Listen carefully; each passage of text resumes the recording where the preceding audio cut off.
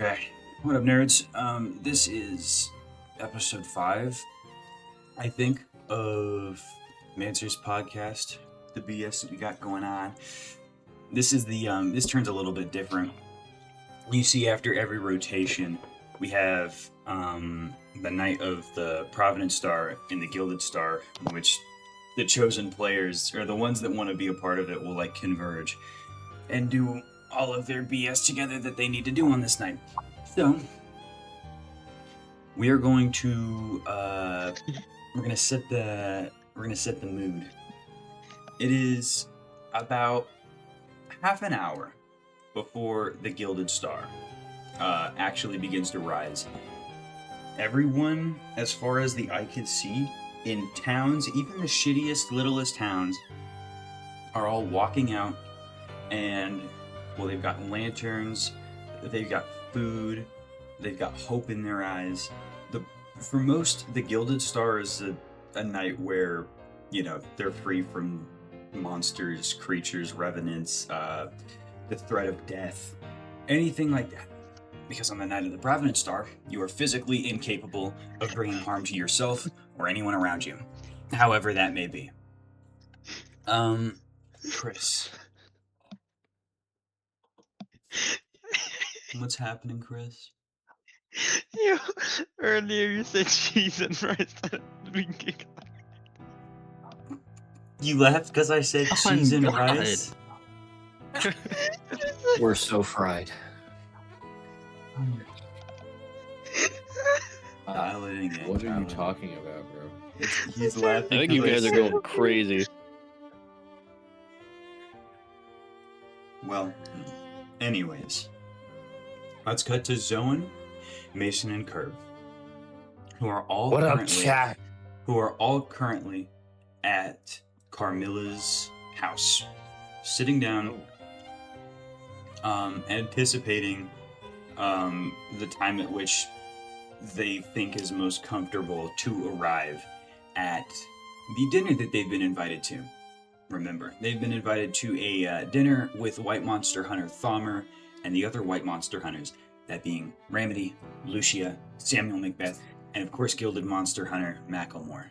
It is a very prestigious dinner, and they were invited there surely because Thalmer wanted to invite them. He's a very kind soul. Okay, sweet. Good? Go ahead. Okay. What's your move? Well, we should probably head over to the dinner, right? Yeah, You probably. talking to me? Talking to me, Zoe? I mean, I guess, yeah. I mean, do you have anything else in mind? He didn't give us a time to come. I mean, and the Gilded Star hasn't even risen yet. Are we sure that we should be going like now? Like, what if we're too late? What if we're too early? Like, there's all these important people here. I mean, I don't see anything wrong with going now. I don't even have any nice clothes. I'm literally showing up in my Monster Hunter uniform. Well, I don't have any clothes, so... You I'm have just the gonna ones show I up in gave this. you. You mean my Monster Hunter uniform? Oh, yeah. Exactly. You know what? Yeah, sure. I'm sure it's fine. I'm probably just overthinking it. Let's yeah. If you two are ready, let's head out. I ready. guess. What about you? I'm looking at you, Kurt. Kurt Dip. Are you freaking serious? I'm. Okay, we are back after some curbular complications. What are we doing now? What are you nerds doing now?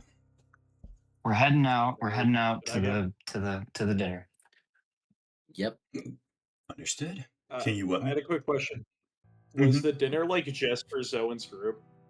Yes, they were personally invited. Because, yeah.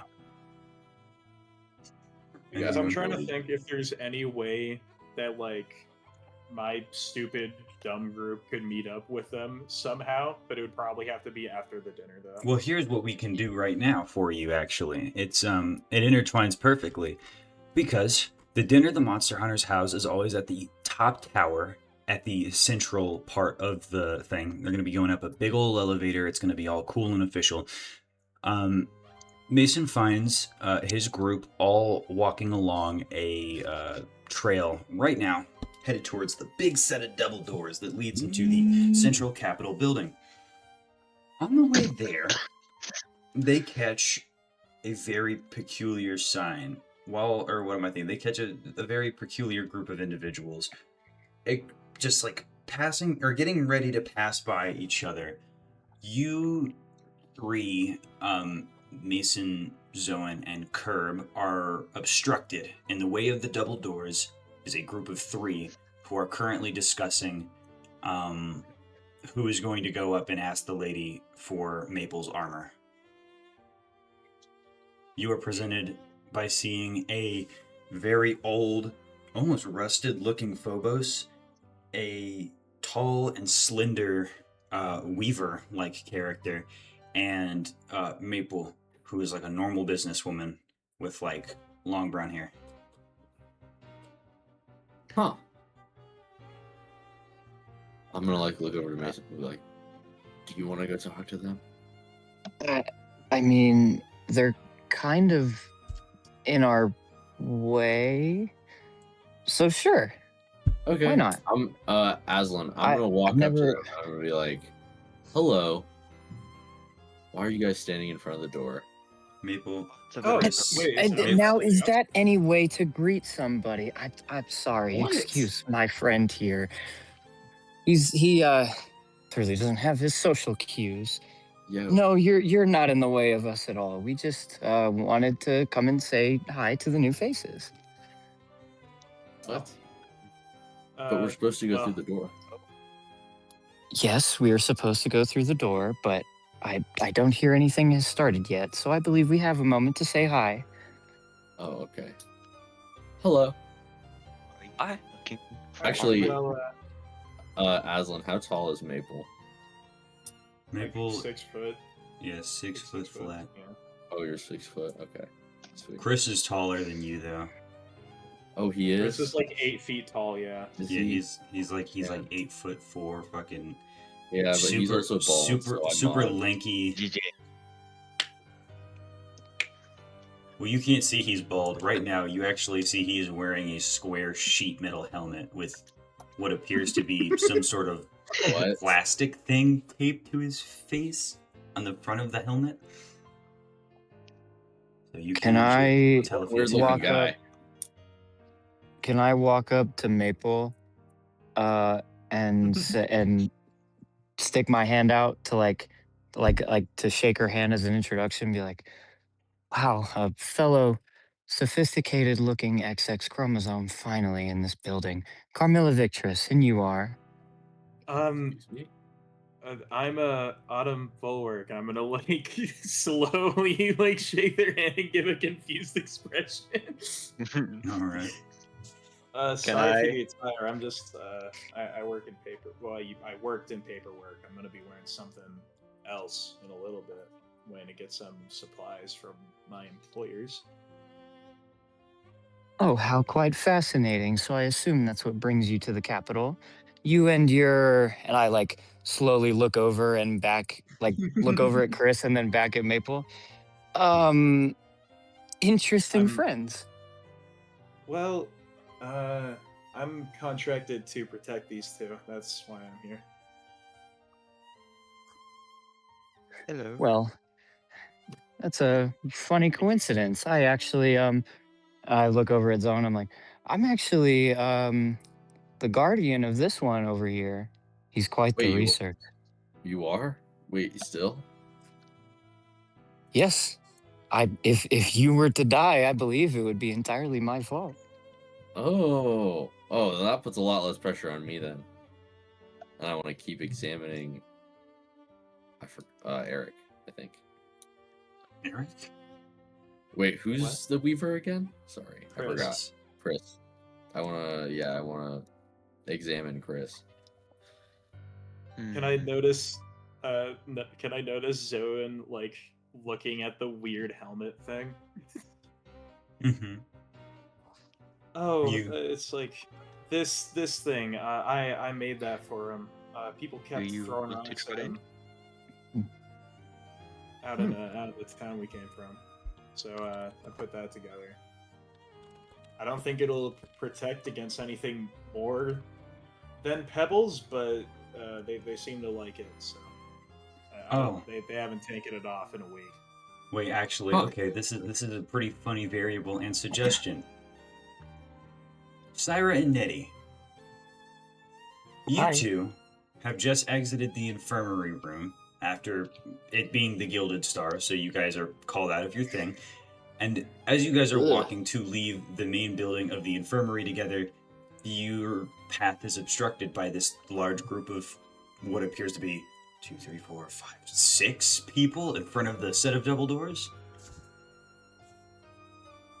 Are you trying to get through the doors too?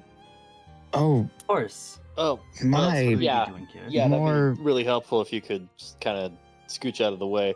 No. I want to look at I think it's Nettie, right? That's the Ordered Knight. As Violent. Yes, Violent. I want to look at Violent, and I want my eyes to glow, Aslan, as I see the armor that they have on. Okay. So looks at Nettie, and with his one eye, it like lights up a little bit in allure. Dude, that's the coolest fucking armor I've ever seen. That's so cool. Thank you. It was conscript stuff. I didn't really get enough for my own. That's why I only have chainmail on right now. I'm supposed to get a fur revenant pelt, but I don't know when that's coming back. Am I able to sense how like Syra's weird energy stuff going on, like her ardor and stuff? You can pay attention to her ardor if you'd like, yes. Okay, because I want to walk over. I want to notice that she came out of the infirmary and walk over to her and start doing little things around her, examining her. Like I see you just came out of the infirmary, but I'm not noticing anything physically off. What's the matter? Oh no, there's nothing wrong with me. I just have this annoying little lobotomy thing going on in my head that's making everything go and go and go and never stop. Anyway, look at these two here. I start to draw my rapier, but I fail to because it's the Gilded Star, and my hand just kind of goes limp on it. They were in a wanted poster back in Dakub Town, where I live. What are they doing here? Who? I blink as I did not pay attention to any wanted posters in Dakub Town if we passed any. Old ass Phobos. There's monster hunters there looking for them near a playground. Wait, it's these guys? Yeah. Hello. Wait, so Aslan, quick question. Didn't you say that Order Knights pull sting operations on my fucking company? They have before. I'm just gonna be staring darts at Nettie for I'm gonna look over and notice that there's an Order Knight there, and then just fucking death stare. And, I'm gonna try my damnedest to not look in Maple's direction, but I am sweating bullets right now. I'm gonna pull Maple back. Dude, you are staring. I'm gonna not respond. It's like I don't even hear Chris. Everyone's antics are interrupted for just a moment as they hear the sound of a loud. That's like a loud shimmer. The entire sky flashes. It flashes this crazy bright yellow color, and then these small little shimmering golden particles begin falling from the sky. The sky is dark, and the light emitting everywhere is yellow as a massive yellow star shimmers and rotates in the sky where the moon should be. The Night of the Gilded Star has taken full effect, and violence is now completely prohibited. Oh my, oh my, oh my, oh my. What the How hell? beautiful. I'm gonna look over at Zoe and I'm gonna be like, and that's our cue. Let's get it going now. It was very nice to meet all of you. Hopefully we'll see you around later. And I just start like rushing away, like patting Zone on the curb, like on the back to start moving into the dining hall. I'm gonna like look Oh. down. Okay, and I'm gonna look back at everyone and be like, "Bye, guys. Nice to meet you. I hope I see you soon." And as we're moving away, I'm like whispering over to Zoe, and I'm like, I tried so hard to be nice that there's so many people. It was, oh God, it was messing up our schedule and everything. Anyways, as How you did guys are that many people even get in the building? I've never seen them before. as you guys are Building's huge. rushing to your way, we cut back to Syra, Chris, and Spag and Maple and Nettie and all that for just a second. A couple of footsteps later, and Maple, you notice right next to you, after like walking up to you without you even noticing, is Samuel Macbeth, who is currently heading to his dinner. And he like looks He's over. just here. He looks over. Wait, and do he's we like, notice that? "What's up?" No, we were in the hall. Because you guys are being taken away. He just looks over at you, Maple, and then he looks over at all of you guys. He's like, "I have a dinner to get to. My apologies, but can you please get out of the way?" Hello. Sorry. I'm Let me gonna, just. And I shuffle over we against the all wall, and I shuffle? squish my body Yeah. against the wall as much as I can. I'm I'm gonna gonna give as much flutter leeway. away. I'm gonna like step out of the stair thing. I'm just gonna be like, oh yeah, I'm sorry, mister. And I turn and see him, and I just kind of like, oh. Mister Oh! I'm just gonna That's awkwardly push against Rob to It's sort like him. it's that one reel of Joe Bart where he's talking. One of my fingers like, "I'm sure it can't be that bad," and the woman says what happened to her, and he's like, "Oh, No, he's no. talking about the It's take where literally she's like saying that she bad take. It was a bad take. Oh, that's right, yeah." no. Look at General. Like, you know how Clancy Brown looks in the second half of this GIF? That's what Yeah. I do. Like, I go from doing the death Ooh. stare and like laughing while saying sorry about getting in your way. It's just, I'm sorry about.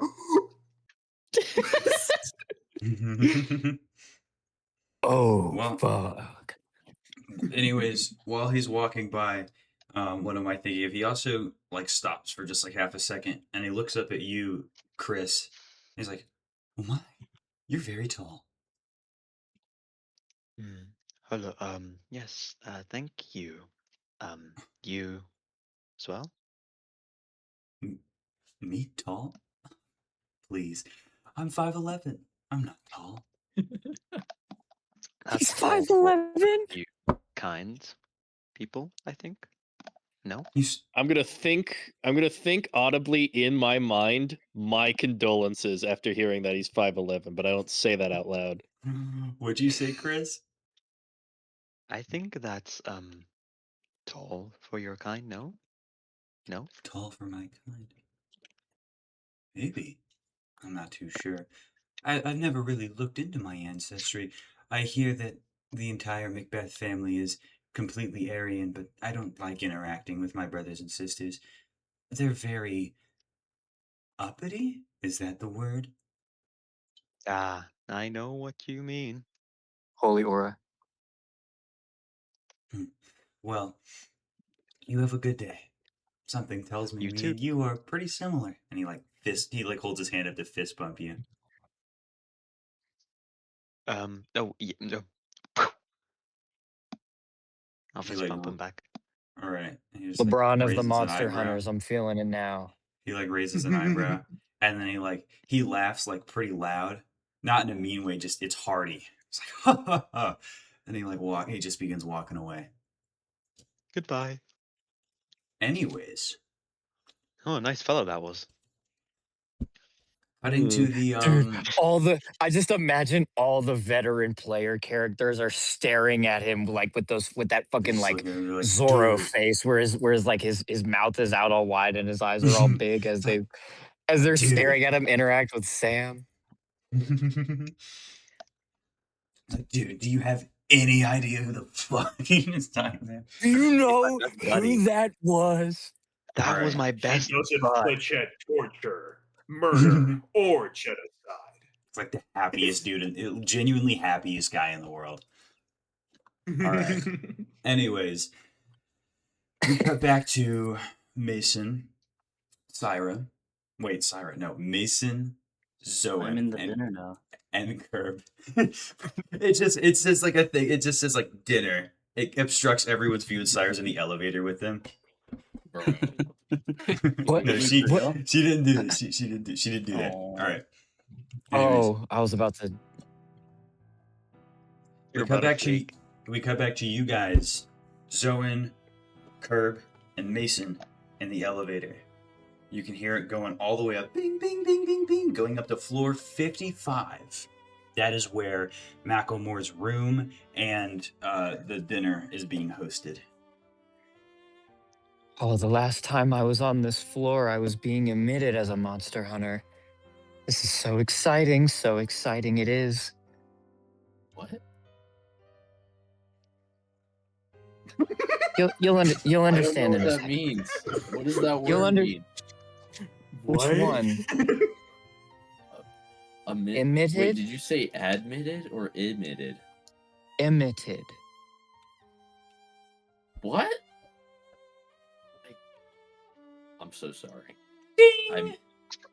Oh, The door just opens up, and you hear, as it's opening up, you can see all of the white monster hunters, including Sam, all having a conversation while they're like passing and grabbing food towards each other, and then they all just like look over at you guys. how did he get there before us? They're just like, How did he get there before us?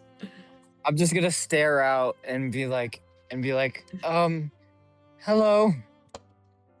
Ramity's the first one I'm to gonna open his wave. mouth. He goes, "Sup?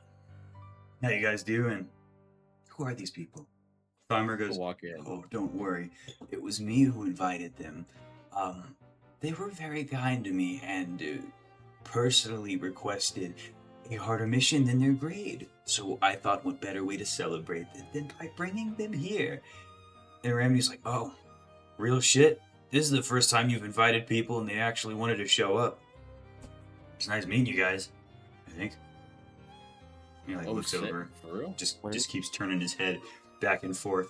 Ramity himself, when you get a better look at his complexion, he's got like this forward-facing, like pretty gruff, but like he takes care of himself in some ways. He looks like a Tumblr sexy man, right?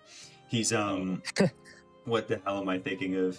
He's got like the he's got the eyeliner, and he's literally got like the trademark like anime shark teeth.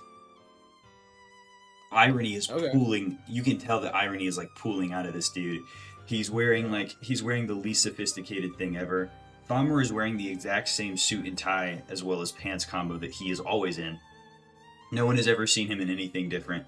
And Randy's wearing like this sweater with like baggy sweats. And he's got the most on Mr. his plate. Reggie's, where shall we sit? Oh, I didn't know you were still going, my bad. No, it's okay. It is, you can just have a seat. These three right next to me. And then Okay. Samuel Macbeth is also there. He appears to be wearing a much more formal suit. It looks royal. It looks like he should be in a marching band.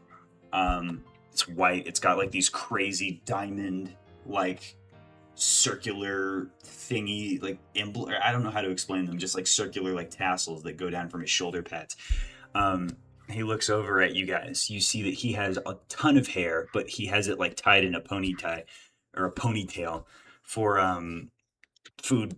What am I thinking of? Just like food manners. He's got a pair of glasses on, and he's got a big smile, and he says, "Oh, well, it's always nice to have new faces at this table. Welcome. What are your names?" I want to raise my hand and be like, "I'm Ryzen," and I want to walk up to him, and I want to be like, "You're the leader of the Providence Star Division, right?" "Yes, that would be what I manage. It's going to be a busy day tomorrow." Oh, shit. My poster just fell out of my room. Hold on. Can I I want to run? say, Oh, I, go ahead. I just joined your division, and I was so excited to know that I could meet you tonight. Well, I'm very happy to hear that. It's a pleasure meeting you too. I wish I could meet all of my colleagues, or those who work under me, but it's not always possible. Having this level of power makes it really difficult to be close to the ones in the lower parts of the totem pole. Damn. All right. I suppose humanity was always built that way, though. I wish I could change it. Like, you're that strong?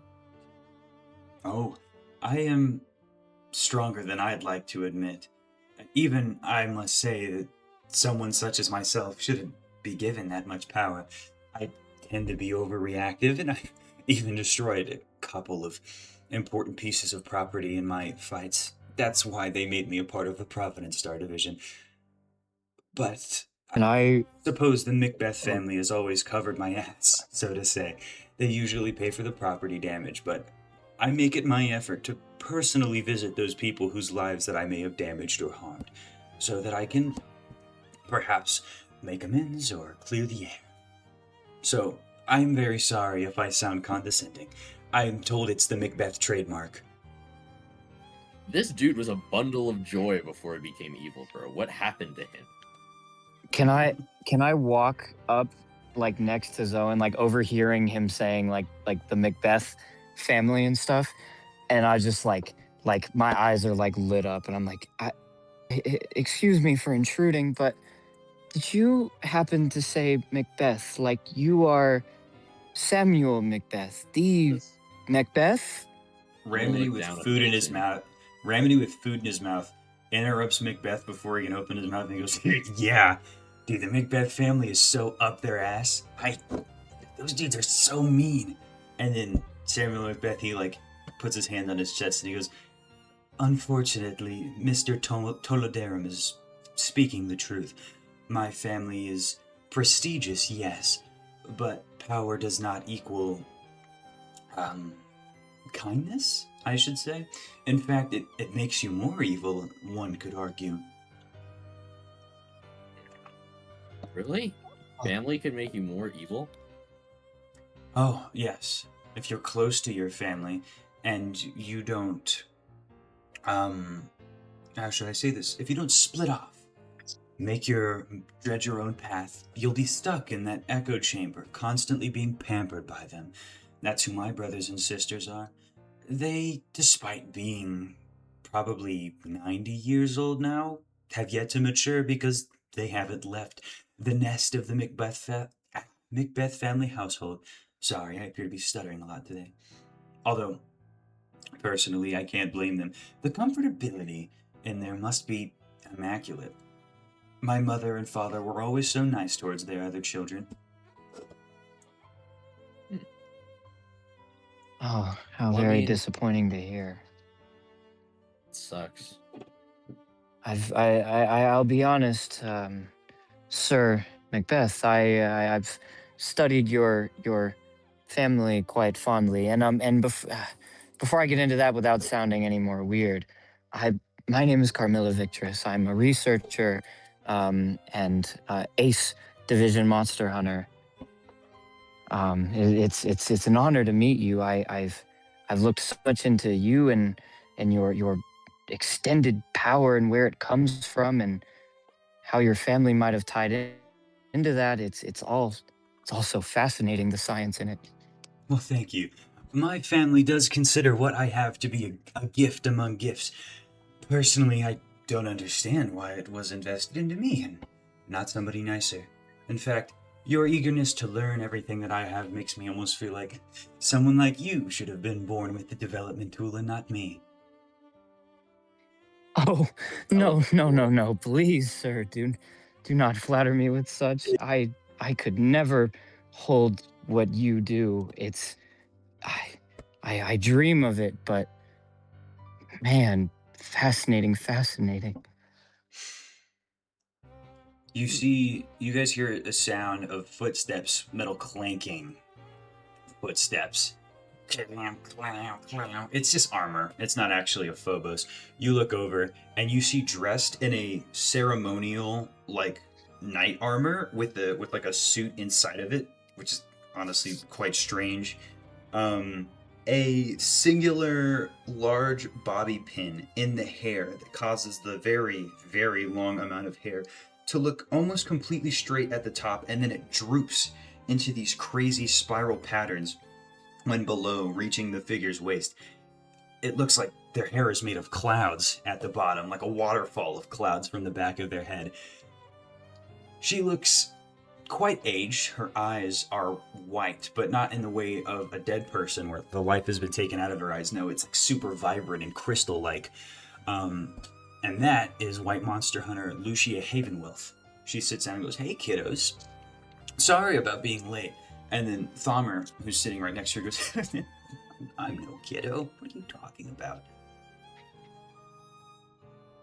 I'm just gonna say this part right now. My eyes are completely lit up this entire dinner because if I didn't say that now, I'm gonna be saying it like a million times. While Zoen's talking to Sam still, I'm running over to this woman. And a woman is a white monster hunter? Whoa, calm down. Misogyny hasn't been a problem for a couple of years now. What? Well, she's one of those like she'll always point out like empowered fields with women in them. No, I get you, yeah. Thomer says, "If it makes you feel any better, she can kick my ass." She goes, "Oh, you cut that out." This is all so fascinating, and I haven't even gotten to meet any of these other great looking individuals. Mr. Reggie's, how could Ramity I ever specifically do enough? with chicken breast on like his neck and shirt goes, "Thanks," and he keeps eating. When he says that, Aslan, can I like look over at him and can I be like, "Yo, can I get like a plate of those? Can you like pass me one?" Oh, dude, it's so good. Hold on, yeah, I got you. And then he, what am I thinking of? You see, he just disconnects his hand, and then he like whispers. He's like, "Yeah," and then the hand like moves around, and it just begins walking around and assembling a plate of turkey legs for you. Dude, fuck yeah. I'm gonna also lean over and go, "Yo, can I get one of those?" I guess, yeah. I'm not gonna be able to eat for a little bit though while I do it. "Hey, I'm really sorry to do this, but..." And then it's like his like hand begins like moving around, and he says, I know, just do it. They're guests." And then his other hand disconnects and begins waddling around the table to make you a plate. He goes, "Oh wait, I have a solution, silly me." And then he just holds up his hand, and it like, boom, and he just has another one, and he begins eating. I'm gonna walk over to him. I'm gonna be like, "Damn, that's nice regeneration." Regeneration? Oh, it's not regeneration. No, my hand is being replaced with one of the people that I kill every time I do that. Oh shit, that's awesome. It's a communion I made with what's his name? Dude. Maybe he's one of those ones that has like a contract where I can't say his name, that's why I'm forgetting it. I don't know. I made a contract with somebody, and like everyone I've ever killed just like has their biomaterial replaced with whatever. It turns into a piece of me, and then that piece gets attached to me, and it's like it looks like I'm regenerating instantly, yeah. Huh. It's pretty fucking sick. Yeah, that's a pretty cool ability, man, yeah. Yeah, thanks, dude. I have like he begins counting on his fingers. And he's like, "I got 1, 2, 3, 4, 5, 6, 7. And once he hits 10, you see another like pair of arms like seamlessly come up and begin counting as well. And he just continues to do that. And he's like, I have a lot of communions." And then he just like scratches his chin. Like, damn. All right. Shit. How do I get like that? You want me to be honest? I don't know if you really want to get like that, dude. It's like, it's okay, but I'm pretty sure I'm gonna live forever. Dude, I'm pretty sure I'm gonna live for a pretty long time. you're gonna live for a pretty long time, man. But like, what's a pretty long time versus oblivion? I haven't really began to think about the implications of living forever, so I don't. But like, I think I was told that 6 months ago by my chiropractor. Well, shit, man. I hope that sets in for you soon. He like tilts up and whispers in your ear, I don't need a chiropractor. I just have one contracted because I like to talk to them. And then he goes back to eating food. I'm gonna like nod his head and then wait for like the turkey to come over so I can just like chow down. It comes over. Can I? Sets it down right in front of you, Zoan, next to a seat that you can do it. Same with you, Curb. What's up, Mason? Can I walk back over to Sam and ask him about like the development tool, because that's the only thing that, or hold on. That's just the only thing that's been so difficult for me to research. It's you keep it quite hidden. Well, not in the ways of, fighting, of course, keeping people safe, but internet-wise, I haven't found much to research on. I bet. The development tool is a very dangerous, how should I explain this? It's a very dangerous ability. And naturally, I have to keep it a secret. I wouldn't want it getting out for any other reason. My bad, John. I turned it to Mike Tyson. I wouldn't want it getting out for any other reason. Do you want to know why that is? Oh, yes, please. Well, the development tool does have a shape, and it does have a function. There is an entire way as to how it works, but I've only kept that to myself ever since I've been born.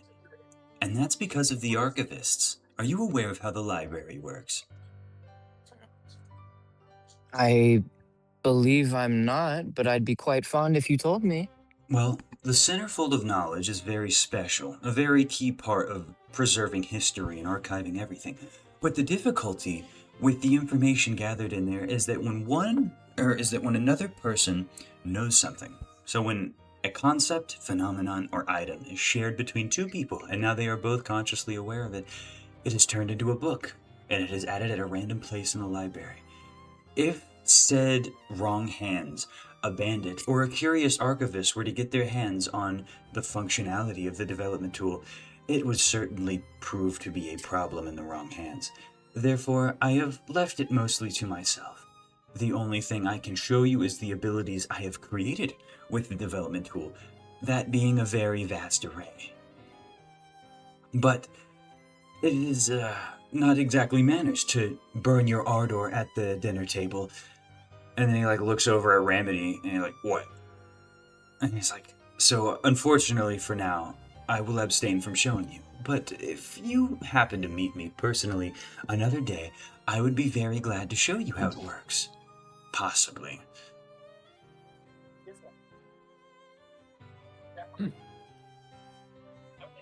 Well, thank you very much, sir. That cleared up a lot of theories that I had on it, actually.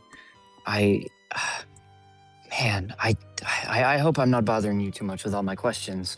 This has been my whole life before I wanted to study anything that nobody else has. I mean, and nobody really looked at your family. They were not feared, but a discerning bunch, I believe might be the right word. So that's what got me into researching all my unusual topics, such as the well and this one here, looking at Zoan, and things that I've only heard few comments about from a good friend, like eye coordinates. I think. Hey, what's up, guys? Everyone immediately turns over. Macklemore is there. He is wearing a very slim, at least as slim as it can possibly be for his musculature, suit. Samuel Macbeth, before he opens his mouth, looks over to face him. He's got a little bow tie. He's got his hair neatly combed back. And he like looks over at the three and he's like, "Oh, well, you're the three Thumber invited. Hey." And he walks over, sits down in his big old chair, and Wait. what am I thinking of? He just begins eating. Can I, He's as he's walking by, can I look at him like that gif of SpongeBob staring at Squidward through the window as he's walking? You know what I'm talking about? Yeah, sure.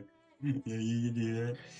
And he's just like, he like looks at you real quick with like a face of confusion, and he's like, "Okay, well, I hope I'm not interrupting any like conversations, so feel free to carry on." And then he sits down and he just starts eating.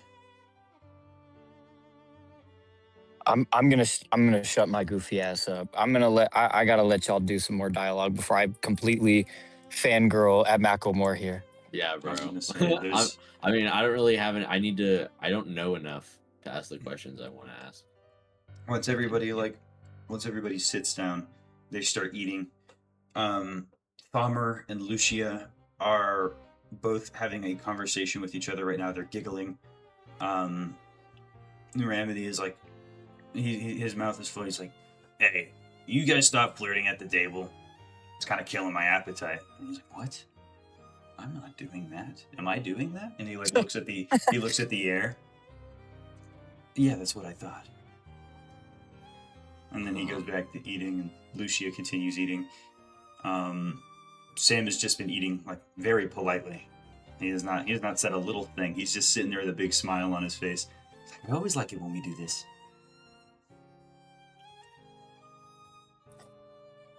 Okay, if nobody else wants to say anything, no, I'm trying to talk. I'm trying to think of something to say to Sam, bro. I can't think of anything.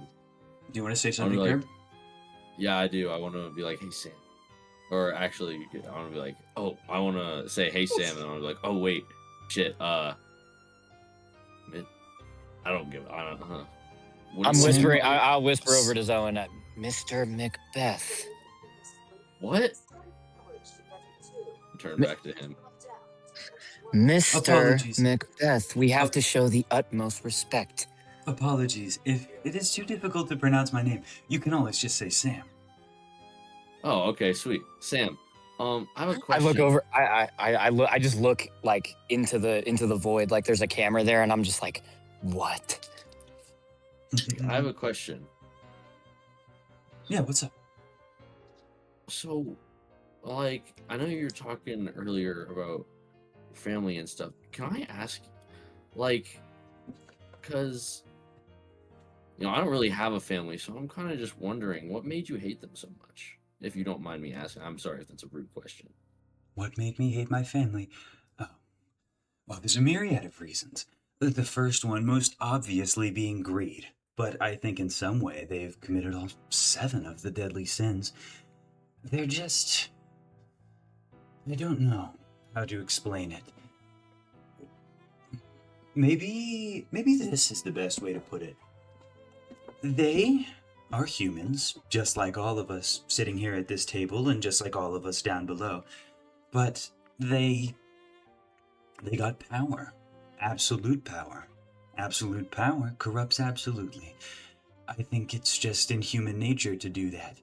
And it couldn't have been avoided, unfortunately. That's why I don't resent them, or even hate them per se. I just dislike their practices. But I do understand that as simple-minded human beings, like all of us, they just couldn't help it. That's why I removed myself from that family life as soon as I could, so that I wouldn't let it corrupt me. I'm sure I would have fallen victim to their malice and greed just as much as anyone else sitting at this table if I had done it. And he was like, "I wouldn't have done it."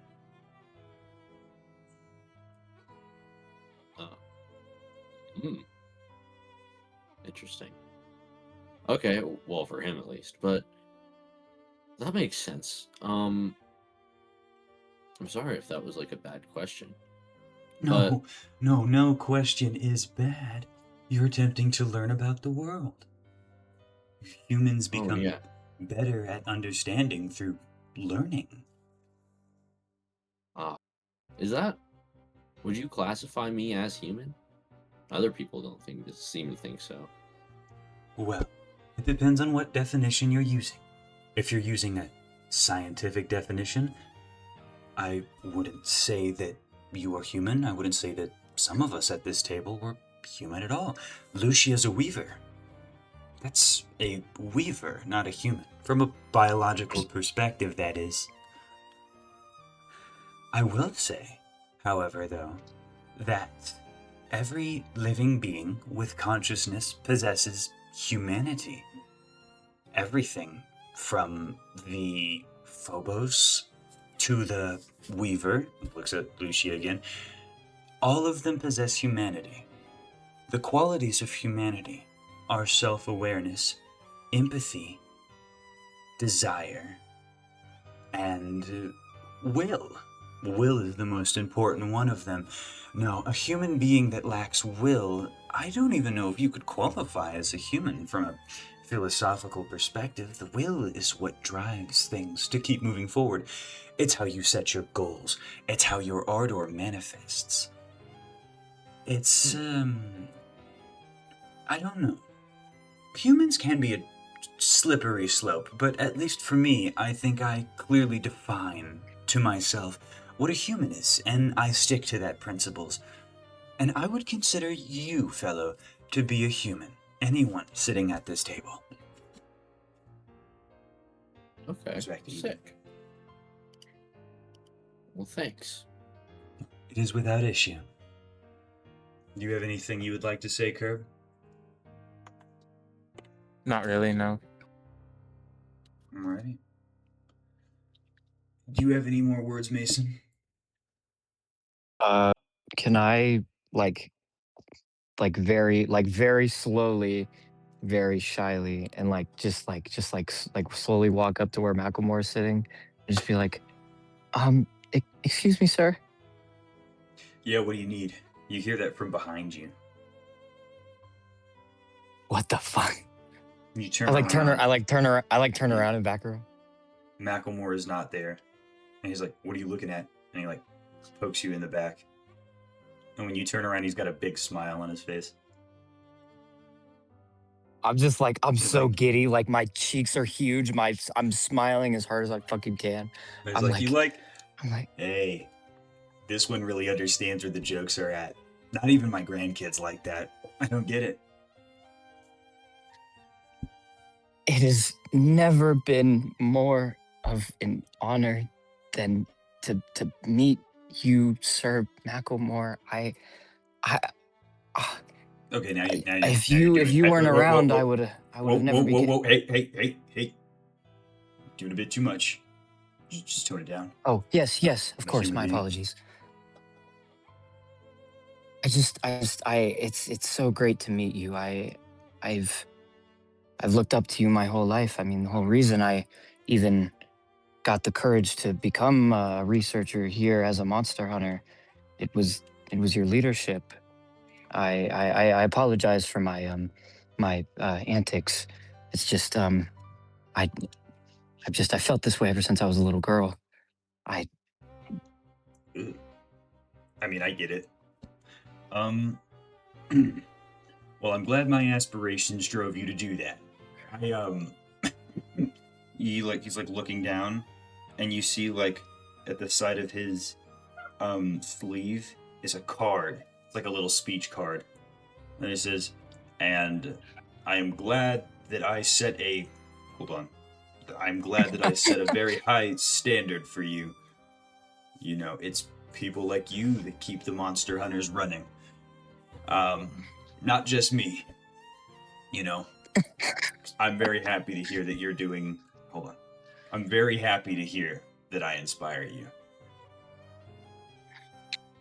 I'm gonna look at the card, but then just look back at him anyways, and be like, thank you, sir. That means a lot coming from you. And thank you for allowing us to attend this exquisite dinner. It's all so fascinating. No, it's no issue. Farmer's the one that invited you. And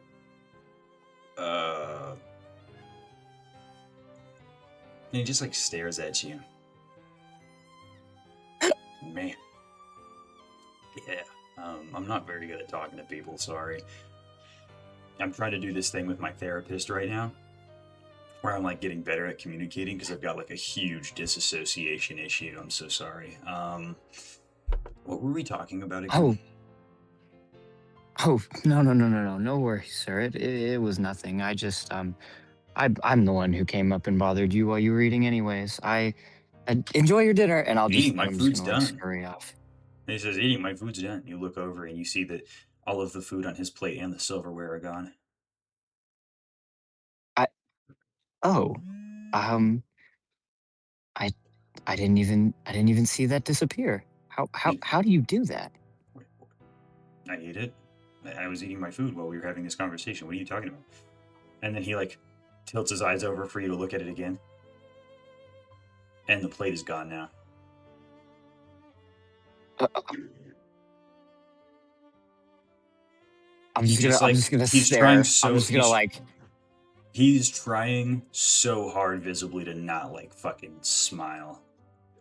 He's trying really hard. And he's just like, I want to like look over at him, and I want to mouth the words "smile" while pointing at my mouth and like smiling, having like a huge smile. Hey, shut the fuck up, okay? Shut it. I'm gonna do like the Luffy thing, you know, where he like raises his cheeks up with his fingers and smiles at people. Yeah, he just I fucking can't. And then if Marilyn comes to look at me, I'm just gonna turn around and shit. sit straight faced, eating my turkey legs. He's like laughing his ass off. He's like, fuck, man. And he slams his hand on the table and it like a massive hole forms in the table where it is, going all the way down to the first floor. And he's like, fuck. Yo, why is the building shaking? Oh, shit. Oh, shit. So he just like looks at you and he's I'm like, just I'm gonna fucking like. with you. I'm fucking with you. I have like such a concerned look on my face, and then I go right back to smiling. I'm like, He's like, oh, that. oh, the science is here. I'll get it replaced later. Yeah, I didn't mean to scare you, ma'am. If I did that, I was just fucking with you. No, see the sir, people not here? at all. I find all of this so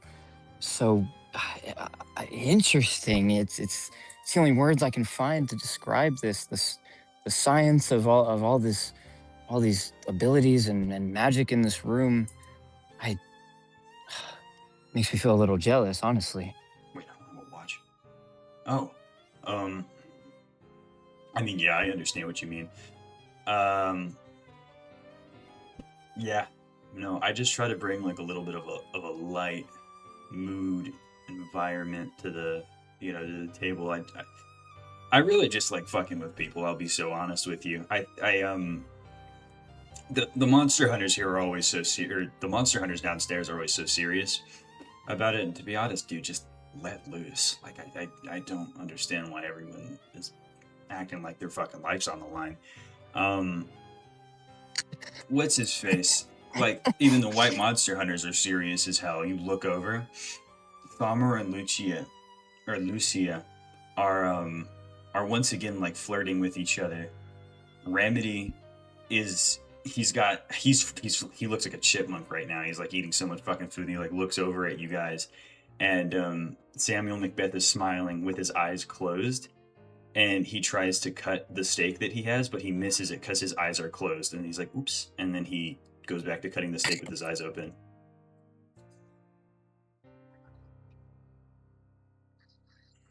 And then when you turn to look over at Macklemore again, he's like really close in your face and he's smiling. Can I actually just start laughing? Yeah. He goes, hey.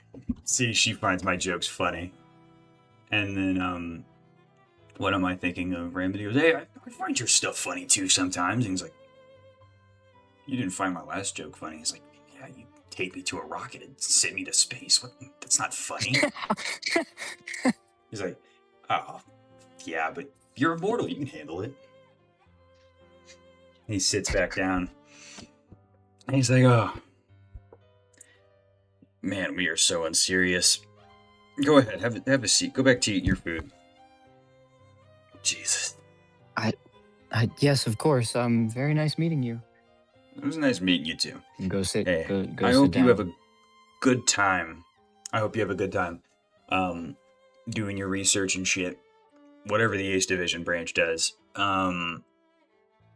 Well, actually, speaking of which, if I could ask you one more question, please. Oh yeah, sure. What's up? I feel like there'd be no better person to ask about a topic like this.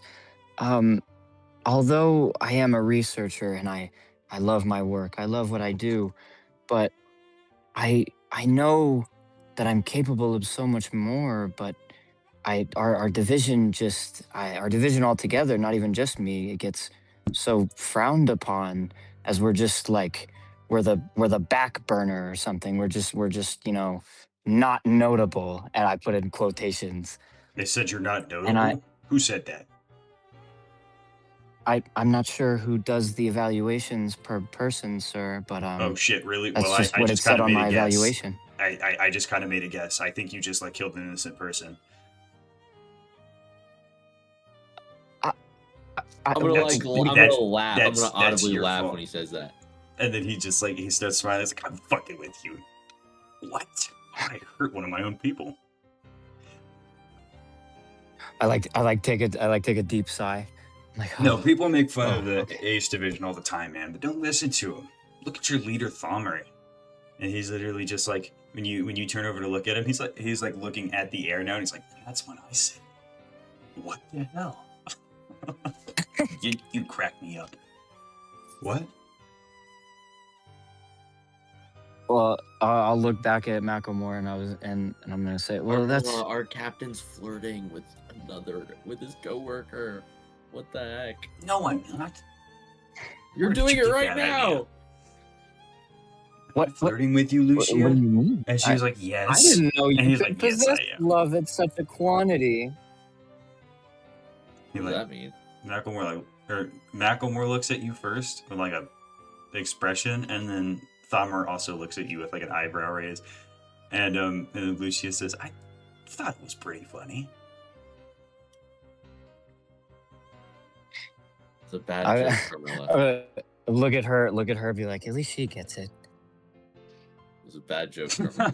Shouldn't have said that. I'm gonna look at And Zoe. then she looks over at I'll look Thomer at and Zoe. she goes, oh, I don't get it. I'm gonna look at Zoe and do the fucking the cat in the hat thing. I'll get you, and it'll look like a bunny. But I'll look back at Macklemore. I was trying to. I never got to actually like ask him the part of the question I wanted to. I'm gonna look back at him, and be like, well, yes, all things considered, with how the Ace Division is viewed, I wanted to know if you had any tips on ways of proving the worth that I know I have more, and getting stronger. I mean, surely not as strong as you, but in some sort of capacity, because I know that I'm worth so much more than all of this leads on. When you say certainly not as strong as you, he like tilts his head over to the side, and then he has like a slightly like almost sad looking expression, and then he tilts his head over at you and he goes, well, there's literally one thing. There's one factor you need to work on, probably, right? Everyone needs to work on it constantly. Just your passion, right? You got an aspiration, a goal to strive for? I do, yes. Okay. Why aren't you there yet? I'm like stuttering a little bit. I'm not sure. Well, here's what my sensei taught me all those years ago when he was alive. You need to pick up the pace. Pick it up. Pick up the pace, right? And you just kind of... now the pace is picked up. Now you're moving with it.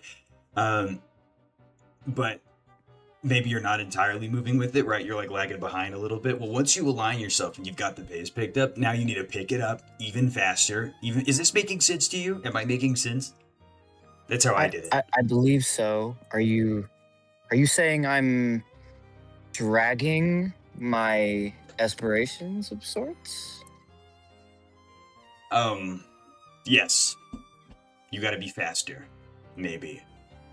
You're probably not going fast enough, and you need to be faster. That's what I'm going to tell you. That's my advice.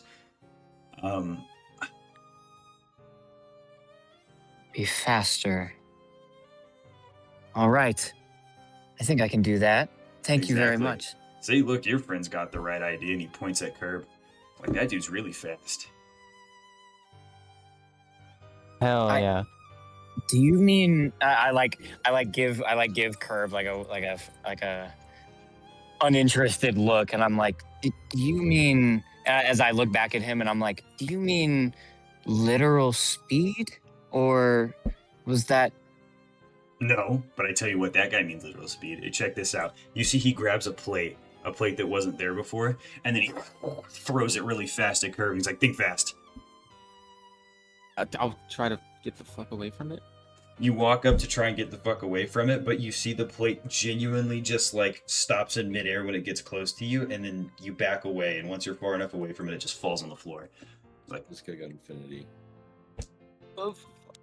What the hell? that's the Knight of the Gilded Star. I can't hurt him. Oh yeah. Oh, Okay. forgot about that. You need to eat your food now, lady. You're the only one who hasn't finished. And he's pointing at you, Mason. Oh, I appreciate the sentiment, but I'm not hungry. I just came here to learn. Oh shit, you're not hungry? Look at all this good food here. Dude, come on, have a bite. And Randy's like, have a bite. It's really good. I guess I suppose a little bit wouldn't hurt. A little. I'll like Take as much grab as you something want. off the It's table. free. What'd you grab? Like a little like piece of a turkey.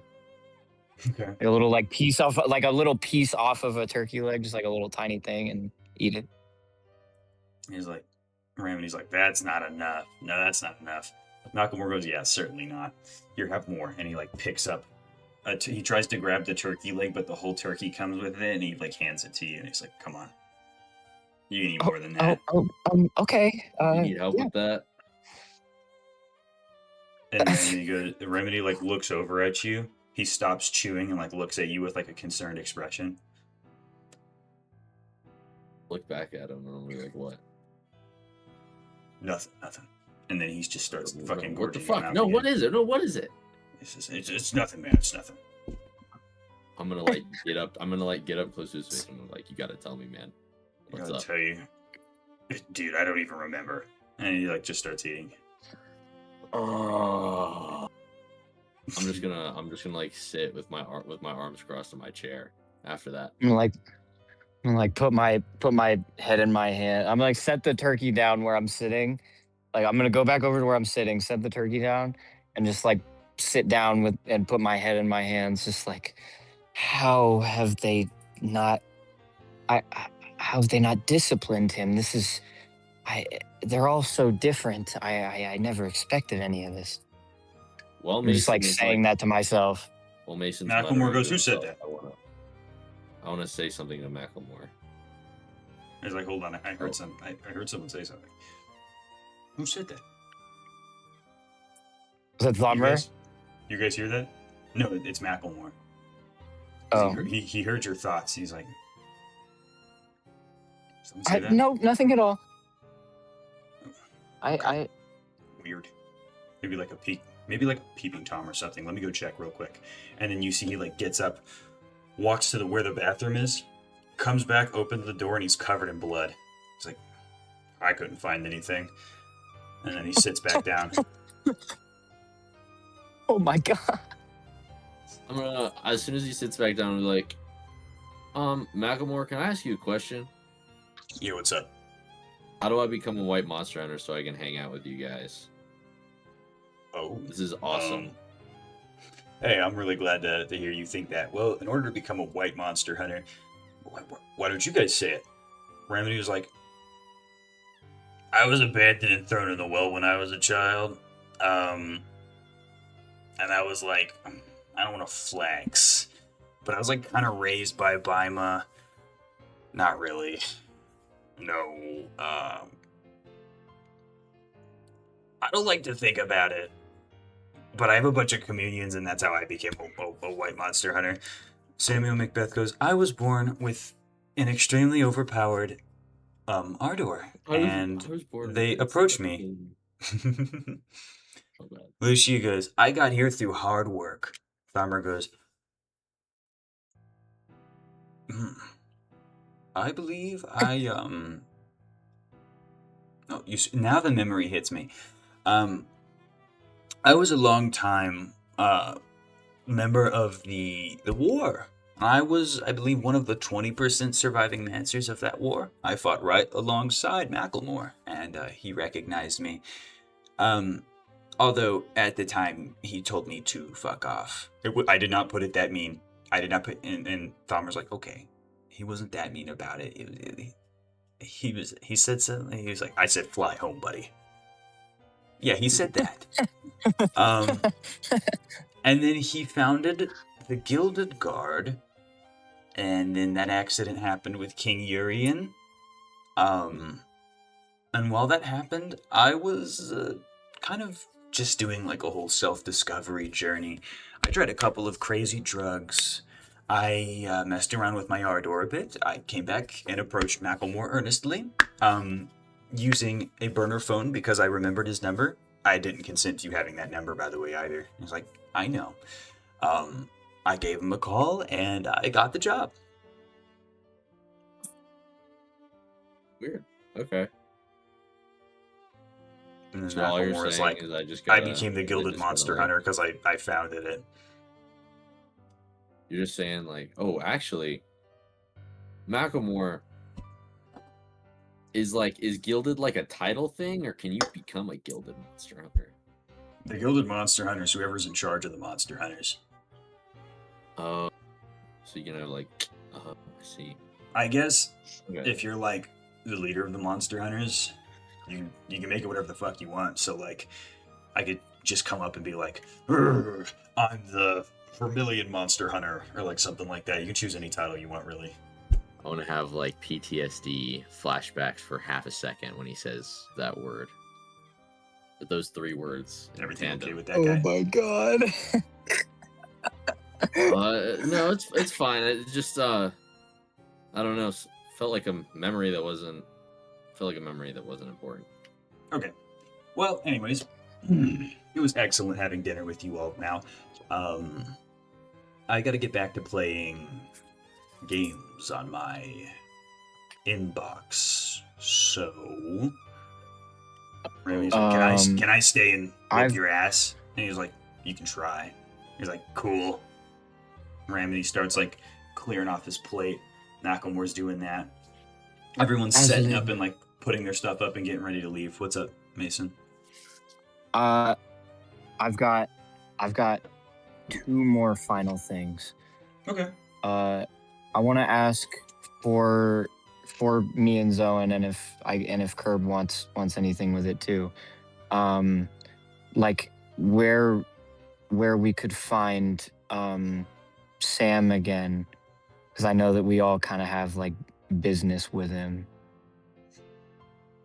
You want to know where you can find me? Well, Once this is all over. Well, normally you can find me on the east wing of this here estate. Here's what I'll do for you. And then he pulls out like a crazy crested Macbeth business card. Show the lady this, and you will be allowed in. I take it, and I'm like, oh wow, thank you so much. Hey. Of course. Did I Okay. miss everything? And Well, we're in the middle of the turn right now. Okay. Oh, it's a turn. Well, it's and I the also- Gilded and Providence Star turn. So you can Uh, still participate in the Providence Star if you want to.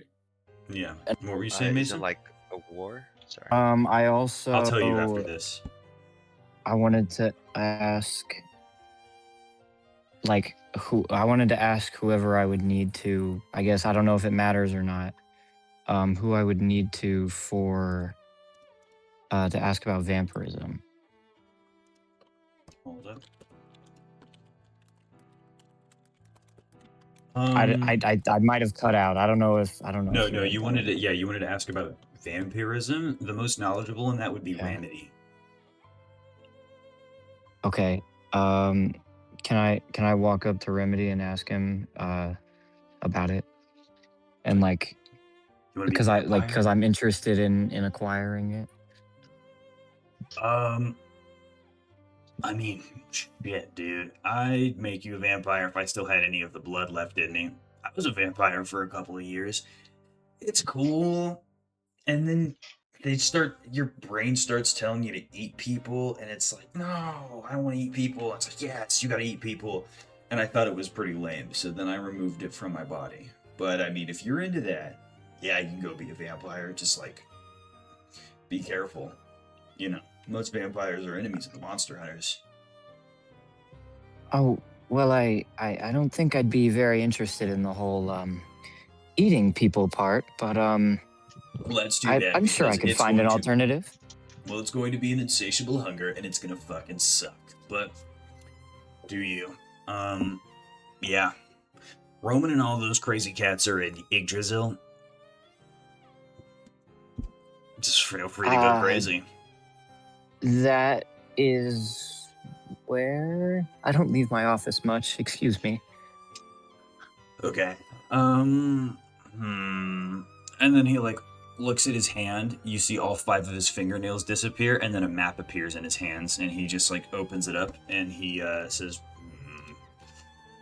points at the map, and he points down, completely south, where Yggdrasil, the land of the Archivists, is. This tree right here. If you open up that tree, it's kind of like a non-Euclidean space. Like the entire vampire kingdom is in there. The stand user could be anyone. Ass tree. Very interesting. I would never suspect of such a thing. Mm-hmm. And then he closes the map and he says, oh, yep, there it goes. And then the map just turns into a bunch of pooling blood. You can hear the sound of like people crying and screaming, and then it just kind of melts into the floor. Yeah, it does that after a little bit. Well, thank you kindly. Yeah, no issue. And then you see his nails like grow back. All right, is that the end? I think so. I've got nothing else. Sweet. Macklemore already left, right? What? Well, Macklemore is currently cleaning his dishes. Cleaning the dishes. Okay. I want to go up to Macklemore and ask him something. He looks over and goes, eh? Oh, hey, it's you. What's up? I'd be like, hey, listen. I've been thinking about monster hunters and stuff, and I want to know. Oh, really? Like, if you're the strongest one, right? So Yep, that's me. the only way I could, or one of the ways I could become a great monster hunter is if I went to you for advice. I have a question. He like opens his mouth as if he was going to express like doubt, and then he switches up immediately and he's like, yeah, what's up? What advice from me do you need? I want to know, like, did you start out with all that, or were you at my point? Yeah. Well, it's always been pretty lonely at the top. I was just kind of born this way. Okay, well, then never mind. Alright. Yeah, sorry. I wish I had an inspiring tale or like something I could regale you about, but nope, I'm just kind of like this. And, he shrugs his shoulders. You can see that he's like kind of sweating. I'm just gonna be like, I won't press you about it, man. Don't worry. And I'm just gonna. Okay. I'm just Well, gonna you have- leave. Well, you have foot now. And he just like pats you on the shoulder.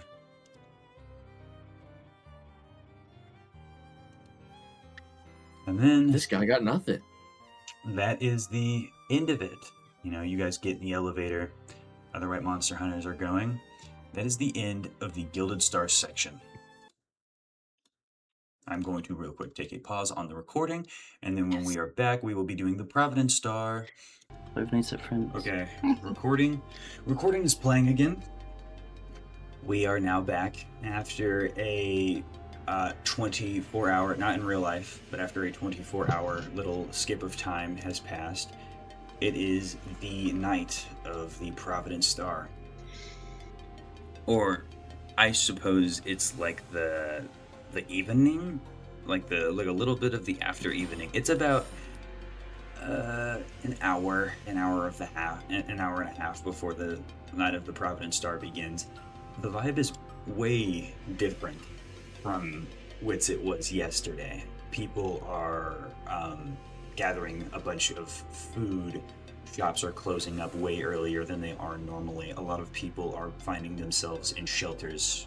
There are dozens, hundreds, thousands of monster hunters all marching and mobilizing in different directions and reaching the town, or what am I thinking of, and sitting at the borders of the towns they are ready to defend with their lives. The night of the Providence Star is always the price for the night of the Gilded Star, as violence is not only re-enabled, but hundreds upon thousands upon millions even of creatures, very strong and very weak, rise from the well, from the waters of Providence to the earth below people. They will come up, and for exactly 6 hours they will masquerade under the white light of the Providence Star, killing as many things as they possibly can. The only defense from that being the monster hunters and other private military companies that have decided to step in.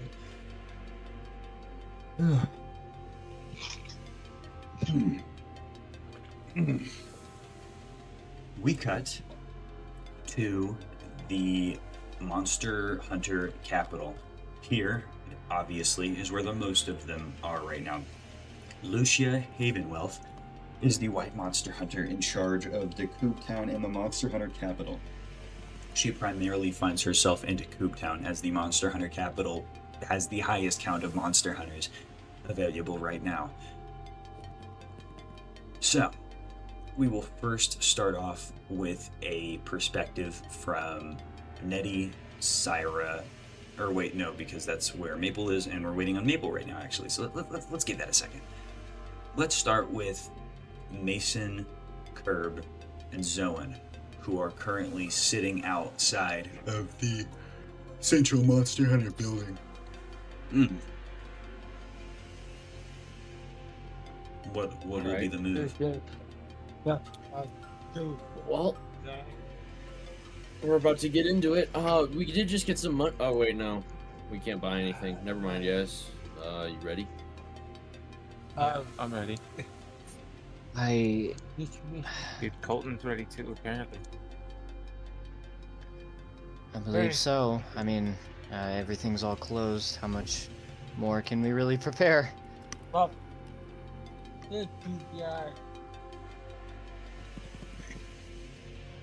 nope. All right. Well, let's get into it. As you guys are... Does this mean we're all planning on fighting? I mean, not that I have any issue. I'm ready for it. Okay. You said what, Zoan? I mean, we're fighting, right? That's what I thought. Yeah, you guys are Mason, Maryland. Yeah. Fighting, bro. Walking. I'm so distracted by the by Curb. Yeah, what's up? Does he like... What? I can't. I can't hear him anymore. There's just like noise going What? on. I don't know what it was, but Yeah. Alright. Now, there are an assortment of monster hunters also in front of the Capitol, each whetting their weapons, some looking deathly concerned, others with conviction in their hearts, despite their bodies profuse shaking. They are unwilling to give up. There is one in particular that catches the eye of you three that is sitting next to you guys, sitting down. He's got one hand on one of his thighs, and he's got the other elbow on one of his thighs. He's huge. He's sitting there with his, what am I thinking of? With his head just kind of like a little bit over his shoulders, his hand holding it up. It looks like he's lost in thought. He is clearly a weaver, extremely muscular and big. It calls to you a little bit, Zoe. He's definitely bigger than you, though. And he appears to just be wearing what am I thinking? And he appears to be wearing like a red tank top with some like military pants. Can I go up to him, Aslan? Sure. I wanna go up to him and be like, "Hey, man, what's up?" His weird curly, spiky hair complexion like turns over to accommodate him seeing you. And he goes, "Yo, what's up?" You out here for the Why? Providence Star too? Yes. Oh. What's your name? Name's Ryzen. Ryzen. It's good to meet you. Holds his big ass hand out. I'll shake his hand and be like, "Your name?" I'm Alexander. I'm a red monster hunter of the Providence Star Division as well. Oh, what? well, I'm a green monster hunter of the Providence Star Division. I just joined yesterday. Well, you look like you got some meat on your bones. So I'm willing to bet you'll pull through. That's what the hope is. That's not who I Hope. think it is. Well, I mean, hey, I guess I'll see you in the battle. I'll see you in the battle too, hopefully. You know, me and you'd probably kick some ass. There's not that many big body types running around. Yeah, that's true. I haven't really seen a lot of them. Only big What's body so- types I've ever actually seen is... Well, shit, I could only think of the white monster hunters. Everyone's always... Yo, Curb, by the way, we can still hear him. Oh my god. Alexander replies by saying, "Hey, that's my man. Everybody always opts for one or the other, right? You get the strength types, big burly men, punch, destroy, you know, kind of stupid in the head. You get the fast ones who feel really tactical." And he pulls you in by the neck with his like, what am I thinking of, with his arm to like get you closer. And he's like, "Hey, you never think about it like this, but like, what if you just mix them both? If you just get the best of both worlds." Is that what you do? And then he gets up. He gets up from his chair, and as you see that happens, you can see his veins, like the veins in his arms, begin to like light up and glow red. And he begins to like, what am I thinking of? He begins to jump around and stretch. And as he does that, his veins begin to light up more and more red until it becomes an aura pooling out of him. And then he just jumps into the air. You see him jump super fucking high, like he covers 100 feet of he covers like 100 feet of air distance in like a matter of seconds, and then he slams on the ground even faster, like causing it to shake near you guys. He goes, "Does that answer your question?" Oh, what the hell? I like your style, dude. I Thank want to you, like man. reach out my hand to like He dap reaches- him up. He reaches out his hand as well. He immediately knows the dap up, and he hits it with you. All right. It was nice meeting you, Alexander. It's nice meeting you too. You remind me of someone. Can't quite put my finger on it, but I look forward to seeing you. You as well. He like looks down at your fit and he says, "You look better in black, though." And he sits back down. Ooh, that was tough. That was so much aura. That's a W callback. Anywho, we must now make our way to Syra and Nettie, who are also at the Monster Hunter Resort right now. I'm not sure what your characters are doing, but feel free to express. We're just Hey, around. guys. We're looking around. We're chilling. Yep. I'm mostly Mhm. just holding my sword, trying to see where the most monster hunters are.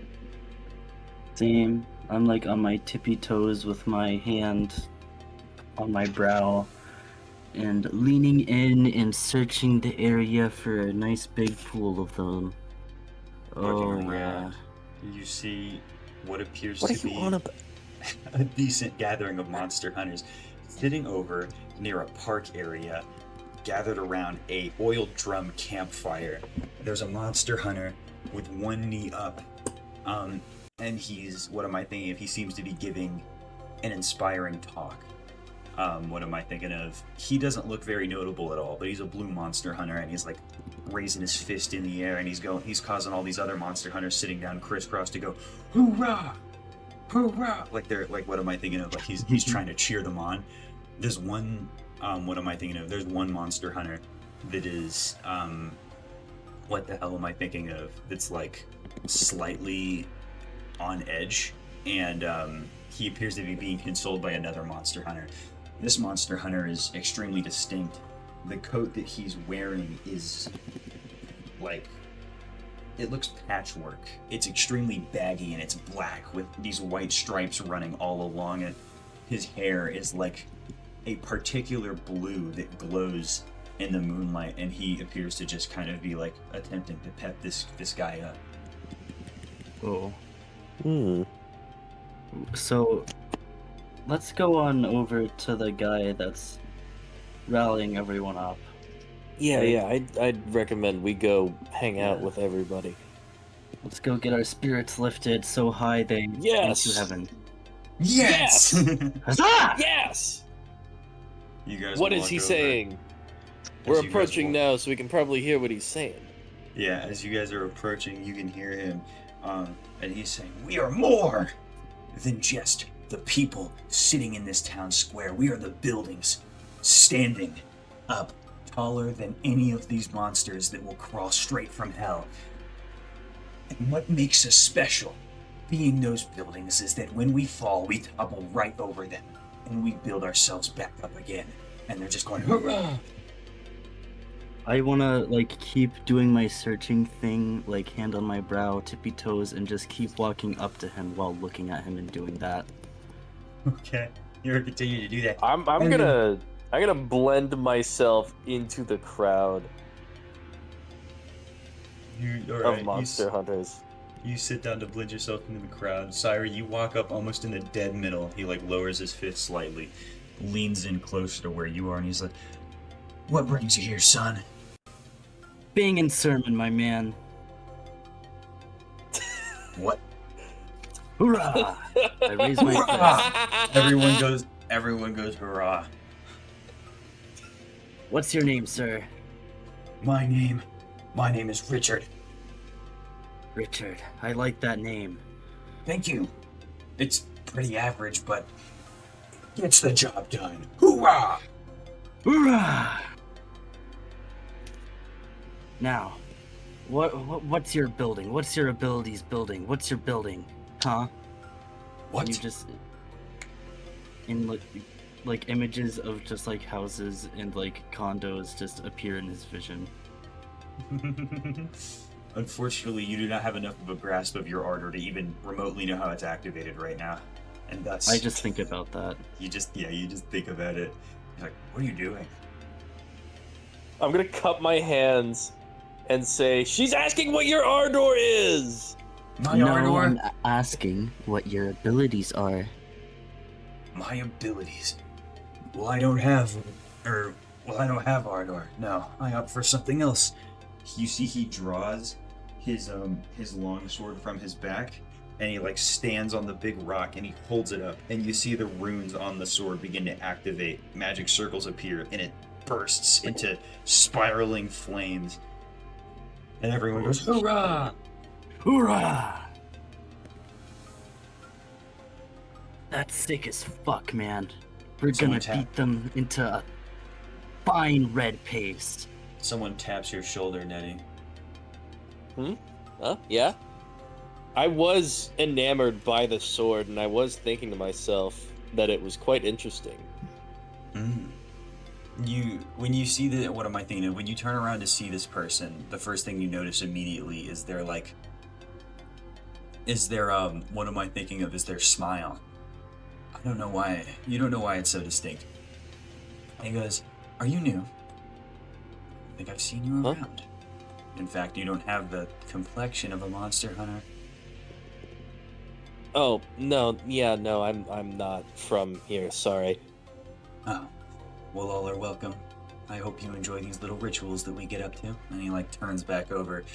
When he fully turns his side profile around again, he has what am I thinking of? His hair is completely slicked back, turning into a ponytail. His hair is not a notable, but almost grayish style of white. His eyes are like a piercing gem-like green. And he's wearing just like a, what am I thinking of? Just like a white cloak over his green monster hunter like uniform. He has a very weird air to him though. The vibe you get from him is ambitious. I'm not really gonna act on that. That's not my place to pry. I'm gonna run away and look for some shops around. You begin running around, searching for sharps, darting from corner to corner, trying to see if you can find anything that's open. But you don't see anything. I'm gonna yell, "Anyone selling some shield pots around here?"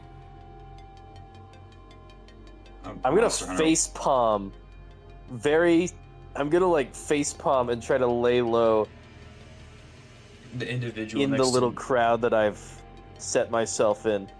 The weird, like, alluring individual that was next to Nettie turns around and goes, "Shield pots? What are you talking about?" You know, like the things you spray onto yourself to protect yourself. I call them that because I spent too long in the archives looking at random bullshit. Heh. Oh, you're referring to Exo Aegis units. Of course. Well, you seem like quite the character. What's your name? My name is Cicera Odovaker. You can call me Cicera Odovaker. Cicera Odovaker.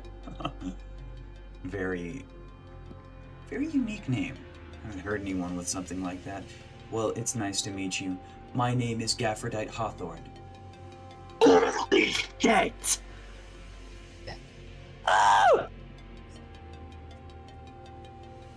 I did not make that sound in character. That was out of character. Sorry. Me neither.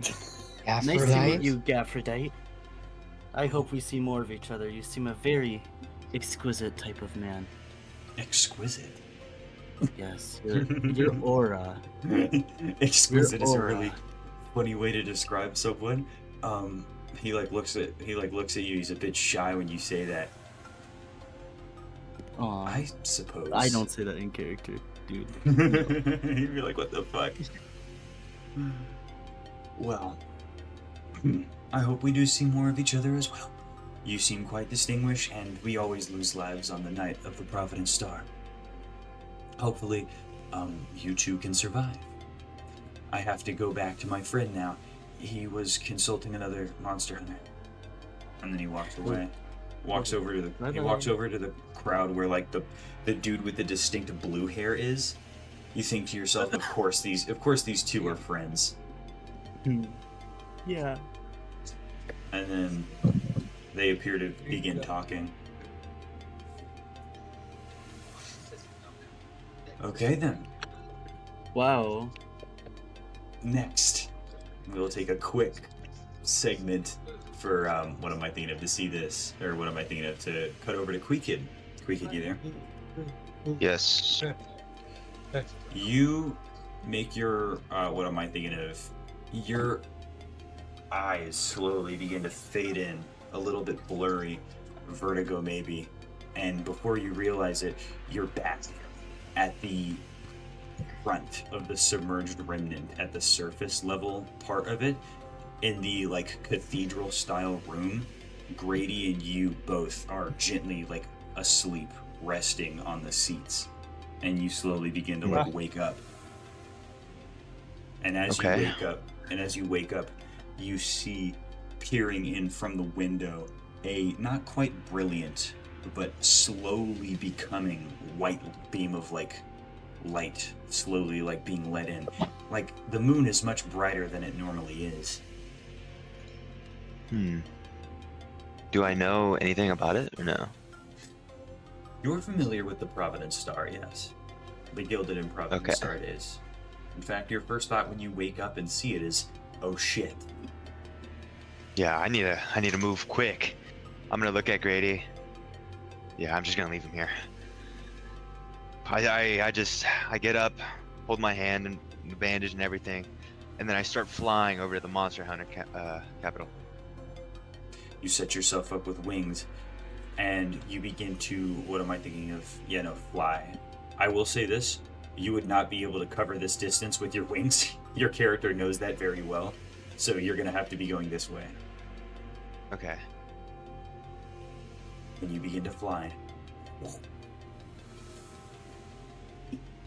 As you're flying too, on your way, about like an hour in, 30 minutes left on the clock, you're about right here. You see while flying overhead, another individual slowly walking by himself, wearing some sort of brown, and he like looks up at you for a second with his, with his hand like this, as if he were trying to like, as if he were trying to block the moon from him. And he says, what is that? I'm gonna fly down to him. Oh, he holds his hand down then before he can wave, and he goes, I didn't think you'd come down to talk to me. You didn't have to do that. You clearly got somewhere to be. And it's Thamer, on his way to the town that he's supposed to protect. It's Thamer? Yep. Thamer is in charge of... You don't know who he is in game, but he's supposed to be protecting Elodian town, so he's on his way there right now. And you guys, by coincidence, meet each other somewhere in the middle of all that. And he says, my, what a work of art you are. You're a Zhanglong angel. Yeah, I don't really know how special that is, but what are you doing out here, man? You do know it's dangerous, right? I could ask the same for you. I guess we're both in quite a dangerous predicament. Yeah, that's true. I'm heading over to the Monster Hunter capital. I don't know about you. I need to be somewhere with people. Oh, I understand. I'm heading over to Elodian town now. I guess we managed to intersect, ironically, at these points. Yeah. Hey, name's Iris Gray. I go out for a handshake. He holds his hand out to shake yours, and with his head tilted extremely low and like the shadow almost covering his face, only showing his eyes, and he goes, my name is Thamer Regis. It is a pleasure to meet you. And he shakes your hand. Hey there, Thamer. I assume you're going to go protect that town? Protect? Oh no, these old bones couldn't protect that town if they wanted to. Fair enough. I'm just going over there to get protection from the other monster hunters. And he gives you like a shit-eating grin with that, like that old person grin. Well, you think you'll make it in time? Something or someone tells me that I'll make it in time, yes. Alright. You don't know how fast I am. Maybe I slowed down so that you would see me and we could have a nice little chat. It gets lonely on these roads. Yeah, that is true. Last time I came through here was on a Jeep, so. Do you know where you're going? I'm gonna point in like a direction to the, just up and left from the like cooler tower thingy. Well, it's pretty vague. Something tells me you'll make it so long as you follow that light over there in the sky. And he like looks up at the sky just where you were flying, and you see in the distance a soft yellow light barely covered by the clouds, and it's slowly moving in the direction you were headed. And he was like, you better catch it, lest you not make it to town in time. You got a point there, Bummer. Well, it was nice meeting you. Just wanted to see if you needed help at all. It was very nice meeting you as well. Thank you too. That kind of kindness is a little absent from the world nowadays. I'm glad to see there are people out there who still care. Well, there has to be some just in this world. True to that. And then he just like pats you on the shoulder, and he begins like shambling away, and he just kind of like in like a very uncanny style like waves without looking at you, and he says, bye-bye now. Yep, see ya. And then I take off towards that light. Alright. All that is left is Maple's group now. So I'm gonna pause once again for a quick break. Okay. We're back. Maple has returned with her armor, curious as to where Chris is, as Speg is the only one that is sitting there in the town square waiting for Maple right now. Actually, wait, no, we're gonna have it so that, because I forgot about someone who's here, so we're gonna have it so that Maple is currently on the way back. Speg, while you are standing still ambiently, a silhouette crosses the side of you. Hey, you there. Hello. You turn around. It's a kind, almost ginger-looking dude. Not quite ginger, definitely just European. He's got some curly brown hair. You are a very interesting make of Phobos. Where do you come from? Just a hole in the ground. A hole in the ground. That makes no sense. He begins like analyzing you up and down. You're very unique. I've never seen anything quite like you, actually. He's almost a little invasive. The way he's like looking around, you see he's like touching you, and in the parts, what am I thinking of? Not like that. When he what am I thinking of? Whenever he like grabs your shoulder or the top of your head, it feels like strangely warm. Can I try to back away a bit? You back away, and when you do that, he backs up his hands and he says, "Oh, my apologies if I at all disturbed your disturbed you. I was just very curious. I almost became slightly enamored. I'm sorry for invading your space. Is there any way I can make it up to you?" And he, what am I thinking of? You see he holds out his hand. A bright flame bursts and his wallet appears, and he begins looking for like Cromer to pay you back. You don't need to pay. It's fine. Is this who I think it is? Soon after, Maple, what am I thinking of? You walk in with your weapon, observing that Speg is talking to this random man, and Chris is nowhere to be seen, of which he, once again, his wallet like burns up right in front of you, and he says, I guess, I sincerely didn't mean to cause any harm. I'm just not used to getting touched. Understand. Well, how about I'm gonna call. Oh, go ahead. I'm gonna call over. I'm gonna run up to Spay. I'm gonna go, Brian, where the fuck is the Weaver? Where'd he go? He wandered off. Wandered? What? The figure like tilts his head when hearing this and says, "He didn't wander off. No, he went back to the house. I think he was tired. He was going to sleep this one off." I mean, I guess he'll be safe in there, right?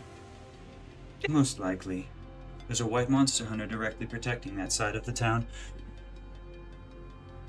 Are you in charge of this Phobos, or does this Phobos have its own autonomy? Kinda. I'm not really, like, in charge of him, but I'm protecting him right now, as per my contract of the Winter Protection Agency. He tilts his head once again at you, Speg, still, like, weirdly enamored.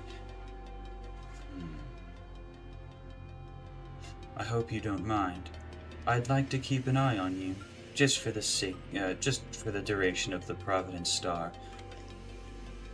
I want to observe something. Alright. The Monster Hunter said the same thing. The Monster Hunters are always curious like that, meddling in things that they have no business meddling in, don't you think? Yeah. I do like my privacy. It's pretty funny. For a time I wanted to be just like them. I soon realized that I'm much out of my depth if I wish to be at all what I aspire to be within the Monster Hunters. How's about I join you for this night of the Providence Star, just so that I can see what's happening within you? That'd be awesome. That sounds like a great idea. Don't forgive me for intruding, but if I'm gonna have you work alongside this person I'm protecting, could I at least know your name? My name. He pauses for just a second. If it's Alexi or $1 billion, I'm gonna crash out as him. He's summoned a water, man. He's summoned a... He sighs. My name is, he begins looking around. My name is Mendacium. What? That's not actually him. Neuron activation. That cannot be him. That cannot be Mendacium. No. Where are you guys right now? He begins like walking up to you, Maple. His demeanor almost switches immediately from like curiosity to like a very serious expression. That name is not familiar with you, is it? I'm playing a character, I'm not playing myself, so no, it is not. Okay. I've probably heard it around town. I don't know. He lets out a deep sigh. I'm very relieved to hear that. Could I borrow your ear for just a second? Not like literally. Just come here. And he like wants to whisper in your ear. Sure. You need to keep that Phobos' eyes on you, or you need to keep your eyes on that Phobos at all time. If he starts to spark up, or if anything begins to leak from him, I want you to take my side as quick as you can, and yell for everyone to leave. Is that understood? Yes. What does that mean? If that happens, what's gonna happen? When that happens, I will request the most fighting spirit anyone has ever requested from you, probably ever. Do we understand? I'm supposed to protect this guy. What is he like? Am I protecting a nuke? Jesus Christ, he's gonna fucking kill you. Why would you be protecting a nuke? No. If you want to protect him, then for his own safety, you will do what I said. Understood? I'm not gonna hurt you or anything like that. No, there would be no reason to. I'm just gonna like nod a little bit. And I'm like, yes, sir. I'll do that. I'm glad we've reached an understanding. And he gives you 2 big thumbs up. Dude. I'm out on a field trip right now, but my colleagues will be just fine without me. So, I figured it was more important to be here. And then he tilts his head over to look at you, Speg. And he goes, "You doing alright?" Yeah, I'm okay. That's amazing to hear. Alright. Well, I suppose it's time to get started then. The Providence Star will be approaching us in roughly... You see his eyes begin like darting around really quickly. 42.3 seconds, but that time is arbitrary. Can I ask you one quick question before it starts? He tilts his head over to face you. Yes?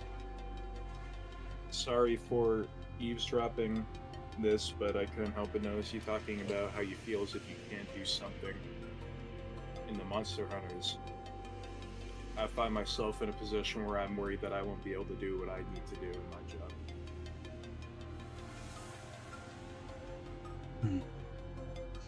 If you find yourself unable to accomplish your task, then why not write a new rule in your book, an ulterior way to accomplish that task? That seems pretty simple to me. If one thing fails, try another. There's no point in trying again. Well, I suppose you could, and you might even succeed, but trying any more than twice is insanity. Just make your own way. Okay, I pick up what you're putting down. The madman tries to accomplish something thrice, and he looks at you with like a very determined expression, and he says, and I am not going to fail the second time. Now, let's get it going. And as that happens, So fucking scared. a big white crease forms in the sky to everyone's visibility. A massive white light beams in from the moon, and for half a second you can hear doo-doo-doo-doo, 3 extremely quick notes playing on a piano before a massive white encompassing light causes the entirety of Old Atlum to become so bright you can't even see anything, only for half of a second before it calms down once again, and a massive white like cartoonishly star-shaped object eclipses the moon, and with it you can hear the sound of rumbling, and soon after that rumbling you can hear the sound of crying, and soon after that rumbling you can hear the sound of screaming. Screams that sounded like they were of humans, but they were very quickly snuffed out by the screams of something much, much greater than any human being. We are going to cut back to you now, Quee Kid. Alright. Oh, god damn it. Shut up, Ad. You're killing the mood, Ad. I just said... Oh shit, I wasn't even looking at the stream. We had music playing. Anyways...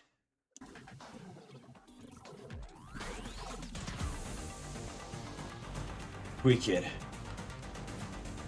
you are currently flying above the old war grounds.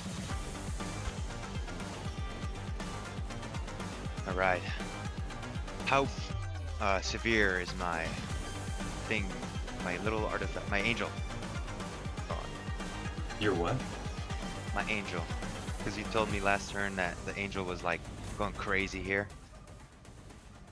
Oh, wait, hold on. Let me check. Is that like an item in your inventory? Yeah, dude, my like... Oh, your thing you piece! spawned me with.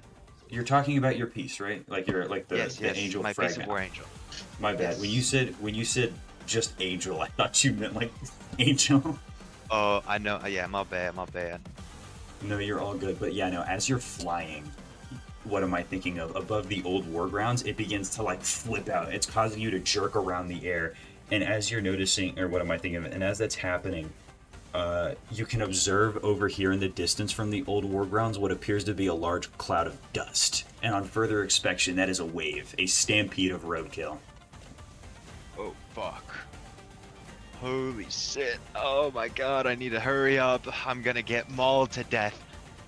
The angel piece begins jerking way too much, and it flows down one time, and it causes you to lose balance in your wings, and you roll, landing on the floor right here. Oh, fuck. You have no Do I idea still how have my far piece? Yes, you do. You have no idea how far away the stampede is, but you cannot tell how many of them there are. Followed by that, you can see riding on top of some of them are Icorians that are just like standing hunched over. They're letting out some sort of loud-ass war chant. Fuck no, I can't do this yet. Not on my own, not on my own. Until the freaking piece stops vibrating, I'm hussing it. You immediately begin running. Huss, huss, huss. Yeah, just making a big old dash. You had no idea your body could move this fast. Very quickly, though, a massive white light appears like 50 feet in front of you. It beams down. Standing in front of you is a gigantic, religious-looking figure. You can see them in general. They have 8 arms, and they appear to be in some state of prayer, and they're staring right at you. Oh god. Hey, are you against me or are you with me? One of its hands begins to like move around. All of the eyes on it begin to shift into mouths, and they all sing in unison as like these bundles of energy appear at the hands, and then they fire outward and then begin to like close in inward towards you. All right. So I'm going to dodge this, and as I'm dodging it, I want to just like dive to the left and pull out my gun, my little rail gun, and just aim it, pour in my ardor, and then. What am I thinking of? You dodge to the right, aim your what the hell am I thinking of? Aim your gun. It begins to spiral out and create a flower-burying pin in the middle of it, and then you fire it. As that happens, what am I thinking of? The Revenant that is like standing there still in that state of prayer, like all of its eyes fix on the bullet as they're approaching it, and then a white, like angelic looking barrier appears and slams, or the bullet slams right into it, only piercing halfway through. Once the barrier disables, it holds its hand out and like a big old wave of wind now is flying from you to the side. You can only clash with this. Alright. Then repeat that again. It's what's happening? So the barrier blocked the flower-bearing pin, and then once the barrier disabled, it held up one of its arms, closed it in like a weird like fox symbol, and then a wave of wind came flying at you from that direction, and you can only clash with it. Okay, I see. So, can I use my ardor like that? Like, am I able to just freely use it with, or like, not freely, but like with expression? Could I place like a barrier, like a circle around me, and use my ardor as like a hollow wicker basket? You can give it a shot. Alright, I'm gonna do that. Alrighty. You create it, you hold your hands together, and you try your hardest to focus some sort of like idea of a barrier from your ardor.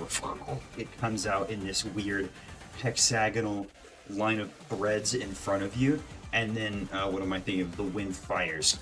It tears right through them and hits you, but with negated impact. You blast into the side of these pair of ruins that you're right next to, and it hurts for a moment on your ribs, but you immediately get back up. Can't stop, can't lose. You Do I hear running. any footsteps?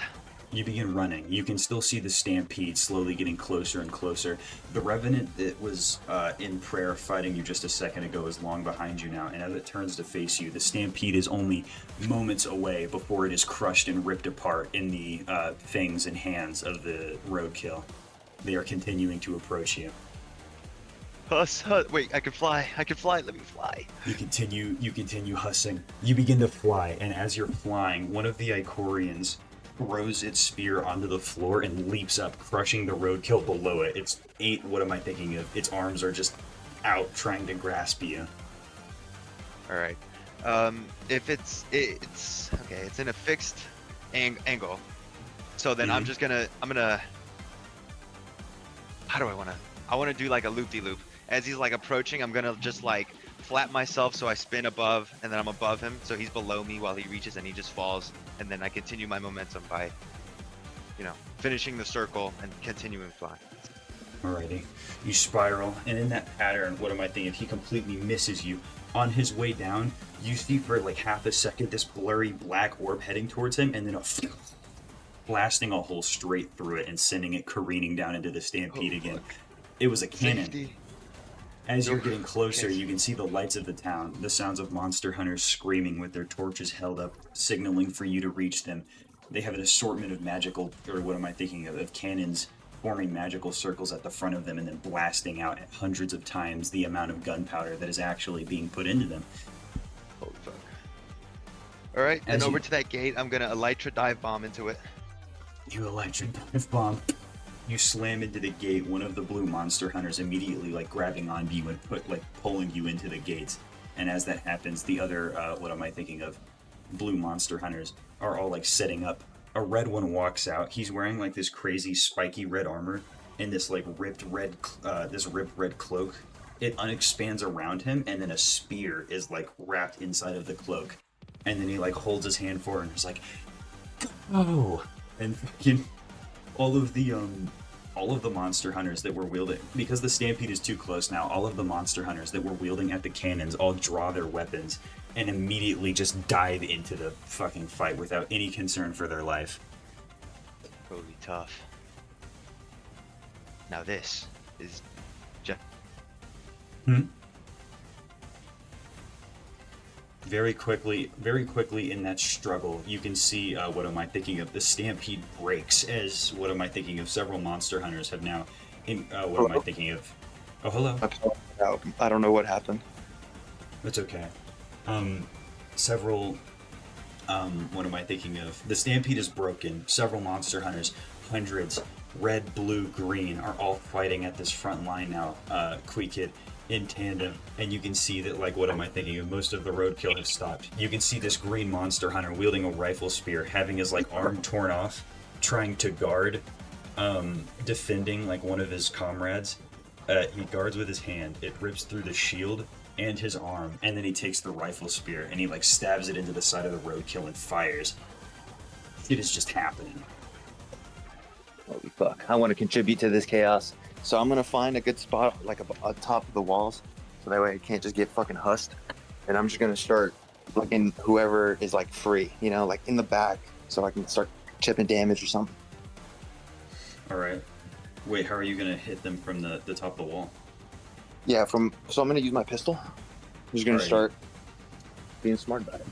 I got you. You take your pistol, you take the flower burying pin, you fire it off into the crowd. The first one maybe hits the foot of an Icorian, nothing crazy. The second one blasts a roadkill directly in the head and causes it to like fall onto the floor, and as soon as that happens, you see this one monster hunter that's a weaver like swoop in and like tear its head off with its like an armbar clothesline as it's like sliding into the fight. People are just fucking losing their goddamn minds. You see standing next to you, Kid, what am I thinking of, is another monster hunter that's a Zhanglong angel. He's blue, and he says, "Hey there. Hey man. Isn't this fun?" This is a lot of fun. I didn't think I'd enjoy this much blood. That's Everywhere. what I'm saying. And then he like pats you on the back. You can see a, what am I thinking of? You can see just for a second, like a needle falls out of his pocket. He's high on something. He's on like meth. Soon after that, what am I thinking of? He says, "That, plenty of monster hunters dust themselves up on that so that we don't think about what's happening."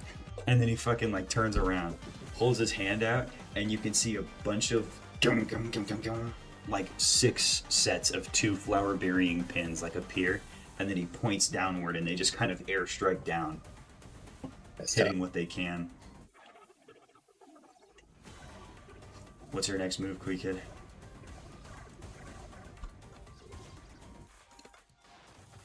Kid? I think Kid's been erased. Okay, hold on. We're gonna give him the second. I'll pause the recording. All right. Recording has been unpaused. But you're only slightly burnt out, but like the exhilaration and like the crazy ass thrill of battle, despite you being gassed and probably needing gallons of water, you are in it.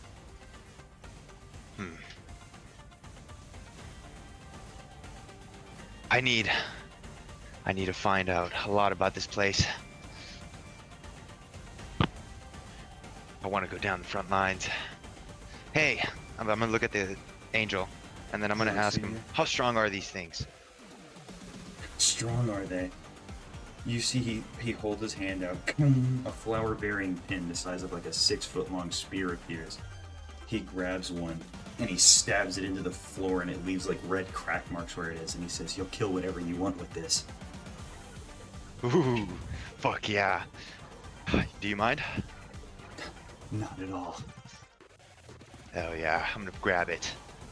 Alright, as you grab it, he like grabs you by the shoulders, like viciously shakes you. He's like, "Yeah, man! Yeah!" I got this! I'm gonna fucking rip their heads off! And then I jump off. And then I'm gonna do Alright. like a superhero landing. You jump off. You hit a landing. What am I thinking of? It wasn't like extremely crazy, but what the hell am I thinking of? As soon as you jump down, you see an Icorian on all fours coming in towards you with like an open like mouth palm, and as that happens, the Zhanglong Angel dude that was up there with you lands down with the spear and like attempts to like catch his mouth with that, and you both get pushed back as like the Icorian is attempting to crawl towards you. Alright. So we're both holding, like we're both pushing? Or he's pushing? He's the one that's like got his jaw locked with his own pin, and the Icorian is just continuing to drag you guys because it's running on all fours. And then you both are like getting pushed and you're on his back right now.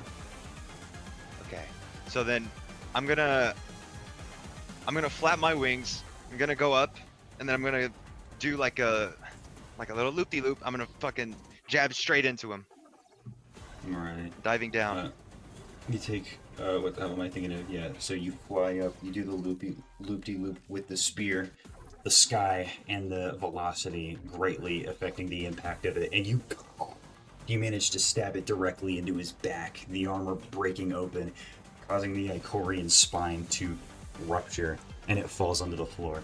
As soon as that happens, the other dude pushes the Icorian back, and then, what am I thinking? Uses that momentum to flip his like flower-bearing pin around, and then throws it with all of the force he can into its head, allowing both of you to kill it. And he goes, brutal. "Whoa!" He's like yelling at you with complete happiness, and then you instantly just see his head just get blasted. No! Oh. When looking in the distance at what happened, you see that a spear has like completely torn down the wall next to you. And what am I thinking? When seeing who threw the spear, you see an Icorian. He is much more taller and sophisticated looking. He has 2 silver horns and a knight's helmet that looks more like a broken face than an actual mask. He snaps his fingers, and the spear that was with him like disappears and then reappears on his back. And then he puts his hands back into his like really large black cloak, and then he stares over at you. Ah, fucking dickhead. I'm gonna pull out my gun. How many bullets can I load into this thing? I'm gonna overcharge it. You can load up to only 1 bullet at a time, but you can maximum output it. Okay, that's gonna... I'll try it. I'm gonna use my arcane focus on this one too. You pull it out. That thing is always your arcane focus, by the way. It's always like that since you made the gun your arcane focus. So it's always think, like the passives are toggleable. Oh, not all of them. Arcane focus specifically isn't, because that weapon is now soulbound. It has the arcane focus on it, or it's considered the arcane focus. Yeah. Then I'm gonna get like I'm gonna try and form like that big ass bullet that I once saw originally. All right. You begin forming the big ass bullet. Lightning begins to like surround the tip of the gun, and the size of its barrel increases as a flower-bearing pin, roughly the size similar to what that guy has, forms and aims it right at the dude. As that happens, you can see what am I thinking of? You see the Icorian like rip open its mask, and you still can't see its face, but you can see rows and rows of teeth with like what am I thinking of? Like a tongue fucking flailing out of it. It's like, "Wah!" Ah, you fucking bitch! This is vengeance! Ah, boom! I shoot it right in the mouth.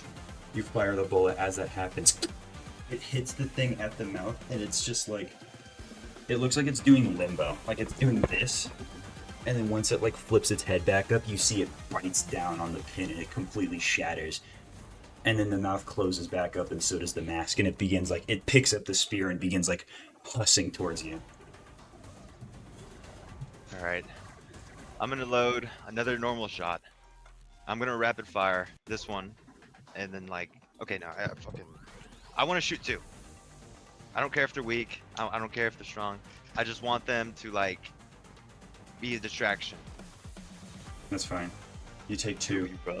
You fire both of them. As soon as that happens, you feel a bit of shock in your arms and you begin to cough. 1 hits. It rips up a little bit of the black cloak, but absolutely does nothing. The second one hits the side of its helmet and it like crumbles to dust as it hits it. And it is just, it goes from running on all 2s to running on all 4s towards you. All right. I'm gonna fly up, flap, and then I'm gonna back up, aim the spear at it, and just hold it. Like I'm gonna charge that shit up. You begin to, what am I thinking? You begin to fly up. You set up to aim the spear, and as that happens, it leaps upward towards you, causing the ground beneath it to shatter. And as it's getting closer to flying up towards you, you see that same red monster hunter like coming in. He's got like the volleyball stance open, and he hits it directly on the head, and it goes, and it gets knocked into the side of the wall. Soon after that, it lands down, and both the Icorian and the red level monster hunter are going blow for blow. Hell yeah. I'm gonna start looking for the weaker ones. That's fine. Kill my boy. You land down. What am I thinking of? You land downward, and as you're looking around, you can see an assortment of roadkill, Icorian, and monster hunter bodies alike. It is like the entirety of the environment that you've been in is flooded in at least like half an inch of blood now. It is awful. You literally see like a monster hunter like forcing his way out of the jaws of an Icorian. His legs are like mangled, and he wields a sword, and he's just stabbing at the inside of it to try and get out. All right, I'm gonna dive bomb towards that one, and I'm gonna say, as I'm diving down, let's make it rain more blood.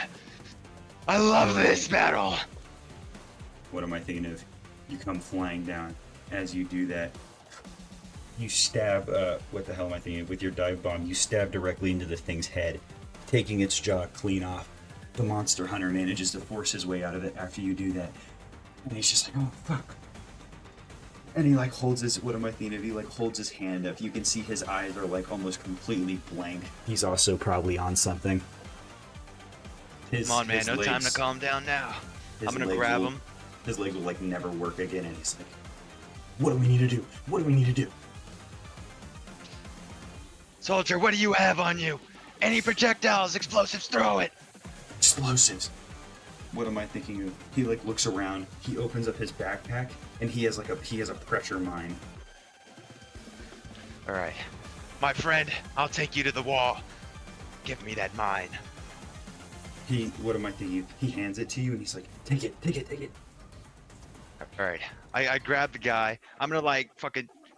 okay, this is gonna sound mean. I'm gonna fucking like 360 and then throw him to the fucking wall. And then I'm gonna fly up and then just chuck that fucking mine at a big ass group.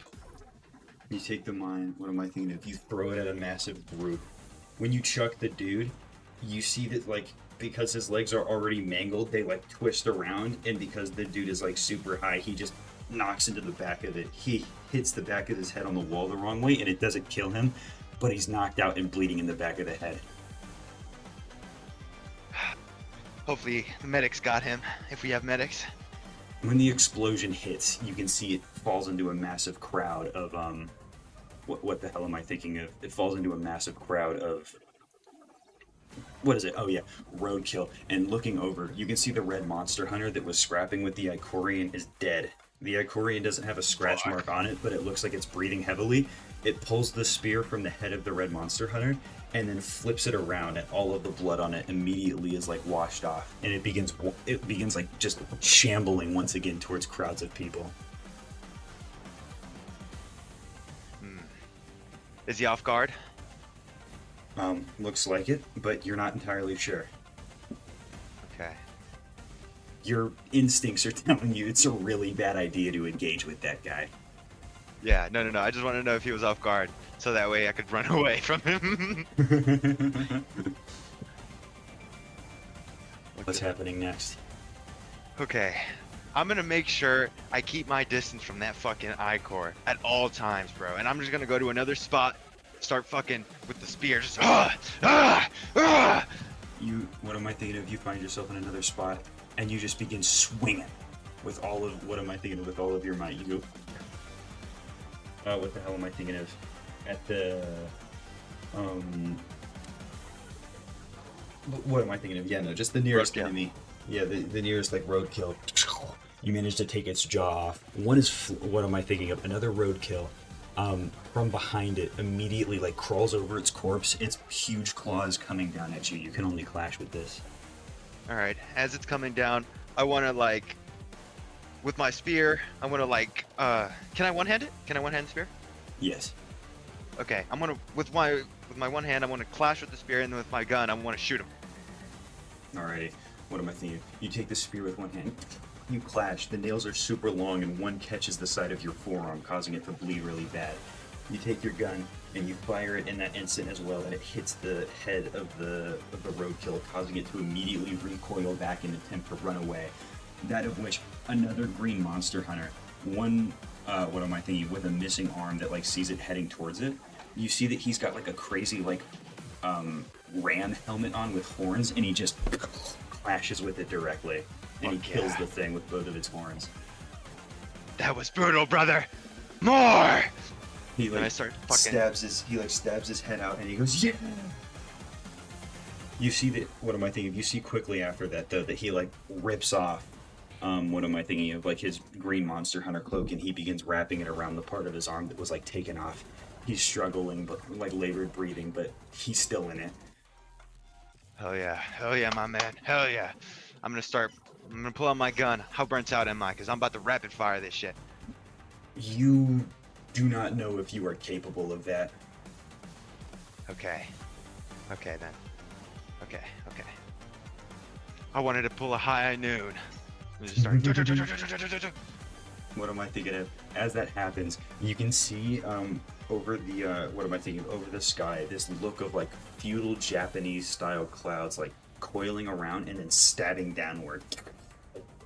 Almost in an instant, these clouds have like turned into extremely thin pins that all stab from the sky and precisely hit, or what am I thinking of? And they precisely hit an assortment of roadkill and Icorians.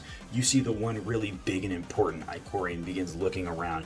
That is White Monster Hunter Lucia standing in the sky. She's wielding like this huge odachi that has like these calligraphy style like clouds on them. She lands downward and both of them like meet each other in like a dueling stance. Hell yeah. I'm gonna make sure that fight is clean. I'm gonna just like be around the area, killing anything off, trying to pick in that fight. Alright, you continue to, what am I thinking of, assist the other monster hunters in absolutely vicious combat. But Lucia and the strangely like intelligent Icorian are like going at it. Like they are just like, they're swinging at each other so fast it looks like both like the Icorian's arms and Lucia's arms are like made of fucking whips. And they're just pretty fucking ridiculous looking. That's pretty cool. And then as for you, Quee Kid, you find yourself, what am I thinking of? There's a monster hunter like right next to you. His hair is covered in blood that's like beginning to harden and he can barely see over it, but he like he like tears his fucking hair out to see you. And he says, behind you, brother! Oh, I'm gonna spin the fucking spear around and jab it behind me. You spin the spear around and jab it behind you. You manage to catch the front of the beak of a roadkill who's like trying to claw its big hands towards you. You see very quickly that Weaver gets clotheslined by that really huge Weaver monster hunter with a tank top, Alexander, but you don't know Alexander, your character personally, so you just see him come in with the clothesline, and as soon as he makes contact with it, a massive like red explosion happens and the thing's head is taken off. Yeah! Right, let's see. And this is where I go back to the wall and just replenish energy and snipe with cannons and shit. You begin going back to the wall. your energy getting slightly depleted. You can hear the sound of like screaming and clashing happening less and less here. You see, what am I thinking of? Most of the what is it? Creatures from the well have been cleared out over here, and you see Lucia. What am I thinking of? She's standing there. She's got blood on her Adachi, a little bit of like blood on her hair, and like some damage to her armor. And then the Icorian is like missing an arm, missing several parts of its body. Its like head looks like it's caved in. It's just standing completely still, and there's like an assortment of Icorians all like coiled up around him, like he's their father or something. And then, what am I thinking of? Lucia like aims the sword at them, to which, what am I thinking of? The intelligent Icorian stabs its spear into the ground, waves its hand, and then the other 6 Icorians like mindlessly charge Lucia. And then the one Icorian like salutes, does like some weird Icorian salute, and then picks up its spear and begins to walk away. Oh shit. Okay. So then, after Lucia is finishing killing all of them, the damage is being assessed. It doesn't look like there are any more enemies in this area. hell yeah, wave cleared on You my begin side. to, what am I thinking of? You begin to like breathe heavily, cough up. You can see the bodies of several monster hunters, as well as roadkill and Icorians, some green, some blue. The only red monster hunter that suffered a casualty was the one that was fighting the like intelligent Icorian. Oh, And besides that, everything's good. A monster hunter, the one with the ram helmet and like the makeshift bandage for its arm, like walks up and he says, "Hey, you fine?" yeah. Thanks for that call out, man. Who knows?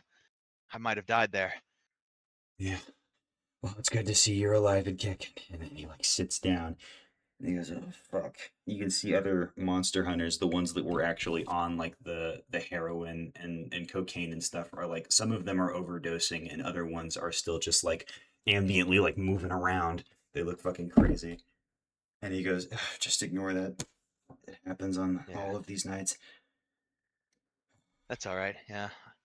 It's only fair. You need to have something to calm you down after a bloodbath like this. And I Oh, start to laugh. absolutely. Oh. And that concludes the part of that segment. Small intermission. Gonna stop the recording. Right. Maybe I'll test out my eyeball. We are back to being live again. Timer is reset. Zoen, Mason, and Curb. The 3 of you are sitting directly, what am I thinking of, at this end of the Monster Hunter capital, near the large tower, and just immediately your breath is taken aback by the fact that, like, rising from the ground and rising from the water are like hundreds upon hundreds of revenants. A vicious war scene. You can see a line of gunmen, green monster hunters, and like charging their what am I thinking of, bullets with well-wrought runes and then firing it off into the crowd. Okay. So. Holy shit. It's gonna be your guys' move. Okay, well, we should probably go down from the tower into like the field. Oh no, you're not like at the top of the tower. You're below it. You're into real the quick. fields now. Are all my bullets fully reloaded? No, but I can. I forgot you have a gun. Managing that is gonna be a bitch. Yeah.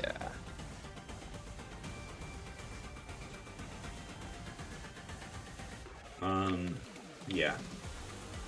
Okay. Alrighty. So, what's it gonna be?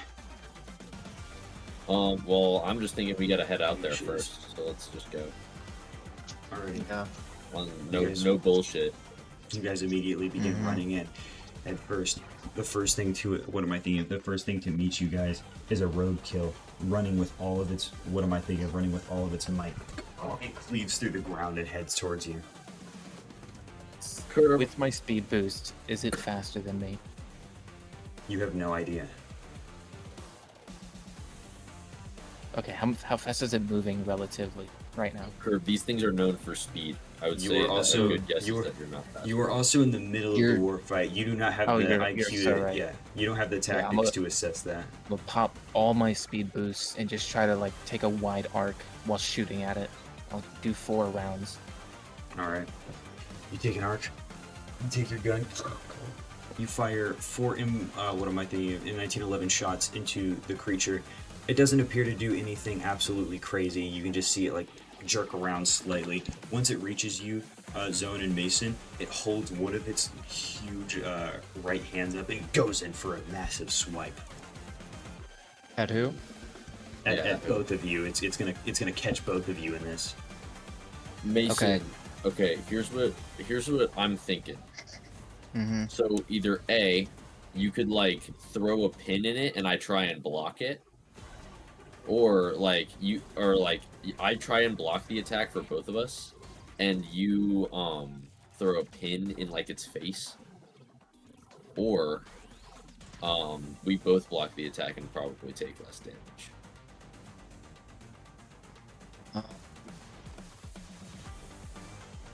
Okay, I have an idea, judging from how Kui was able to pick up people just naturally as an angel. I want to try to I'm gonna try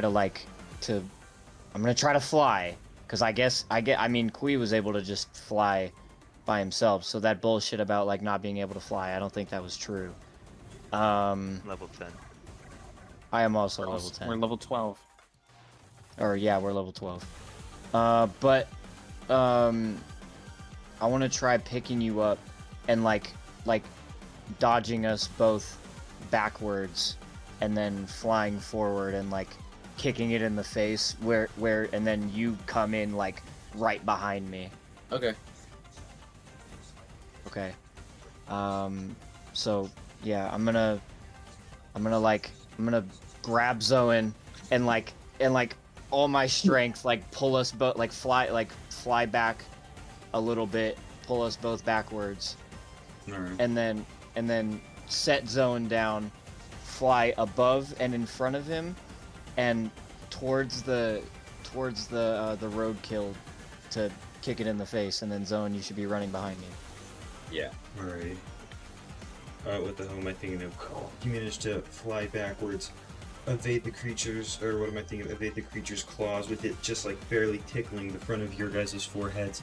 And then once you, what am I thinking of? Fly upward and go in for a kick. You land on top of the roadhead.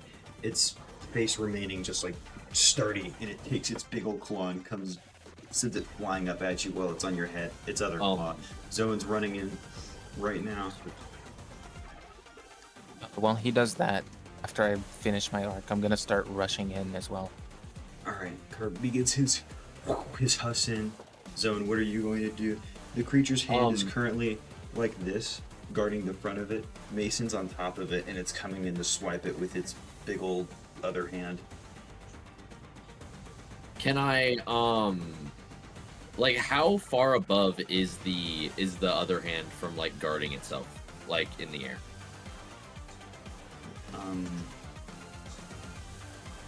I'm sorry, say that again? Okay, yeah, my bad, I worded it wrong. How far is his hand like guarding him in the air? Like how far up in the air is it? It's like dragging its claw across the floor. Oh, okay. Because it's the only real like balance they have, because they don't have legs. Oh, they don't have legs. Okay. Remember, have you seen a picture of a roadkill? I know. I mean, yeah, I have. I kind of just forgot what they looked like.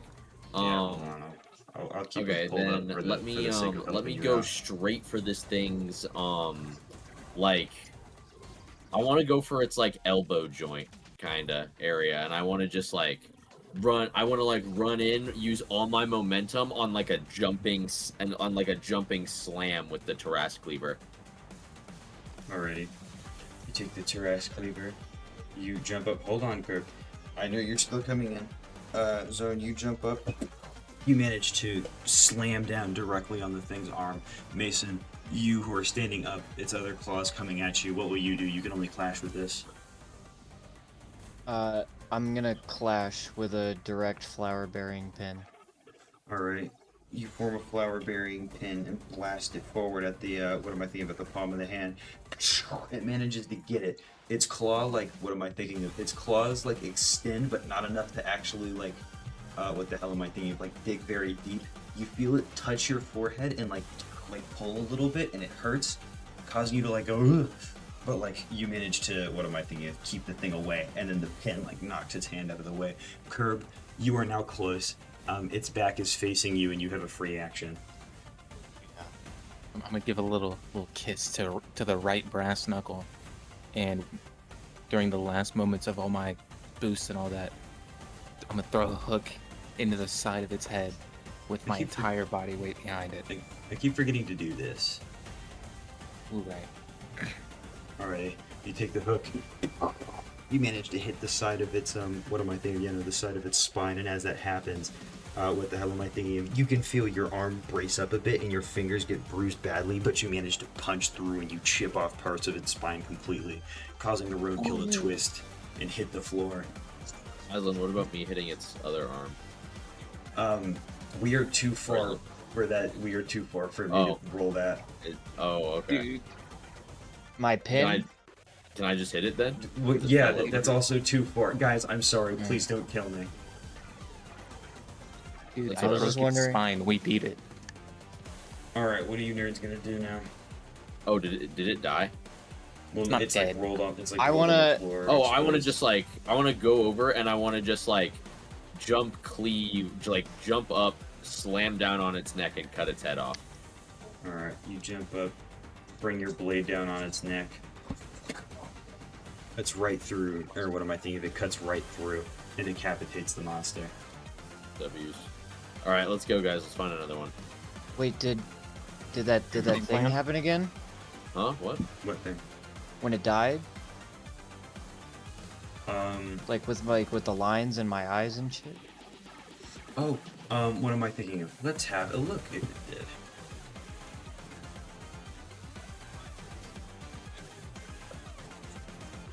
Yeah, Mason. He's gonna give it a look. It did happen. White lines flying up from the thing. And they like force its way into yours. Oh, so what is the like?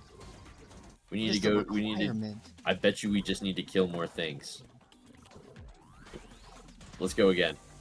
Okay, let's find another one. I gotta like, let me Same like, plan. kind of. I really want to see what this condition is though. Let me try to like. Herb is the first to notice a massive shadow overhead. Coming above you guys is an Icorian wielding a massive, almost living-looking axe, and it's bringing the axe downward. You three can only clash with this. Since a new battle started, does my passives activate again? No, you're still in combat. Ooh. Okay. I know about these, right? I like these are, you know, this is my thing. This is Icorians. Yeah, Okay. that's an Icorian. Can we say that I like as far as I could like phantom test their like what my endurance would be against it, and like get in front of them and like block like with my wings and a pin. Well, Mason, we all can only clash with it, so you can't block. Otherwise, you're gonna die. Well, you can guard. What am I thinking? When you can only clash with something, you can guard. Guarding is even sometimes the safer option because it is more sturdy than clashing with something. I'm getting in front of us and yeah, like, cause I would have done tests on these. I think I have like a little bit of like an understanding on what would totally demolish us and what may not. All right. If I were you, I would not defend it with your wings and pin. It will go right through them like butter. Okay. Aslan, I want to like full strength try and actually I want to like steady my footing and just use my Terras cleaver to to like block this. or Alright. guard this. All right, you set up with a big guard with your Terras Cleaver. What about you, Kerbin, Mason? As soon as like someone's cleaver is about to meet the guys, I'm gonna just brace the back of it with my brass knuckle and try to push up with him.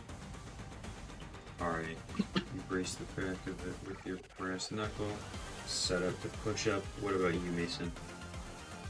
I'm going to. I want to use one of my wings to quickly like sweep myself under, and then slide. How do I describe this? Imagine you were like you had wings, and you could like when you're laying on the ground on top of them, you could like use them to like as if you were just using your back muscles to turn yourself. You know what I mean? Mm-hmm. I know what you mean. My wings are doing that when I hit the ground, and like getting around its legs to try to like knock it off balance. Okay, I got you. Well, he's coming from the sky. He's not like in the. He's in the air right now. Yeah, that's why I'm. Yeah, that's why I'm also going. That's why I'm going down. Oh wait, but he's also... in the air. Yeah. I thought he was just like really big and swinging an axe. I didn't know he was in the air. He's jumping from the sky. He's coming down from the sky. That's why there's a big shadow overhead. But what were you saying, Zone or Mason? Okay, well, okay, I get what you're saying now. So maybe not sweep, but I'm still gonna do that same motion and kind of move myself as much as I can to go like behind him. Okay. When he lands. And then, what about you, Zone and Curb? Are you changing anything up now? Actually, I'm gonna like dash or we don't have enough time to move, do we? No, Curb. We should just like you should just like shoot him with your. You should shoot by clashing with your guns, and I'll like clash with an upward thing. I don't know how much use a gun is in a clash, though. That's the issue. No, you're still shooting a bullet at something, bro. You're still clashing. The only reason I'm sweeping myself is because I'm just naturally ranged. I see. I just doubt the bullets are gonna do anything against an Icorian. He is still clashing. It's a pretty right judgment. It is. I just mean like, if you try and shoot it at the weapon to redirect it, maybe that'll help. I mean, again, maybe the brass knuckles. Yeah. Try the black brass knuckles, and just try like hitting it away. I was gonna try to like dip behind him or behind where he's going to fall by using my speed passive to break out into a sprint. Yeah, you should do that. That sounds Would I be able to do that, Aslan? Yeah, you can. Yeah, I'm gonna use the passive to break into a full speed sprint to get like behind where he's gonna land. Alrighty then. And Zone will be. What am I thinking? That means Zone will be the full subject of this clash. No, I'm gonna. Yeah, I wanted to change my action. I want to clash it like by like maximum output strength, like all into my sword, and swing up, and try and get that extra. Try and lock in. You take your sword, combine all of your power. Curb and Mason are going to use your clash to dash out of the way. You Zone, you swing up with all of your force against the Icorian. On contact, a loud clang is heard, and both of your forearms, despite your pressing, are forced backwards almost immediately. The blade of your greatsword cutting into the side of your collarbone while you're while you're struggling to hold it up. Mason and Curb, you've made it behind the Icorian. What's your move? It's more gonna break into speed. And I'm going to do the Icorians have any like breaks in their armor for like joints? Its armor is extremely sloppy. You can find breaks in places that aren't even its joints. Then I'm gonna take my left arm this time, full speed, deliver everything I have directly into the some point in the lower back area to try to disrupt its balance. Alrighty. What about you, Mason? I'm thinking here is because we're unintentionally both like trying to do the same things. I mean, Mason, you could low-key just preemptively throw a pin at its like head, or at like a crack in its body. And Mason, because if I hit it in the back, it's naturally gonna whip its head back. Just because I was of the gonna way the say it spine might moves. move forward, like it might like get moved forward a little bit, and I'd put a pin like right in front of it for it to fall into. I don't know. Because I don't know. I'd if I have say enough the safer strength thing is just to shooting really a do it. pin at its like general back Yeah, just area. shoot a pin. Yeah. Okay, Like can at I the back. find an opening, like near its like spinal area, neck thing? Yeah. And fly, like I'm gonna fly. I'm like, fucking. How do you describe this? Like, where you like, you fly up and backwards, and then like, fucking. I think I know what you mean. Just like this, and then this. Yeah, like I'm flying up, like fly up and backwards like that, and like, 50. Mason. Huh? If you just can you just give me a pin and then I'll drive it through its spine? I don't know if I'm good enough to give them to people yet, because if I even unfocus on it even a little bit, it'll go away. Because if I could have a bladed weapon here, it would be so much better than the brass knuckles right now. Can I 50% maximum output to 50% output is regular output. Like that's just what you do naturally. Okay. Okay, then can I 75% output to do my original idea to shoot one out from midair like that, but also to form one like in Curb's hand, so for him to grab. Is that the action you'd like to do? Yes. Alrighty. You fly backwards, you create one in Curb's hand, and then you create another one with 75% output. Boom! It fires forward. It stabs into the Icorian. And as that happens, the Icorian in its clash, its grip loosens, but it only pushes it further with force zone, and you feel your blade drive further into the side of your Oh my fucking god! It's I hurting knew badly. it. Once the pin stabs into the once the pin stabs into the Icorian, red cracks begin to form in the side of its armor. What's your move, Curve? Yeah, I'm gonna break into a burst of speed, and I'm going to throw everything I have into driving the pin, like directly into the thing's spine, through a crack in its armor. You take everything you can. The pin is weakly beginning to dissipate slightly, but you run fast enough and you stab the pin as hard as you can into the Icorian. Blood explodes from the back of the Icorian, and its grip immediately completely loosens, the axe falling to the side, and the Icorian almost like falling a little bit on top of Zoan, but he manages to flatten his greatsword before it completely cuts into him. Can I dive in for the axe? The axe is like really big for way too big for you to use. Can I use it? Probably not efficiently. Fuck. Real quick, I was going to say from the big spray of blood, Mason, you land down and you only feel slightly itchy. Curve almost immediately you begin to scratch yourself and it's burning very badly. A body of water near us. Or is there a body of water near us? There's a body of water in the distance, but it is covered by a war zone filled with monster hunters and bullshit and creatures alike. You are, what am I thinking of? Quickly after, you immediately begin to vomit and stumble over. Oh shit. I'm gonna drop and roll, just to try to smear as much as I can off of me. You begin to drop and roll, smearing a lot off of you. You can feel your vision is getting slightly red, and the feeling of burning blood dripping down the side of your eyes. You're just coughing up, bro. You're having a really bad time.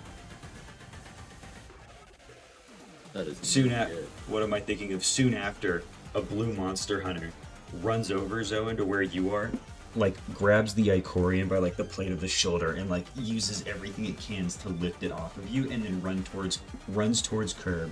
He stabs this EpiPen thing into you, Curb, and as it happens, you begin to inhale, and then a clot of blood comes out of your mouth, and then you can feel your vision starting to get normal again. It's like, "Are you okay?" And he like holds his hand up to like help you get up. Yeah, I'm good. I'll take his hand. You take his hand. He lifts you up and he says, "Okay, you need to be really fucking careful. Your body is probably going to be numb for a couple of hours. I'm not entirely sure if it's okay for." He like looks around. Like, it looks like the angel's fine. Hey, are you okay? And he points at you, Zoan. There is a massive gash, like, that has destroyed your collarbone right here. You are in profuse pain, and the arm isn't even working right now. That bitch is gone. That chainmail did nothing, bro. I'm gonna be like, no, I'm not okay. Can I also like fly over like in front of Zoan? Wait, Aslan, Yeah. you forgot to roll Sea Flare for the pin. It's I too did. fucking late. Only, already. only I'm- important I'm- because I'm- it would have healed me. I'm really sorry. I forgot. Fuck. Dude. It is genuinely my fault when that happens. I need to be more on it. But yeah, Alright. either way, the dude is like, "Dude, you guys are fucked." Yeah. It's fine. He looks over at you, Mason. He's like, "Do you need one? You have some blood, like, on you, or you have ichor." Oh, no, probably. I am the last one to worry about. Focus on these two. Okay. He Can I walks like, yeah, over. can I like stay like near Zoan, but I'm still like staring at the Icorian? Yeah. Did Mason's you, eye Kurt? line thing happen this time? Is it What, the dead? eyeline thing? You look over at it for a little bit, and it seems dead. And then a burst of white comes out of the back and floods into your eyes again. So I Oh think my the condition is it has to die to the pin. I'm not sure. That's really race specific. I don't know why that would. Well, Janglongs are literally like Ardor race, bro. Their race is like heavily entwined with their Ardor. Yeah, I was gonna say like, because with the Revenant, it was the pin that dealt the final blow, and then with this one, I stabbed it in the back with a pin. But the other one, me and Zoan just kind of ripped it in half. Well, that was the same thing with the first Revenant too. Zoan just beat the shit out of it until it died. Did you That is stick what a happened. pin in the roadkill? Guys, we're wasting time. Anyway, Yeah, the let's dude's keep lifting to fighting. carry you up. I'm doing this because most of you guys are like, Mason is the only one in like combat shape now, basically. yeah. The dude Basically. lifts you up like drunk style, begins carrying you, Curb. Two other green monster hunters come over to assist you, Zoan. They like, what am I thinking? They like, stand back for a moment, stand still, and then they begin just wrapping a huge band-aid around the side of your arm to like at least hold it together. Can I watch around for anything else maybe coming at us? Yeah. You begin looking around. No sneak attacks. You catch it. You see, Mason, another roadkill flying at you. And as it is, like, it's like Foxy Five Nights at Freddy's 2 jump scare style coming at you, Mason. You can only clash with this. Okay. Maximum output. Fucking. I'm like putting my arms in like the Black Panther X like shape, and I'm like pushing myself. I'm like body bashing this thing. You take yourself, you get set up to body bash that. As that happens, you see a pink, like, glow burn from your lungs up into your mouth, and it causes you to like cough. You feel a terrible pain. One of your arms rips off and something comes from it and cuts the roadkill clean in half. What And then the you like fuck? immediately fall to the ground and begin coughing up blood. And when you look over to the side, you see that your what is it? Your right arm has been replaced with the arm of a roadkill.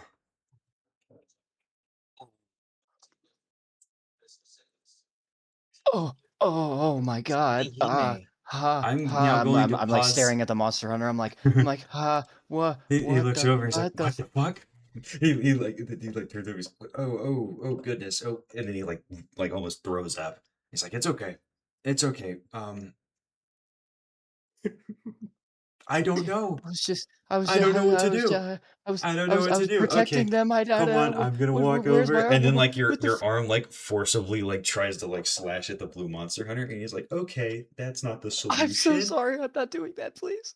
It's okay. Come with us and just like stay 7 feet away from us, and everything should be okay. And then you guys begin walking over. That is the end of that segment. I will now be pausing the feeling- recording. Fuck. The recording has been unpaused. We are at the final one of the night, but there will be another one tomorrow that we must do before the video is uploaded. So, let's begin. The Providence Star hangs in the middle of the sky. It is the brightest it possibly can be. You can see roadkill, unfathomably large, the sizes of buildings, unearthing from the ground and attempting to slash at them before being stopped by red monster hunters. A series of them jumping across the... what am I thinking of? Jumping across the roofs. They look like Attack on Titan characters. Speg, Maple. You are currently accompanied by the stranger you know as Midacium. He does not appear to be in any sort of panic or differing state from you guys at all. In fact, he appears to be ambiguously looking around as if he's waiting for something. I'm gonna turn over to Midacium. I'm gonna say, are you entirely sure that the town that Weaver is residing in is safe? No, I'm not. And he turns over to face you, Speg, and he says, would you like to relocate? Yeah, if it can protect my friend. Then we need to make a quick dash. We will be heading for the north section past the MH capital through the river. Do you understand? Okay. We will aim for this set of ruins, and he like burns and shows a map and then points at this. That's not the town, but does it have something to do with tonight? Yes. We need to make it quickly. Wait, Let's go are you then. concerned with the safety of your Weaver cohort? Is that what you were asking? Yes. You said that there was a white monster hunter in that town, right? Yes. Okay. I am sorry, but he is under the most amount of protection one can have in the Providence Star, and he is hardly the matter. We need to move quickly. I understood. Come on now. And then he begins, what am I thinking of? He breaks out into a walk. His walk is extremely fast, but he's doing it just to keep up with you guys. He's like fast walking while you guys are running.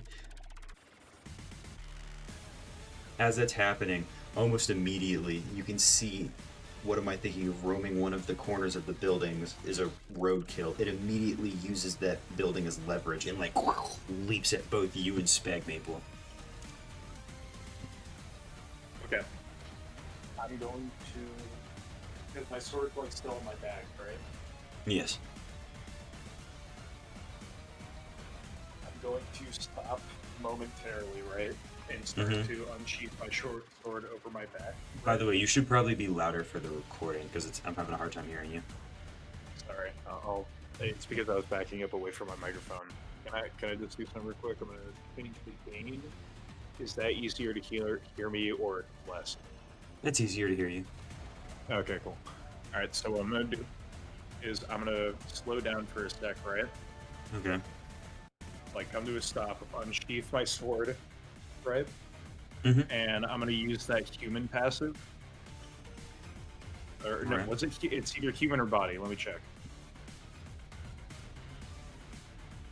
It's yeah, no, it's the ready, set, go. It puts you into a burst of speed, if I'm correct. Yeah, and basically I'm going to unsheath my sword, like lay it down near me, and then just immediately like drain on my form and just like feed in the direction that the thing is going from and do like an upward sweep like sweeping thing with my sword and try to just hit it out of the air. Understood. You take the sword, going for an upward sweep. You manage to hit the roadkill. What am I thinking of? Your sword stabs into the top half of its like weird beak face, and it begins dragging you along with it as it's like moving forward, and you're holding it as hard as you can. All right. Do I get another action thing? What am I thinking of? Yeah, you or Speg, whichever one wants to go. Okay. With it like caught on the thing, right? I'm just going to turn my sword around and like just downward cut into the floor to like just try to cut it in half and like free my sword from it. All right. You take it with all of the energy you can. Hey, I remembered it this time. You drive it up. It manages to cut the beak of the roadkill in half, causing it to immediately scream and like flail its arms. You have a free action here, Maple. Using like with my sword now being Oh on wait, the Speg, ground. did you want to say something just in case? Could I try to use my grappling hook and reel myself in, and like stab it with a dagger? You take your grappling hook. It's that, or what am I thinking? It stabs into the roadkill, and then you take a dagger and you fly in. You stab into it. Hold on. It stabs into the roadkill and causes it. What am I thinking of? And causes it to immediately burst in half by this sign of the spine. As it happens, Mendacium begins looking around, and when he looks to the sky, he like looks at a distant star, and then with like a slightly panicked expression, he says, "You two, there's no time. We need to move." All right, I'm gonna like ready my sword up, and I'm just gonna not like sheath it or anything just in case. I'm just gonna like run with it like around my side with like my two arms on it. Alrighty. You guys begin doing that. Mendacium, what am I thinking of? Like, waves over, and then he also just begins like hussing. Well, not like, what am I thinking of? Not like fucking speed blitzing you guys or something. He's just far ahead, but you guys can still see him. Can I start running to try and catch up? You run an attempt to catch up. You begin to actually almost catch up, but you still are like 30% of the way behind before eventually you guys like just kind of begin to like keep that same pace. Okay. Can I try something crazy? What's up? Just to sort of give this a test run before before I try it out in like an actual fight thing and get fucked up because of it. Sure. You remember when I tried to 10% output a swing? Yeah. I'm going to try to 10% output like this next step so I can use the vibration from failing that to kick forward more. Alrighty. You put energy in, and then you take a step. You hear a loud clang as if you parried something, and then you get blasted forward and begin rolling on the floor before eventually going back into a run. You caught up with Speg temporarily when you did that, but once again, because he's just faster, he just slowly begins to move quicker and quicker than you. I'm gonna try to do it again, like one step after the other. You begin to do it. It's taking up a decent amount of energy, but you manage to stomach it, and then eventually you make it to the ruins. Oh. It's especially quiet. When you guys get there, the sound of screaming, the sound of war, the sound of bloodshed, all of it seems to stop in this environment. And once you reach it, what am I thinking of? You see, just in the distance, not the Providence Star, but in the sky, specifically Speg, your eyes almost forcibly fix you on it, and you see just a bright red dot, bigger than all of the other stars in the sky. Oh god. Autumn, look up. I'm gonna like, I'm gonna like come to a stop using like my greatsword. Like I'm gonna stab my greatsword into the ground to like slowly just stop myself. You stop yourself with your greatsword. sliding on it slightly, and you look up. Mendasium joins you three in looking up. The quality of it is quite alluring. Is that what we're meant to stop? Yes. What? Suddenly, Speg, your vision, despite being a robot, is like starting to get like slightly blurry. You see like a piece of black and white electricity arc off the side of you. And then Mendasium looks over and says, I need you to breathe. I need you to just breathe very slowly, if you can. I'm gonna look. I try to calm myself. I'm gonna have like a bit of just like staggered breathing. I'm gonna look over at Mendasium and I'm just gonna say, I was only ranked green. Why am I here for this? Because you wanted to protect him, right? Well, there's clearly an extra caveat of that they didn't tell you in it. And then soon after that happens, Spec, you, what am I thinking of? Your eyes go from orange to like a large white, and then your head like fucking snaps to the sky, and like the beam from the red beam from the sky begins like encompassing you. Waves and waves. It causes the grass to like ripple around the both of you. And Mendasium, what am I thinking of, begins like looking around.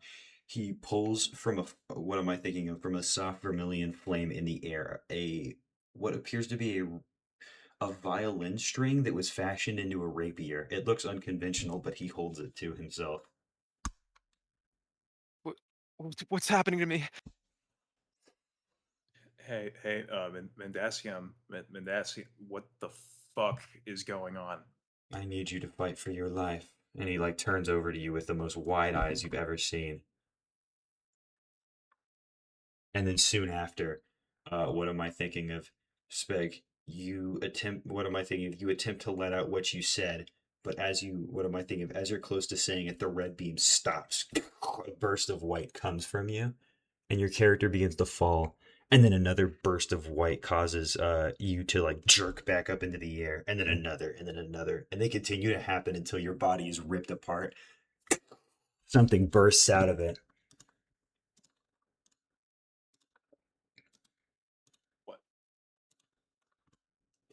When looking at the floor, the environment is beginning to glow a soft white, and standing in the direct middle, with black sludge pooling from its body, is Speg.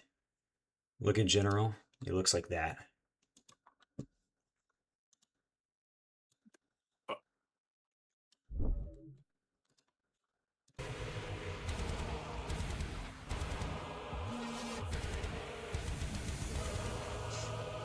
Anywho.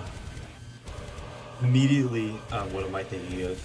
Mendasium says, strafe. And then, what am I thinking of? Maple, without even realizing what's happening, some sort of white cord so fast that it is like blurry. You don't understand what it's doing is flying at you head on. You are unsure of what you can do against this. What is your action?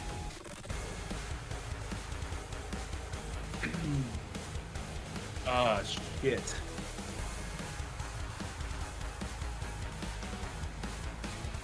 I'm going to grab my greatsword, like brace it, and like grab it as tight as I can, right? Mm-hmm.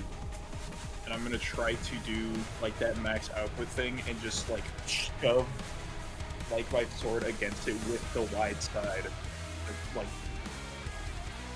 sort of like guard and deflect it. All right.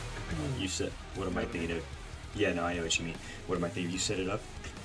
You guard. As soon as the impact hits you, what am I thinking of? You can hear this, you can feel this like nasty rippling effect coming in the rest of your body. And then you manage to deflect it to the side, and as soon as you do that, you immediately begin to cough up this nasty black liquid. Soon after, Mendasium capitalizes off of that by sliding under the tentacle, tries to reach the main body, and goes in for a slash to the head, but it's guarded by 3 of the tentacles. Mendasium responds by holding out like a big flame palm, and it causes like, as it happens, the Phobos immediately disappears and reappears at the top of one of the ruins. Speg, you snap into consciousness for half of a second. You are instructed to hurt your protector.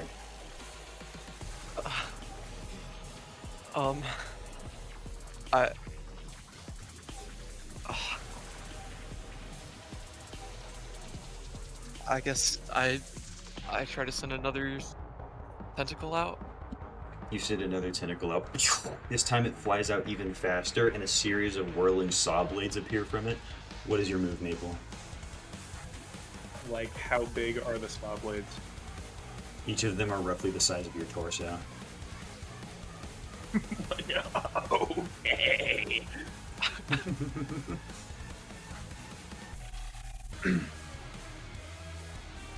So, I have a quick question. Is it, like, with the saw blades, are they moving around like a configuration of, like, cogs? Yes.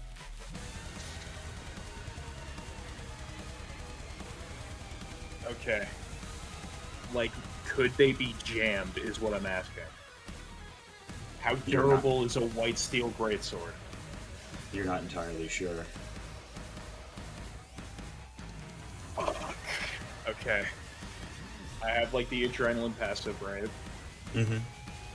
And then, can I also use... Okay, so here's what I'm gonna do. I'm gonna use Ready, Set, Go, right? Okay. And... Ooh. This might be really... This might be a crazy, like, shot of an idea, but I'm going to, like, horizontally, like, sweep and, like, throw my sword, right? Mm-hmm. And then while I throw that, I'm going to, like, burst into a speed and attempt to slide under, like, the thing. Like, slightly faster than my sword. Alright. Gotcha. The plan is that, like, I'm gonna slide under it. If it has any, like, tracking thing and it goes to me, the sword is then going to hit it. And then, like, jam it up from behind. Or, if I just slide under it, it hits the sword, it'll, like, jam up that way, too. I gotcha. Alright. You set up. You manage to slide under. It makes contact with the sword, and as it hits it, you immediately hear, like, a... The sword is shattered into 3 pieces seamlessly. And as you're sliding under, you see 2 more tentacles from where Speg is appear in, like, brilliant bright lights, and then they both come flying towards you. You can only clash with this. Okay. From, like, my slide, right? Mm-hmm. I'm going to put, like... This is going to be a weird thing, but, like, does the armor set that I have, like, like, what are the boots like?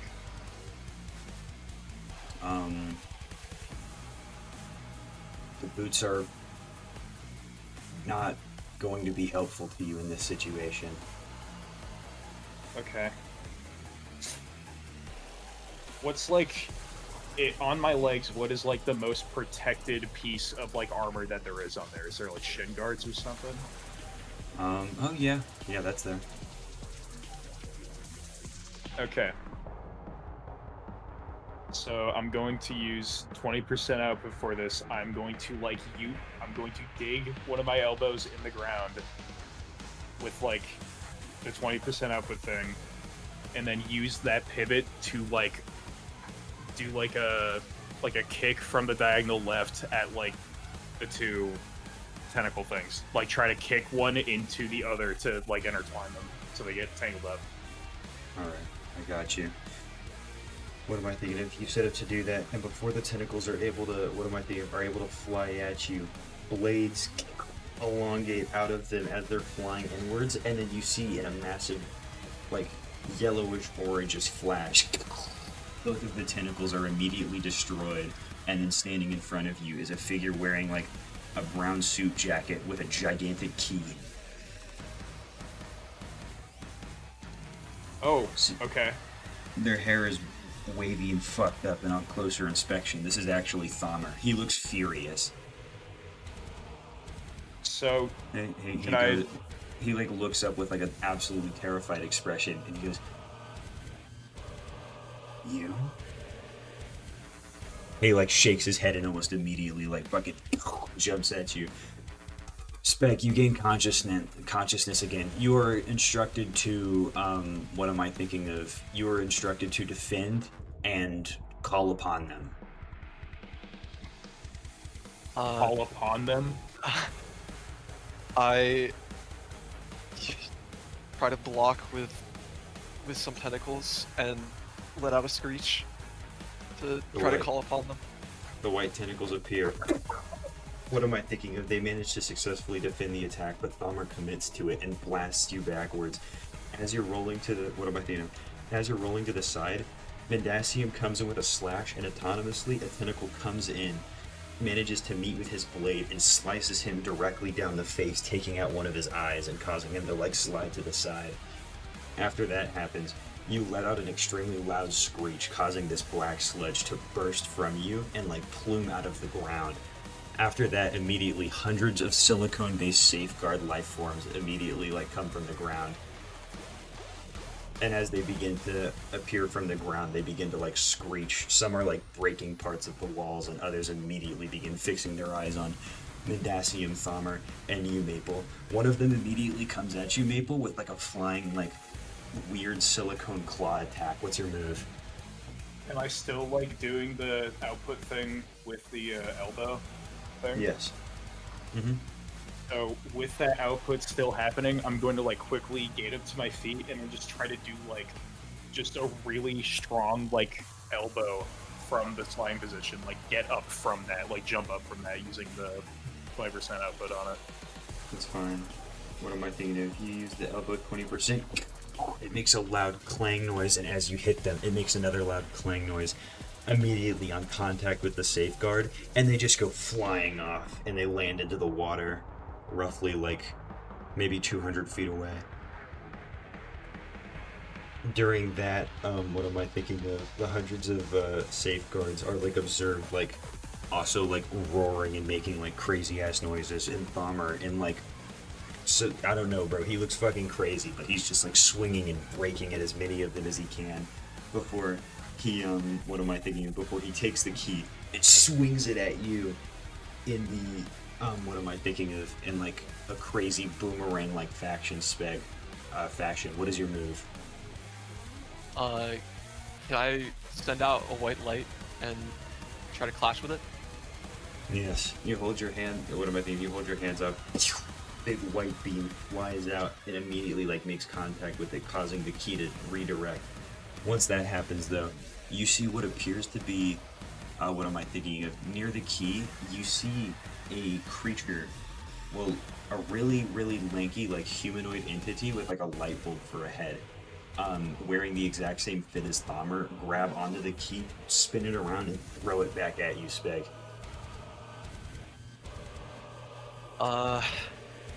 Let me try blocking again then. Alrighty, you set up the block. You manage to successfully block it, and when that, what am I thinking of? And after you block it, you feel a ringing noise as Mendasium like punches you in the side of the face with as much force as he can. Electricity like bursts off of you slightly, and autonomously 3 tentacles like fly out. 2 of them he manages to defend, but one fully stabs him in the stomach and causes him to get like blasted backwards. After that, can I try something? Oh yeah, go ahead. What's up? Am I still near like the shattered sword thing? Yeah, you're still near it. There's also several safeguards still rising from the ground and like coming to face you. Okay, here's what I'm gonna do.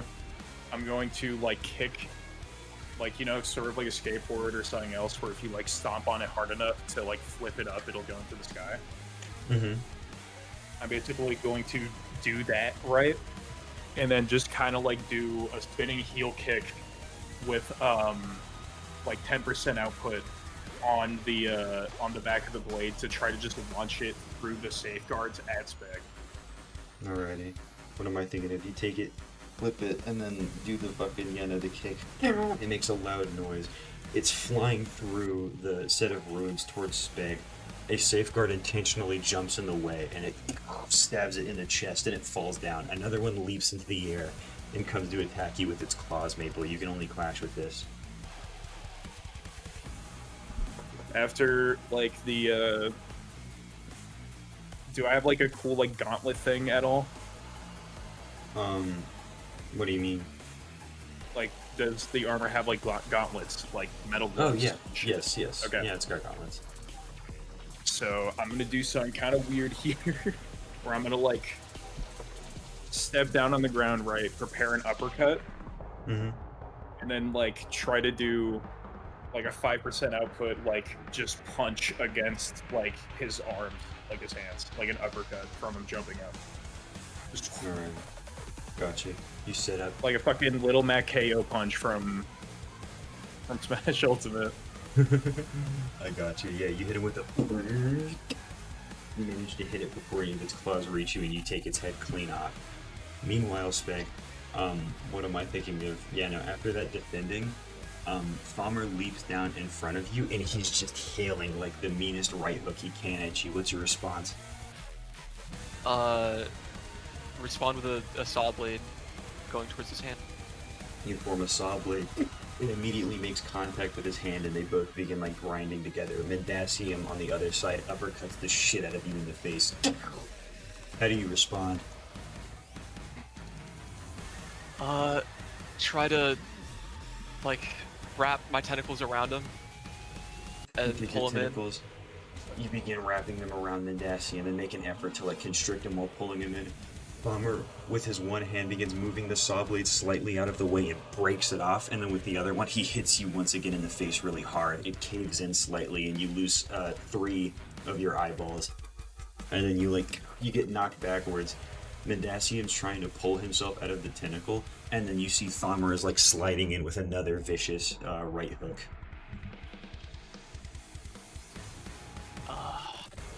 Can I send out another white beam? Hmm? Can I send out another white beam towards his right hook? Yeah, you take the white beam. As it makes contact, Thommer guards it. You see Mendacium, who is almost broken free from like all of them, like grabs the cord and like pulls you near him, and he's getting ready to knee you in the face. You can only clash with this.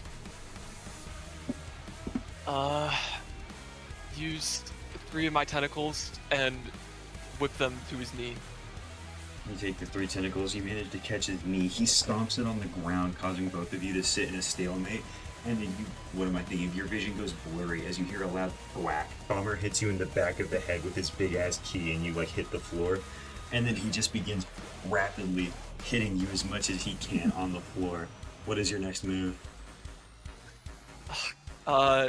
Try to call upon my safeguards to get him off me. You begin, what am I thinking of? He begins screeching, and as it happens, Bomber begins to back away as like black liquid drips from his nose, and he begins like coughing up. The same thing happens for Mendacium, except, what am I thinking? Vermilion Flame, like, surrounds him, and he breaks out of the bonds with it, and then after that, he, what am I thinking? He, like, takes both of his hands, a conductor stick appears, and he just, like, Harry Potter style aims it at you, and just begins, like, torching you in fire, while Bomber is, like, actively beating the shit out of the safeguards that are around him. What do I have in my inventory?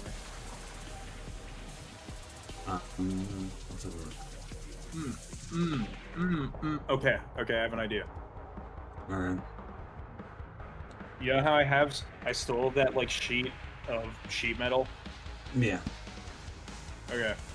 What I'm gonna do is I'm just gonna try to like sort of like rip part of it off so I get like some like a sharp edge of it. Okay. Right? Uh-huh. I'm gonna try to do that like that 2% like output step thing. And I'm just gonna try to start running around and like speed blitzing a lot of the safeguards to get them out of the way from the other two. Alrighty, that's fine. You begin doing that. You take the first safeguard, you stab it in the neck successfully, and you forcibly pull it out after holding your hand on it. You find another safeguard. You manage to stab it in the head. You're on Legion Frenzy timing right now. And then what the hell am I thinking of, Speg? Well, you're still, like, being forcibly torched by, like, Mendacium's thing, and what am I thinking of? The skin of your shell is beginning to, like, peel off. As you're, like, barely attempting to stand up, Thommer, with his key, like, smacks you straight in the head. bursting you upward and causing you to fly backward like 30 feet. And as you like land on the floor, what am I thinking of? Thamur like takes his key, closes it into an impossibly like small dot, and then he claps his hands and he says maximum output.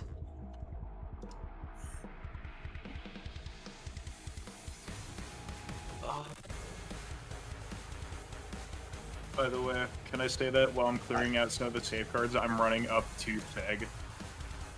Yeah. Okay. I guess I charge up another white beam and aim it towards his hands. Alright, you begin to charge up like a huge white beam. It begins to like circle around, electricity is forming around it. And while that happens, Mendasium is like coughing up like a ton of blood, and he looks over at Thamur and he says, "Thank you. Wouldn't have been able to do this without you." And then what am I thinking of? He also like says maximum output and like crushes his hand in vermilion flame, encompasses it. Okay. Can I join in on this? I'm gonna try to run up behind Spag, right? Mm-hmm.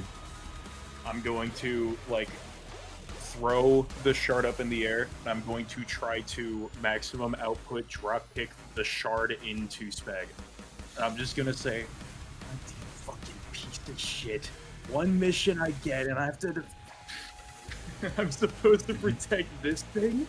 This isn't some low-level person that needs saving." What am I thinking of? After that happens, you take the thing,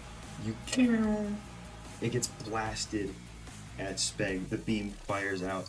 Mendasium takes his hand and he like holds it up, and a massive burst of vermilion flame causes the entire environmental area and the grass around it to be charred.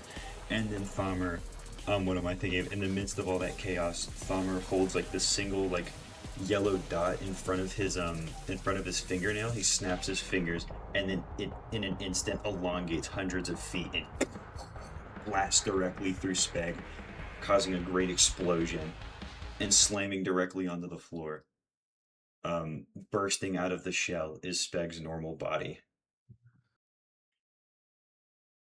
He slides on the floor, and after just like a couple of seconds, he manages to like slowly like get up.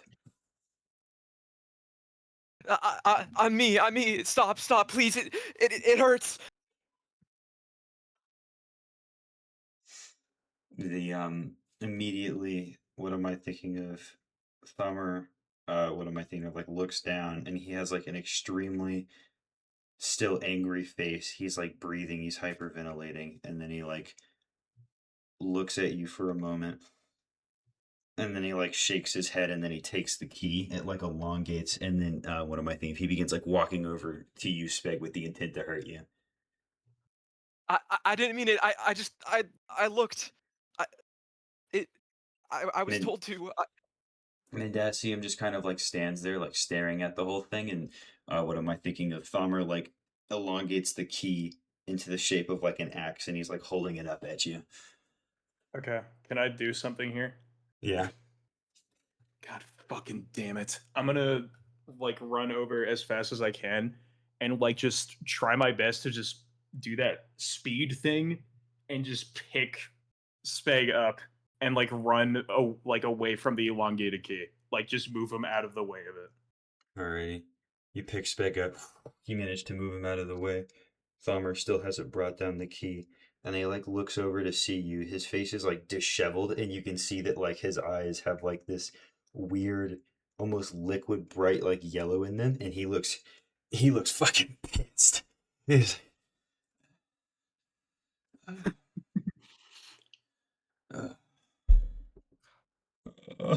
and he like drops the key and like falls down on his knees and starts to like cry a little bit. And Mendasium, like completely ambivalent, is like huddling his way over with like that huge hole in his stomach. Or that is like, it's like a decent sized hole in his stomach. And he like walks over, and he's coughing up blood, and he says, "Are you two all right?" Like I'm gonna like try my best to like stop running. Like I was completely prepared to just run all the way back to the flat with Spade. There's no need to fear. I'm sorry for the way that he acted. I knew that he was likely to show up and do something like that. He must understand he does not have a good past with that. I'm gonna like lean down, like I'm gonna kneel down for a sec, put Speg on the floor, stand back up, and say, "What, what the fuck, man?" He's like breathing like labored, and he says, I'm sorry that had to happen. It was, it is a very unfortunate timing, but there was nothing I could think to do. I observed your friend here, and I observed the object orbiting in the air. I thought I would have a bit more time. Truth be told, it is an inconvenience. But we're alive now, aren't we? I'm gonna like I'm gonna look over at the sword and I'm just gonna like kind of chill the fuck out for a second because I'm now coming to terms with the fact that that sword that is now shattered in 3 pieces on the ground literally could have been me like 2 minutes ago.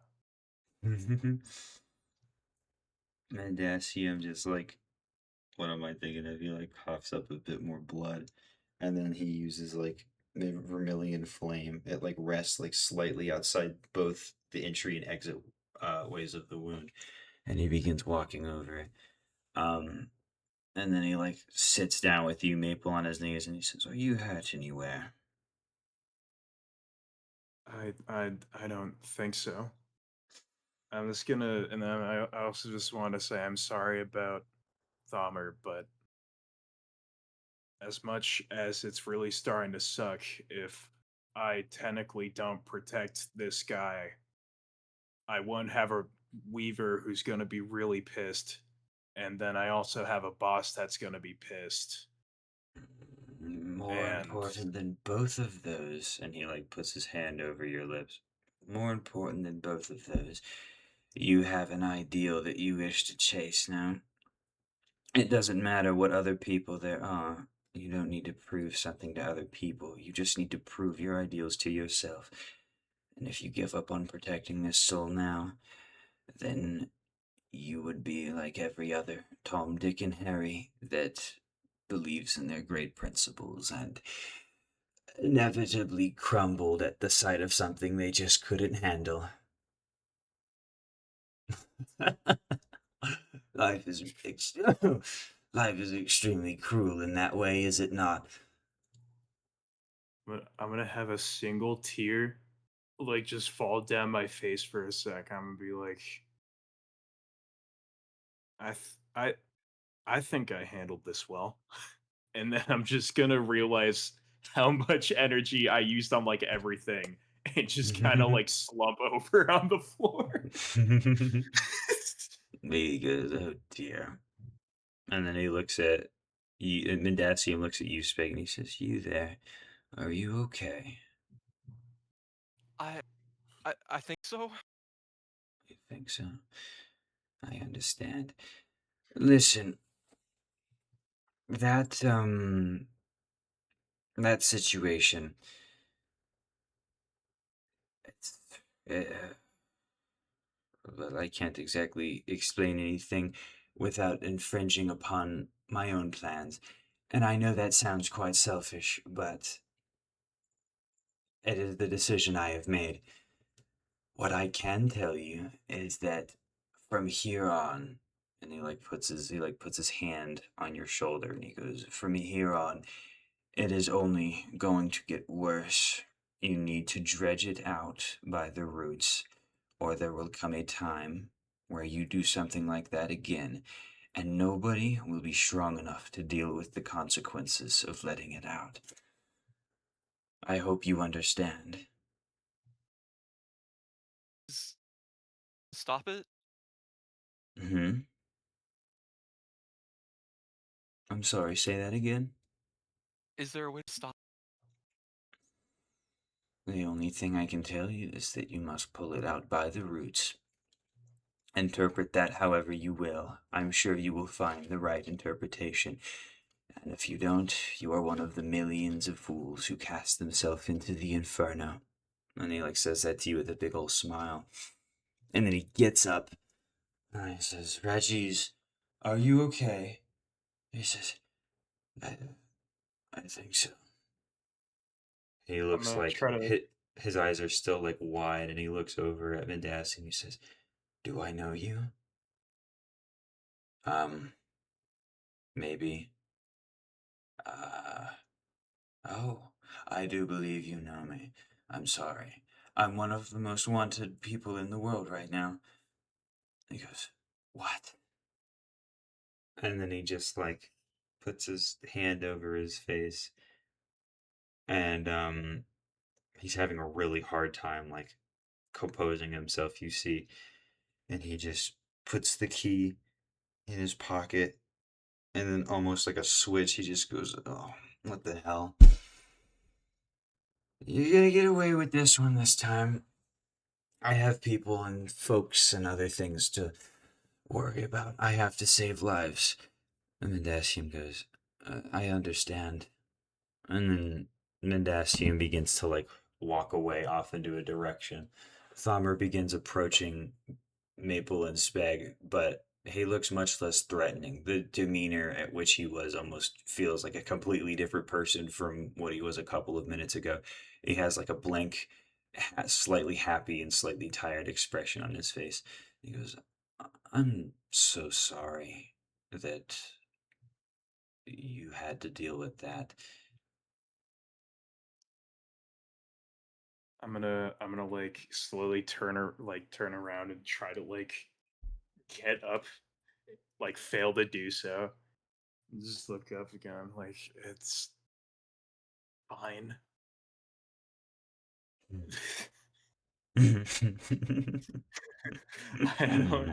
I don't know what else to say, man. He just what am I thinking of? You see, he cries a little bit, and then the tears on his face just kind of wipe away without any indicator at what actually did that. He goes, it's okay. You don't have to see anything. Oh, my bad. Why do I still have the British accent? It's okay. You don't have to say anything. And he looks down at you, Speg, and his face looks almost it looks like his face is full of grief and just tiredness. And then he holds his hand to help you up. I'll reach back and get picked up. Reach back, lifts you up, and he says, look, the Providence Star, it's close to ending. The town that I'm in is now safe. This has been an exceptionally bad night for all of us, so why don't we go get some sleep and think about what the future holds. I am terribly sorry once again. That I can't lie to you and say that I don't know where that came from. All I can say is that I just I wish I could help it. Me and you are similar in that regard. And he bumps you on the head slightly with his fist. It's a playful manner, Speg. And then he just laughs. And he says, okay. Okay. Yeah, I think I'm fine. You hear a drop on the floor, and you see that me laying down on my stomach trying to get up. There's just a puddle of tears there. Mm. And Do you two need? Mhm. I'm just sitting there mumbling stuff to about myself. You can make out maybe 4 words, and it's just something along the lines of job, protect, and clientele. And it's just a similar pattern of that just repeating over and over again. Bomber looks over at you with a neutral expression, and then it turns into a heavy exhale. into sadness, and then he looks over at you again, Speg, and then he says, I think it's best that you two go home and get some rest now. And then he puts his hand on your shoulder, Speg, and then he points off into the distance where your guys' like house is. And when you look over there, you see like a slightly dim, flickering yellow light. And it's what am I thinking of? You can now see a figure there wearing the same suit and pants combo as Thammer, but they're way more lanky. Their suit is much more ripped up, and their head is a light bulb, and they're just like very jaggedly like waving at you to come over. And he says, "If you follow him, you will make it home safely. That is the most I can do to protect you right now. If you ever feel like something like this is close to happening again, let me know, and I will be there to pull you out of it, hopefully."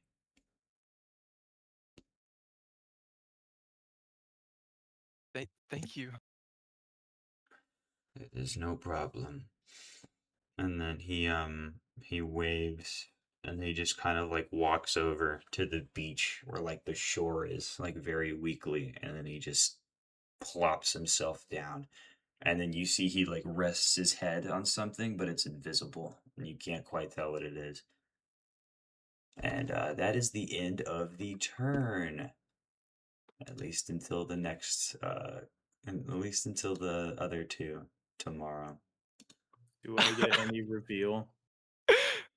Do I get to know what my order is called? And like I fucking crash out. I have a nonchalant lash out. The name of your ardor is Unconditional Love. Dude, I didn't get that.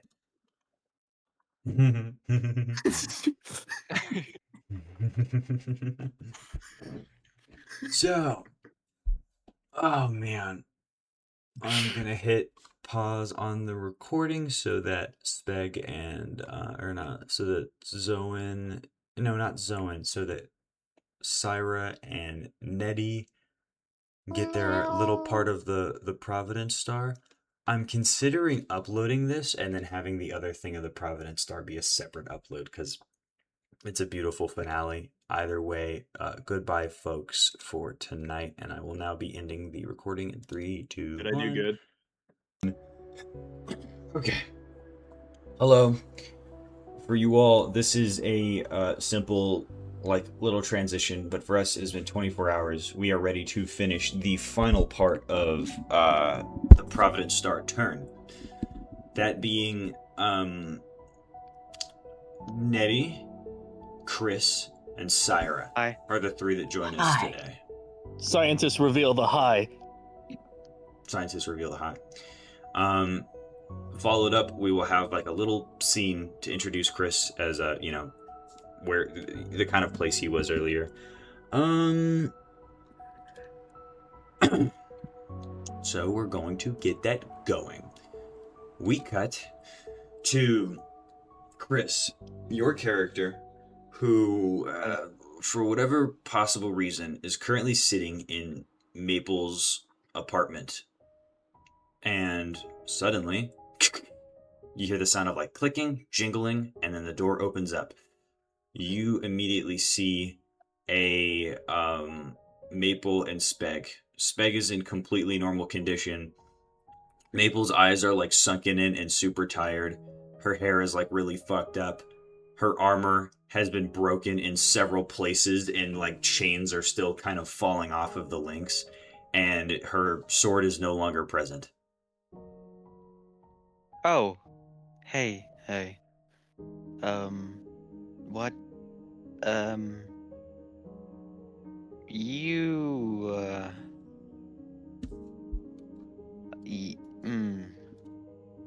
Yeah. Okay. Go. Bye. I'm just gonna stand up and walk away. Chris stands up, attempts to walk away. It's a studio apartment though, so he doesn't make it very far. You good? I stare blankly at Chris, and I shake my head. Hey, Is Maple Bria. there? Maple isn't there. I'm going to hit pause. Okay, the recording has started suddenly because Maple has realized that she's cognitive. I have hit play now. Yeah, my bad. No, you're good, bro. But yeah, anyways, you were at the apartment. Speg is standing next to you. Chris was like awkwardly walking away for just a second. You're the most fucked up looking. Speg is just like blankly staring. And Chris is here. Hey, Bria,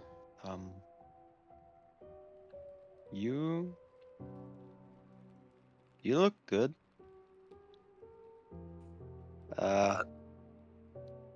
Can't say the same about, Autumn. I'm gonna look over at, like, I've been kind of just staring down at the floor for a while. I'm just gonna stare, like, I'm gonna move my gaze over to Chris, and I'm just gonna say, what the fuck did you pick up?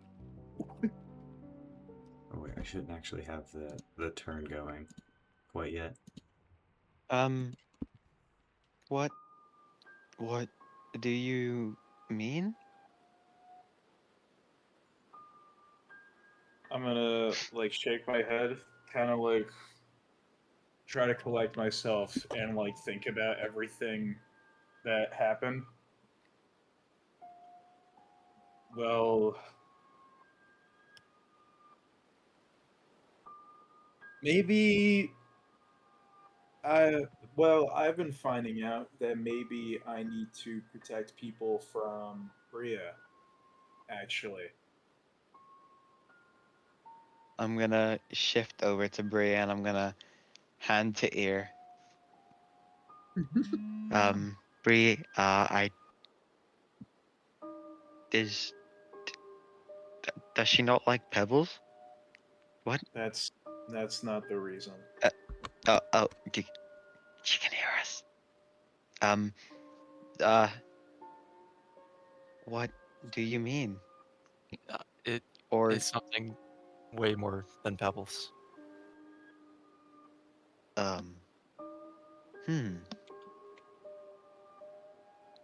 Did you punch Autumn?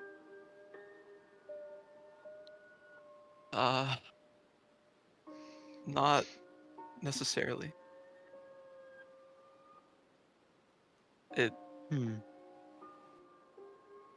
I'm gonna go lay down. Yeah, you two, go do that. Do that. Yeah.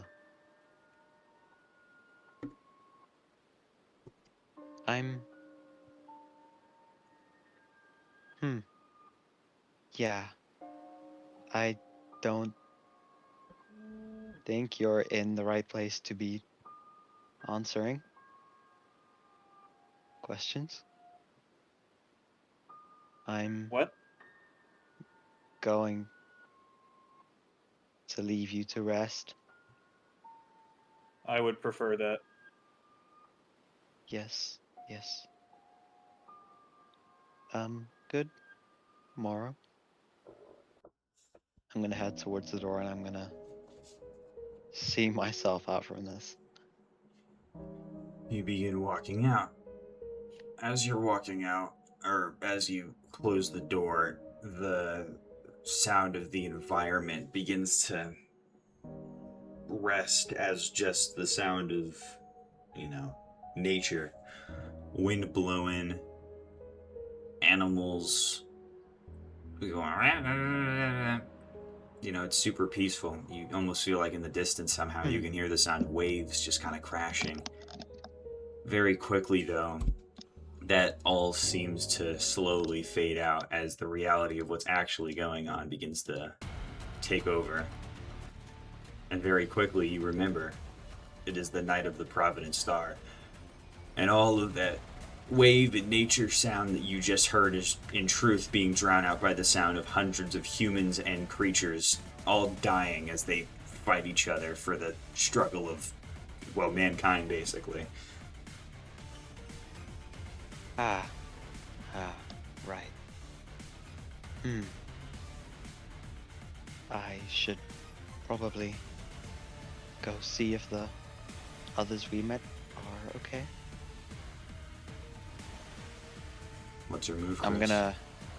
gonna take a stroll outside, slowly walking towards where that, the last thing I remember was that door. So I'm gonna walk back to that door that we're all standing at. Oh, that's at the Monster Hunter capital. That's very far away from where you are. Oh, right, yeah, right. Shit. I'm just gonna take a stroll outside. You begin to take a stroll outside in hopes of finding them. As you begin looking around, you can hear a sound of distinctly like louder footsteps, and you can see just like waving side to side with like a slightly like disgruntled complexion is Thamer, who has made it here after after like about an hour ago. And you see he just has a big like sigh on his face, and then as soon as he notices you, Chris, he goes, "Oh," and then he just smiles again, and he's like, "Hello there." Oh, hello. Hey. You doing okay? Okay. Oh, me? Yes, I'm doing fine. I was just wondering. I wasn't wondering. I know where I'm going. I was making my way to the battlefield. My apologies. No worries. Where exactly is that? Well, that would be where all the noise is coming, over yonder. And then he just like puts his head above his eyes and he looks up, and you can see the fires and hear the sound of the clashing and the sparks and the magic like flying up through the air. It's happening all at the shore, at the docks.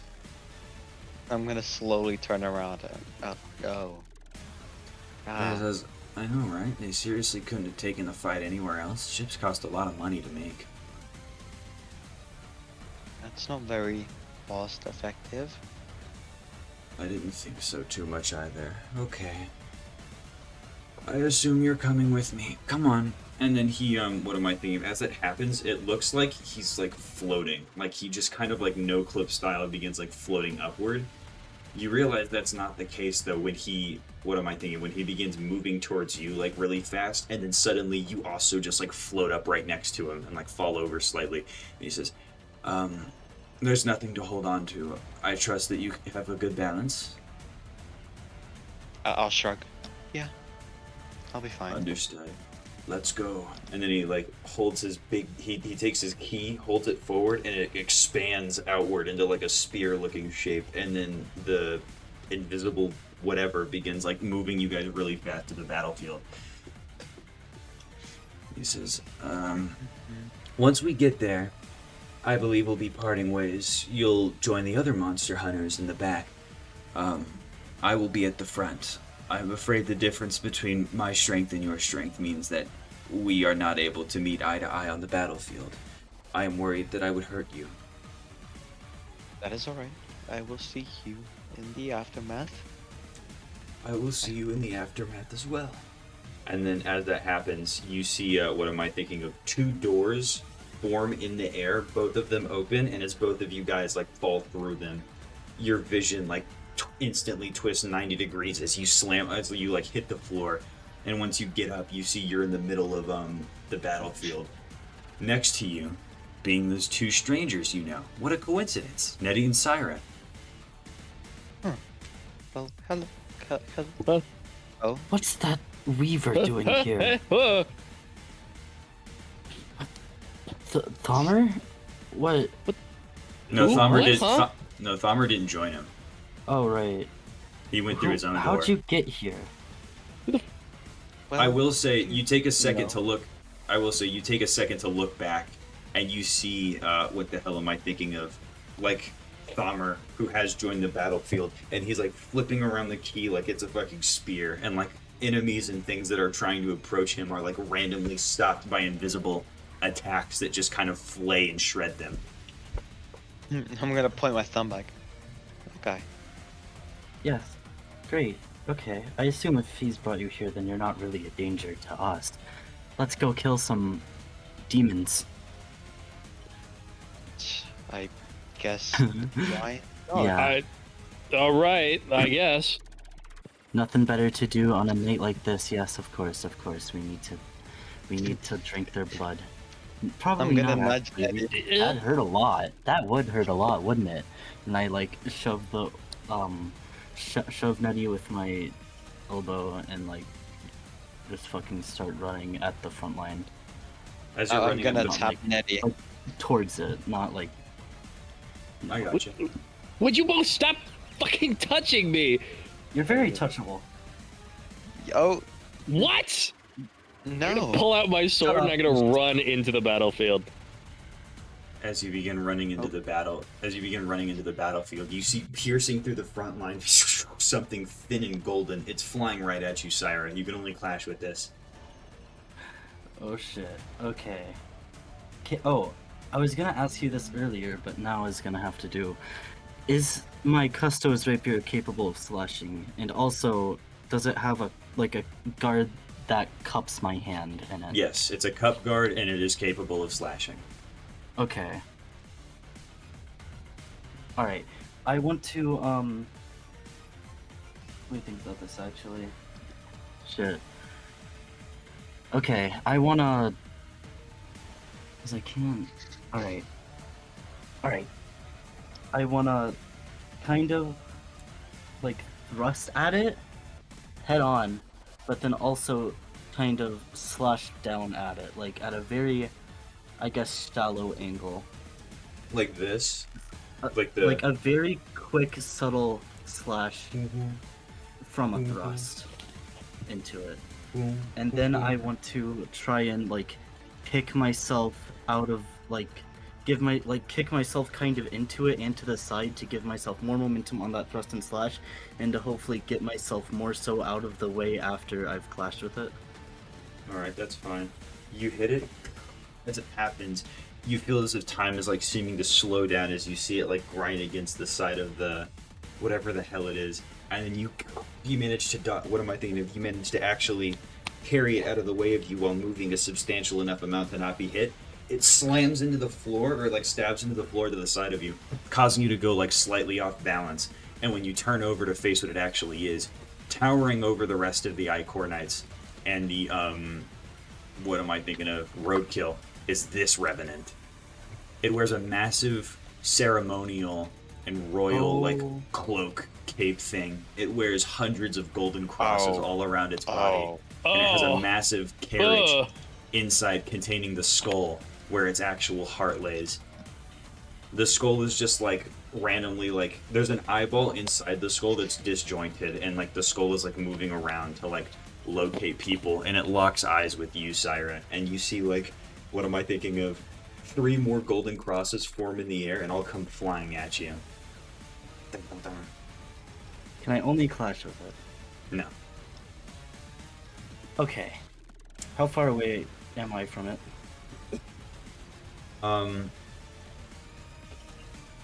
They're like 30 feet from you. Okay, shit. And is that golden cross still on the floor? Yes, but it's really tall and really large. Right, okay. This creature's probably finally, like 30 feet tall. Finally, how far, like, are there any other monster hunters nearby? Like, where in the front line am I? There's a couple fighting. You guys are in like this little like mosh pit area where like encircled around you are, what am I thinking of, several green and blue monster hunters that have all tried to develop like a makeshift phalanx, and they're just like holding this line with several well-wrought like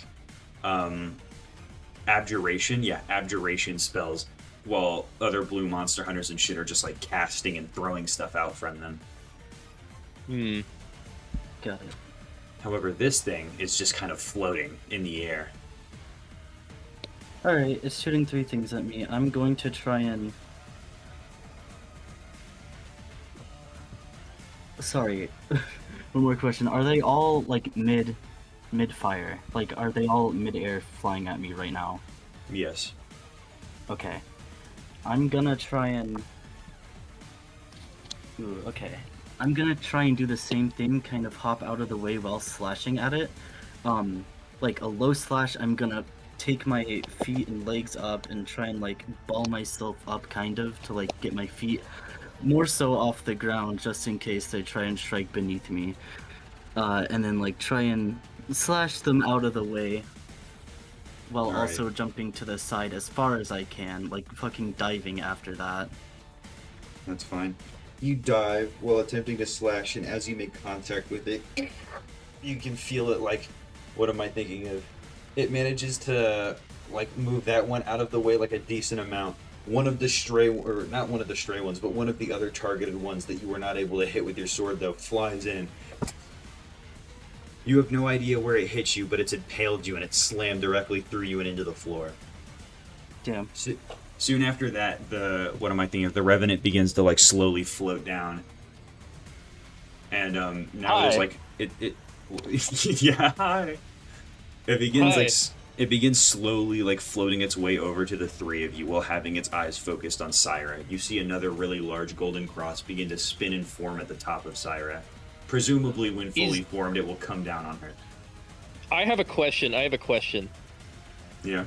Is one of the golden crosses that have slammed into the ground like stabbed into it sideways? Just slightly, yeah, at like a decent angle. The first one Cool. that Syra I have a fucking bullshit idea. Yeah. I'm going to try and sort of drop kick that golden cross to try and make it bend enough to sort of fucking catapult me directly at the large Revenant, and I'm gonna hold my sword out to try and stab into its head. All right. And if I land, I'm going to flip back off of it. Is Chris there? Yeah, I'm here. Oh, okay. Are you gonna do anything? I was kind of waiting for everyone else to do their thing. I wanted to do something this whole time. Well, I was gonna say, yeah, Nettie's running over to do the drop kick setup. What are you doing, Chris? So while I've got 2 distractors over there, I'm gonna reel back. I'm gonna take out my trusty pike from my cloak, and I'm gonna reel my arm back, and I'm aiming straight for the eye in the skull. Alrighty. Nettie, you set up to do the drop kick.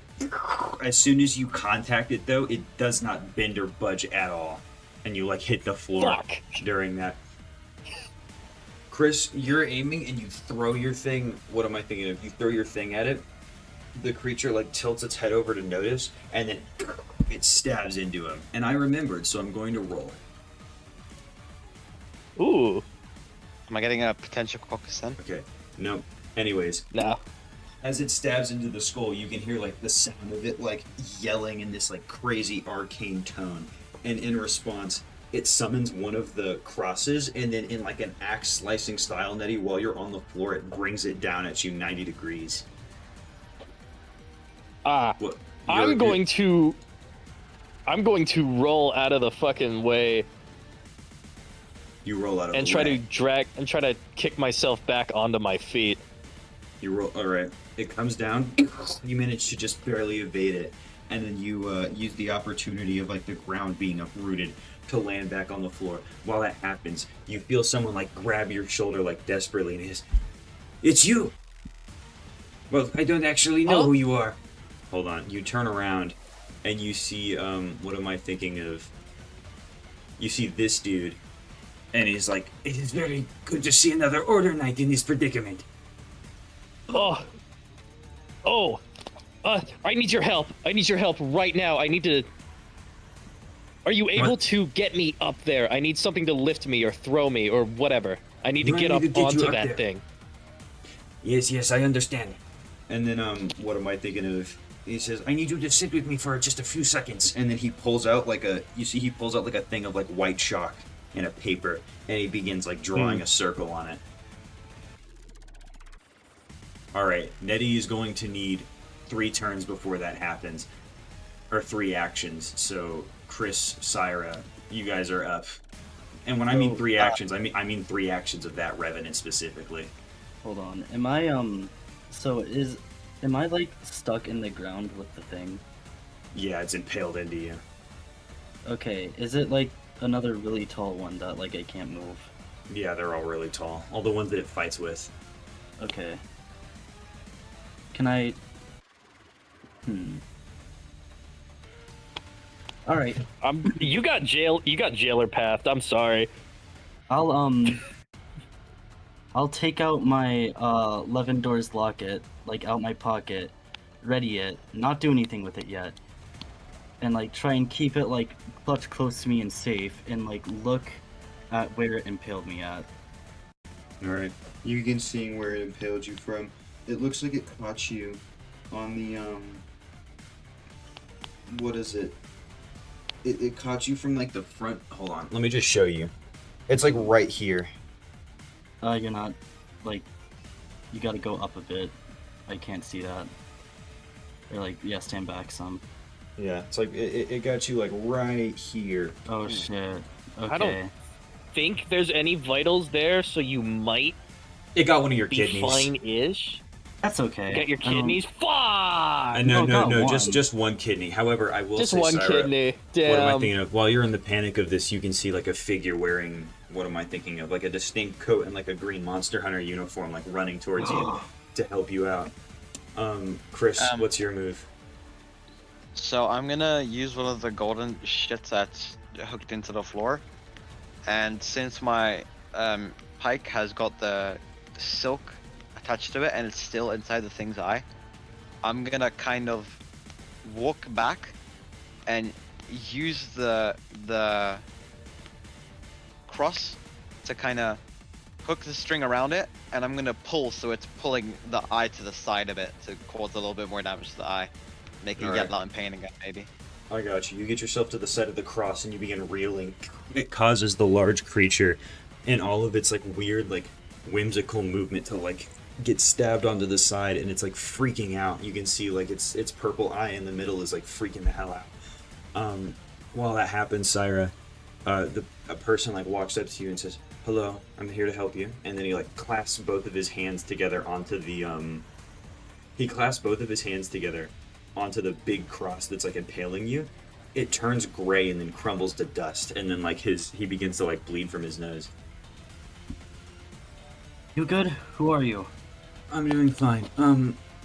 I am hardly the matter right now. You need to help your friend out there who is fighting with that thing. I will do my best to help out as well. And then you see he, what am I thinking of? You see he like pulls from his big coat like a vial, and when he cracks it, a bunch of these like ambient colors begin floating around in liquid around his hand. Oh. All right. Nettie, meanwhile, while you're over there, the dude who's like with you is like panicking, just like trying to draw as many like runes on this fucking circle as he can. Do you need any help with that? I don't think so. If you draw anything, it might fuck it up. All right. How much longer? I'm almost finished. All right. Chris, soon after, what am I thinking of? You're still like continuing to reel the thing in. You see like an assortment of like little golden crosses come out of one of its like comes out of its huge red cloak in the shape of a hand, like crudely put together, and then it locks onto the what am I thinking of? It locks onto like the string, and it begins like pulling back, and immediately you feel the cross that's like embedded to the ground that you're hooking it around. You immediately like hit your stomach on it as it's like trying to pull you. I'm gonna like triple dagger fan my 3 throwing knives towards its. I'm looking to hit the middle one, also into its eye, but I know that there's also an empty socket, so I'm gonna aim to get one hooked inside of the empty socket in his skull, one into his eye, and then the other one just it can miss. That one's whatever. That's fine. You throw the 3 of them.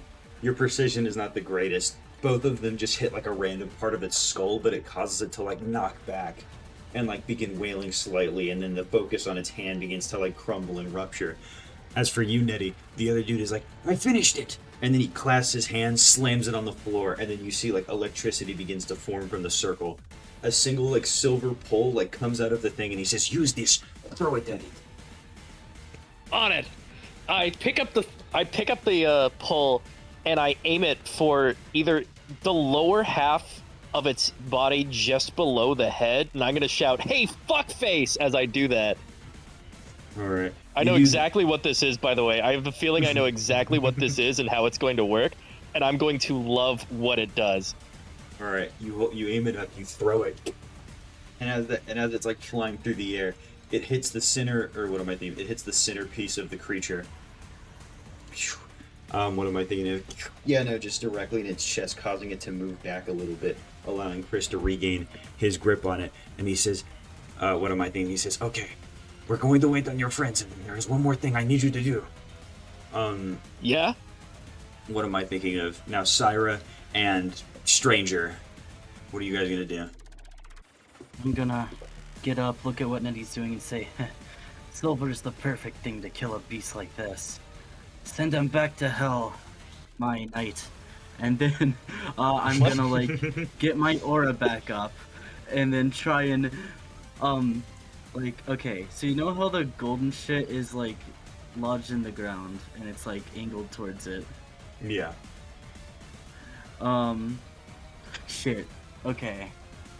I'm gonna tell you what I'm thinking of doing, but I don't know if I want to do it. I wanted to run up the thing and then jump off of it and try and get onto the thing and stab its skull. You can give but it a I shot. think it's way too far away for that. The stranger like looks at you with eyes, he has a big smile, and he says, that is an incredibly intelligent idea. Here, have this. And then what am I thinking of? And then you see he holds his hand up, and then his entire hand is like smeared in this like yellow paint, and then he splashes it on the floor, and it forms into the same cross at an angular position so that you can jump up and go to it. Perfect. Thank you, my mystery man. I've got an idea. Then I start Syra? like pressing it up there. Yeah? I've got a fucking crazy idea. Just wait until your next turn to follow through with the attack. Okay, can I triple team onto this? Right now. Yeah. What do you do? Well, you're the one holding it down right now. What do you plan on doing? I'm gonna use the, like, you know when you're pulling something and like you put your legs up on something as support and then you just start pulling even harder. Yeah. I'm gonna like put my legs up on the cross, and I'm gonna pull harder to pull forward so that there's more of like an opening straight to the head, so he like leans forward. It's fine. You set up, get yourself right, and then you pull forward with your legs on it, and as it's happening, you can hear the creature screaming even louder. Blood is starting to drip out of its skull. Syra, as you, what the hell am I thinking of? As you jump up, you land on its back, and then what am I thinking of? The Order Knight looks at you, Ned, and he says, I need you to put your hands together, now. I'm gonna put my hands together. You clasp your hands As he together, and says. as that happens, you what am I thinking of? Suddenly, you swap positions with the rod that you were at, and it is expired. I'm going to grasp the cloak now, because I feel like I would know exactly what this is, considering I'm an Ordered Knight. It's a very common spell used by them. Yeah, I love Rod of Narsa. Thank you, Rod of Narsa. I'm going to grasp the cloak, drag myself back up to its other shoulder with Syra, and Syra, I want us to both stab our swords directly into its skull in a cross shape. Got it. Alright. I'm gonna climb up its back, try and get like around its fucking like box crown with the skull in it, and then just like, what do you mean in a cross shape, by the way? Like in an X, like we're both gonna stab our blades down into its skull, and it forms like an X, and it's gonna be cool as fuck. Yeah. All right, let's do that. Nettie, you're coming up here with me. I'm gonna stab it down vertical. No, yeah, horizontally. You do it vertically. Alrighty. You guys aim, what am I thinking? You guys both aim your weapons to do that. The creature tugs back a little bit, and you guys almost lose your form. But while that's happening, the stranger walks up to you, Chris, And you, what am I thinking? You get this cold feeling. He splashes this blue color on your back, and it turns into wings. And then you like flap backwards, causing it to completely explode causing it to completely expose the creature's like skull head. And then both of you guys stab your blades in. This one is Syra. This one is Nettie. All right, both of you guys stab it into its head. And as that happens, blood begins to immediately burst from the skull. The creature is struggling to stay together as it's like screeching, and then its head completely pops, and then its cloak just kind of settles on the floor. Does that have any? Yes! Can I do a final thing? We did it! Huh? What's your final thing? Also, your wings are beginning to like drip down. Since I've still got the hold on part of its head, can I just like reel back my pike with the eyeball? Yeah, you can do that. You can. Oh wait, you want the eye? That's ironic. The eye is actually a relic. Oh, sweet. What? Mine. You take the eye. You ever what the hell is it called? I believe it is called, yeah, Gold Never Cross Eye. I'm going to put that in your little reward fucking cubby for the end of this. Is its blood Icorian? Like, will it kill us? Its blood is not Icor. No, it's not an Icor name. Oh my god, my camera is unfocusing so badly. What happened to me? At least you have it turned into the blur. I don't know. It just does that. Okay, I guess it doesn't matter anyways. Anywho, the creature has been brought down, and for a moment, everybody is relieved for just a second. Oh fuck! I realize I forgot to start the turn timer, so we'll have a couple more scenes for you guys. Yeah. But yeah. Either way, as that happens, or as you like begin to as like the creature like cracks open and like the Ordered Knight is taking a deep breath, and the stranger is also just kind of like, oh, that took so much out of me. What am I thinking of? Oh wait, no, he's not supposed to have a British accent. It's just supposed to be like a soft gay voice. I'll do better at that. My mother is calling me. Hold on, we're gonna hit break real quick.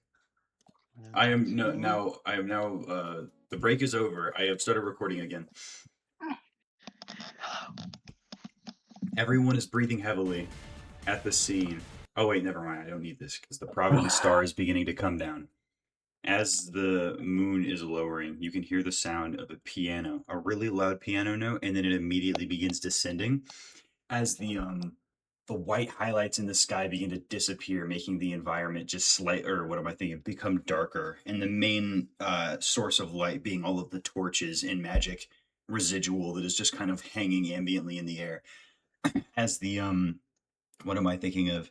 As the white, crazy, like childlike star slowly fades, or it doesn't fade, it gets smaller and smaller and smaller until it is a singular little white dot on the moon, and then it blips out. Everyone is breathing heavily. Monster hunters are breathing heavily. You can still hear the sound of some of them like yelling and screaming because of the damage that was done to them. And all of the revenants that were fighting, like as soon as the star disappeared, like they tilted their head down, they turned like pitch black, and then they just poofed into smoke. Wow. I'm gonna like do a deep inhale and go, my favorite. Got a little whiskey. No, I didn't actually. The Order Knight walks up. The Order Knight walks up to you, Ned, and he goes, "Are you okay?" Oh yeah, don't worry, I'm fine. Are you good? That is amazing to hear. I am terrified for my life, but we did pretty good. And he just chuckles to himself, and he pulls out one of his cigarettes, and then he has a smoke. You see that the cigarette has no well, actually, this is a classic Order Knight custom.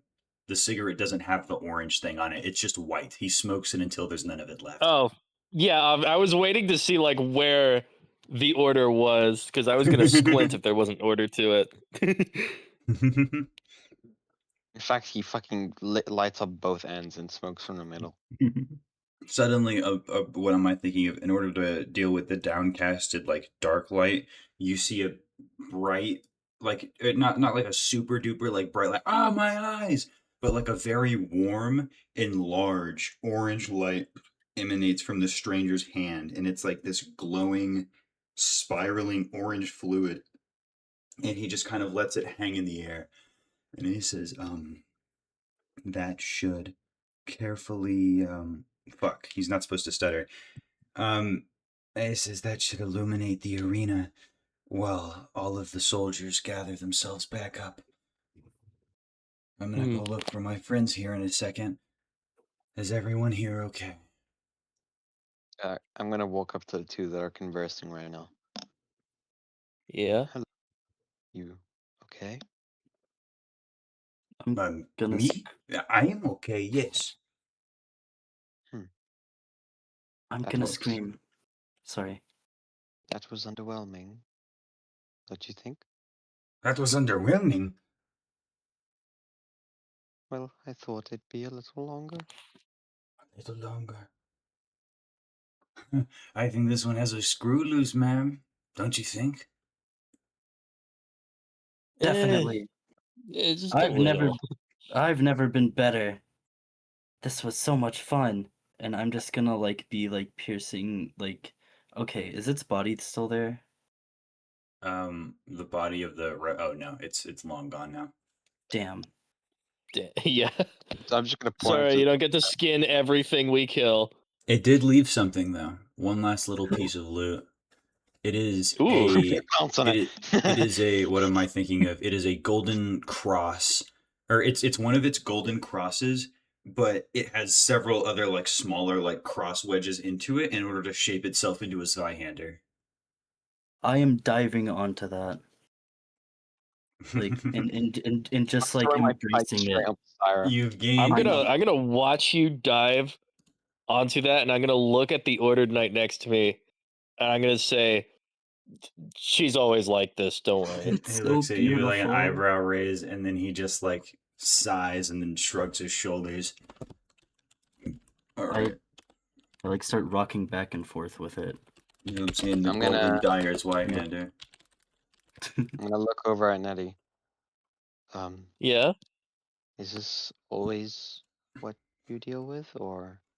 Huh? Oh well. Very thing. Her? You know. Yeah. No. She's just like that. I don't really. Oh. I've grown a little accustomed to it. Do you The associate stranger, or? the stranger walks up to you. By the way, oh wait, hold on. Yeah, let this happen. She's my. I don't know what she is. She just wanted an interview with me, and we've kind of still been in that interview kind of trip, you know? You sure you're not just being used?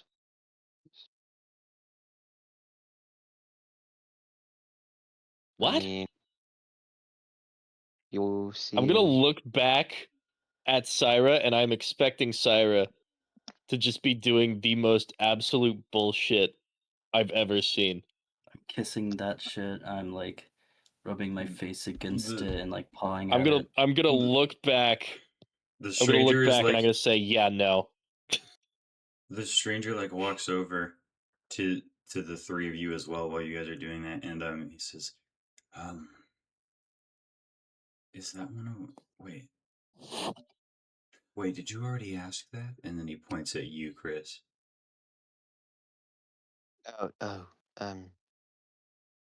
Well, yes. Yeah, I have. Oh, I understand. Yeah, I don't know what,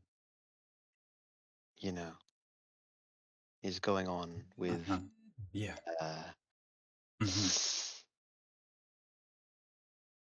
I'm gonna like start walking up to them with like the sword dragging behind me, like fucking Artorias or something. He looks so. He tilts his head over to see you, and he goes, "Ma'am, are you all right?" I'm great. And then I like start coughing up a bunch of blood onto the new sword and like start wiping it off with my shirt. Oh my. Okay, hold on. Just a moment. He looks around in like his like he's got like a purse with him. You see he pulls out like a thing of aloe vera. He clasps his hand on it and the aloe vera turns colorless and then a green what am I thinking of? And then the color of the aloe vera like rests at the center of his palm. Puts it on both of his fingers and he begins like rubbing it on like your neck and like other parts where your body are like injured. He says, "For now, this is the best." He says, "For now, this is the best I can do. I wish I brought, um, maybe stem cells or something, but I just didn't have the time to get them. My How friend can was really adamant on arriving at the Providence Star parade preparation thing as soon as possible. Who's your friend? My friend, um, it's very hard to miss him. He looks like a dreamer. He's quite whimsical. Doesn't look like he's in it all the time. Really, really he calls himself a ladies' man, but I doubt he is at all. I haven't seen him with a single lady since me and him have gotten together. Not since what was her name? I don't remember. It's not important. I'm going on off on a tangent again. Anyways, your wounds should heal as long as you rest and probably visit a professional with a better healing agent than fucking aloe vera. But you should be good for now. And then the rest of the color of the aloe vera, he just like crushes with his hand and it just kind of soaks into him. Wow. If you're gonna touch me like that, at least tell me your name. I did not. Whoa, it was not a flirtatious gesture. I was just trying to help you, ma'am. I'm only kidding. I am curious though. Oh, okay. He like, what the hell am I thinking of? He like takes his hood off, like rustles his hair around. He's like, you can call me Alexi. Wow, what a nice name. I hope I hear it some more in the future. It would be cool, actually, while I'm here, since you folks seem like such nice people, and he's looking at all of you guys. Um, he says, if you're willing to, hold on, and he like looks around his jar, or he looks around his bag, and he finds a jar. It's got like a thing written on it, and he says, I'm supposed to be going around and collecting donations for the uh, what is it? It's research into curing ardor poisoning. My mother has fallen ill with it, and it's in the early stages, so she's likely to beat it because it's one of the easier variants of ardor poisoning. But still, I wanted to show her just how much I care, so I've been going around collecting donations and bringing them to Helvetica Industries for their what was it? Their subsection for research in ardor poisoning and finding potential cures. So if you could donate, you don't have to at all, but the option is there. Oh, I think I dealt with a very minor version of that before. Maybe not, but it was really Here, scary. let me just. I'm gonna shuffle in my pockets, and I'm gonna pull out 50 chromer, and I'm gonna place it in whatever thing he's holding out to I hold want money in. to donate 342. 142. I'm a little broke damn. at the moment. I have absolutely nothing, but I will be asking him where I can donate in the future. He says, you can just go to Helvetica Industries. Thank you guys so much. I was told if I raise enough money too, I can, Helvetica will, what did he say? He'll help my mother and we'll get a surgery to have like the ardor hopefully removed from her. I'm not sure how it works, but I'm hoping that this will lead to something. My family has had a really big problem with ardor poisoning. All of our ardors are far too powerful by themselves, and it can be very destructive. So, hopefully, this surgery and all this donation money for research does something. And you all have contributed to that just by being here. Of course. Very much I hope, for your sake and for your family's sake, that you will all be safe, regardless of this underlying problem. Of course. Thank you all so much again. I have to get going. My friends are probably worried sick of me. And you hear a dude immediately in response, as if he was right next to him. Yes, where have you been? You can hear the sound of like a guitar strum, and then in like a burst of like this like fairy pixie dust. Right next to him is this guy in general. Holy shit! December Oh my holiday. god. The man I like appears this to be. Oh my god. The man appears to be a skeleton. He wears a bright yellowish, whitish, almost Western, but definitely more Hispanic oriented, what is it, like garb. He carries with him a stringed, bright orange guitar, and he has it looks like a serviceable sword on the side of his hip. He wears a very long, hat, or the brim on it is very long, but it's white, and it also has like a decently tall top part of it with wraps around it. And he says, "Alexi, we must go. Gaffordite is waiting for you." And he says, One more Did thing, he get into trouble?" And he like turns over to face you, sir, and he says, "Yes." I'd be careful dealing with Helvetica. It's obvious that he's not all he seems to be, but it might be a little more than anyone thinks. Well, he seems to be. Helvetica is one of the most powerful people in the world, and I know it's been proven by our history books too, that absolute power corrupts absolutely. But I mean, look at the White Monster Hunters, look at Macklemore. Certainly Helvetica can also be trustworthy. And then the skeleton dude, like, grasps him on the shoulder and he says, "You're thinking too much, man. You cannot do all this expose. We must go." And then he goes, "Oh, you're right. Goodbye, guys." And then him and the skeleton dude turn around and begin to walk away. I'm gonna like pull out the VHS and just look at it for a second. You're just And then, staring like, ambiently. look around in case I see anyone. Like, hold on, who else is the other Order Knights there? But I guess I'd be looking for Thalmer, actually, now that that's popped into my mind again, the VHS. I was going to bring Thalmer up.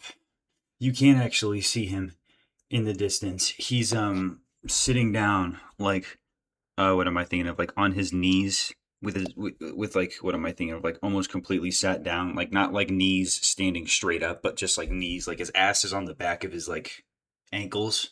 Oh yeah. That kind of like sitting down. Squatting And and sitting.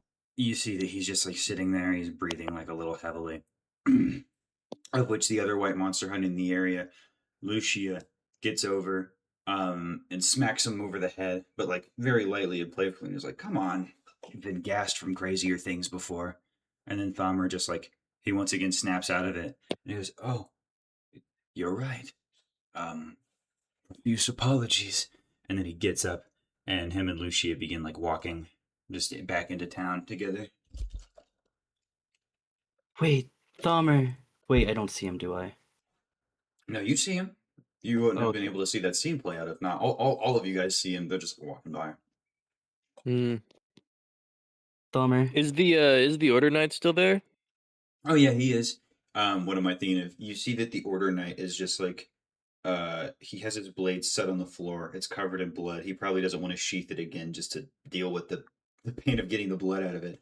And then he's looking at, what am I thinking of? He's analyzing like a journal and attempting to like get rid of any like things that might have been marked on that. And the journal contains like a bunch of well-rotten rituals that he knows. Anyway, sorry. What were you I'm gonna going say? to. Oh wait, go ahead, Yeah. Liddy. Yeah, go ahead. I'm gonna walk over to him, and I'm going to kind of tug his little shoal a bit, and I'm gonna ask him, "Where did you learn how to make those rods again?" Oh, where did I learn how to make those rods? Ooh, hold on, I'm getting the fucking accents mixed up. Yeah, Where did I learn how to- you were the I skeleton was for the a second. skeleton. My bad, bro. Where did I learn how to make those rods? I made them. Were you ever a part of the Did you ever take any of the Wilrod lessons at the what is it? What is the name of our school? I haven't been there in a very long time. It is taking some time on me. Go to, either way. You go to the school, and you will see what class is it? I believe it is a class regarding spatial manipulation and telekinesis. That's where I learned how to make the rod. Oh, thank you, thank you. I'll Is no probably head issue. there later this month. Understood. It can be a little tricky, especially if you've never done well read before. So, just do not expect to get it immediately. Mm-hmm. Thank you. Anywho, no problem. I have to go now. I promised the buddy that if I made it back, I would pay for his food. Can't break those promises, can we? No, I am indebted to him until I fulfill this. It is not shit to smile about. Sorry. No, it's okay. And then he begins walking. Okay, what were you gonna say to Thomer, Syra? I have a gift for you, Thalmer. It's relating to potentially very old information on Helvetica. The archivist, as well, I've tried a When bit, you and when I you haven't. say keywords like Helvetica, he like looks at you and then like as soon as you say Helvetica, you see him like even if it was just like a little bit, he like flinches for a moment and he says, "What? What is it?" So, in the deep archives, I found a cathedral with this VHS on it that seems to depict a battle from the old world, as I've came to find out from other archivists. We don't know anything else about it, but I'll give it to you and see if you and your monster hunters can do anything with it. All I ask in return is that you share what information you do learn with me and the archivists. He closes his eyes and he gives a big old smile and he goes, Well, I can't guarantee that I'll be able to crack it, but I'll give it my best." That's all right. Thank you. He's a big I smile and he says, "Of course. Do not worry. Expect a note from us in the mail, most likely." all right. Nice And pleasure then, doing business with you. of course. And then you see Lucia. She's in the background. She's like, "Thalmer," and he's like, "Oh, hold on," or not hold on. He's like, "I have to go now. Goodbye." And then he walks away. And Lucia. Goodbye. And then, does he salute me? You said. Huh? No. Monster Okay. Hunters do not have a salute. They probably should, but I never wrote one into them. The That's Order alright. Knights have a I can- salute, and the Tezanumis have a salute. The Helvetica Industries Phobos have a salute. Do you want to know what their salute is? What? Wildly screaming and causing black sludge display everywhere. Wait, that's tough. No, it isn't really. It's just like a signature thing. It's like a form of communication. All right, Nettie. I'm gonna pick up my sword and start dragging it very slowly towards my apartment. Actually, you know what? I could just take it to the archives, dude. It's not Do very you need heavy. help carrying that? Well, it's not. I was gonna say, I think, Syra, it's not very heavy. But it's made Yeah, of it's gold. like it's Veyhander sized. Hell, it's me sized. It looks gold, but it's not like made of gold. Like it looks almost kind of like the you know the weapon you get in Elden Ring where it's the fists and it's like the faith ones where it's like the the rods. It looks like that. Like it's spectral and almost a little see-through. But no, it's made of like supernatural energy. It's definitely not very heavy for you. Do you want me to carry that for I you? noticed that, and I just pick it up with one hand. No, I think I've got it now. All right, I'm going to wipe the edge of my blade on the bloodied I'm just wipe the blood of my blade off on the edge of my hilt before sheathing it. Understood. No, you're setting up. You're doing that. Chris, what are you doing? I'm gonna pocket I'm gonna put it probably in one of the millions of pockets in my cloak. The eyeball I got, I'll just I'll try to swish the blood off my pike, and I will. I've not got much to do. I'll just sit down. You sit down. While you're sitting down, what the hell am I thinking of? You're just sitting down, darting around, seeing different people. Just walk around and do all this stuff. There's one that particularly catches your attention, even if it's just for like a second. You couldn't help but notice a really big dude over there, and everyone's just kind of pretending like he doesn't exist. But you see him clear as day. You can't tell if he's just standing at the beach, or he's like actually like floating on top of the water. Their silhouette is completely black. It's huge, like not like as big as the Revenant you just fought, but like maybe 10 feet tall, huge. It has like a yellow accent to it and some sort of like crown at the top. But the feeling it gives you is very alluring. I'm gonna slowly get up and start approaching it, just like with zero regard to anything around me. You slowly begin to approach it. And as you're walking towards it, you bump into a monster hunter.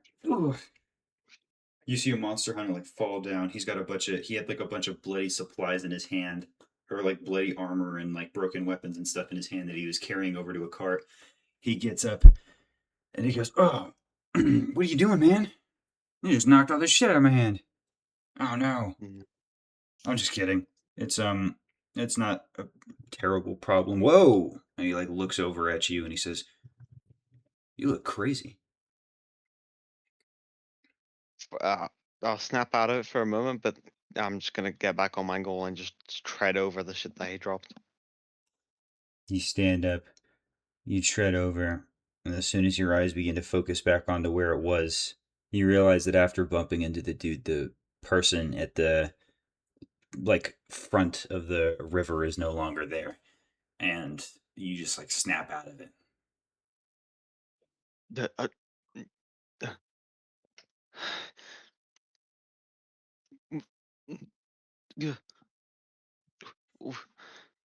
A monster hunter like walks over, looks at you, and is like, "Hey, you okay, sir?" Yeah. Yes, I'm okay. "Okay, I got you." He like begins to like he pulls out his backpack and he begins to like shuffle around, and then he pulls out like an inhaler and he's like, "Take this if you need."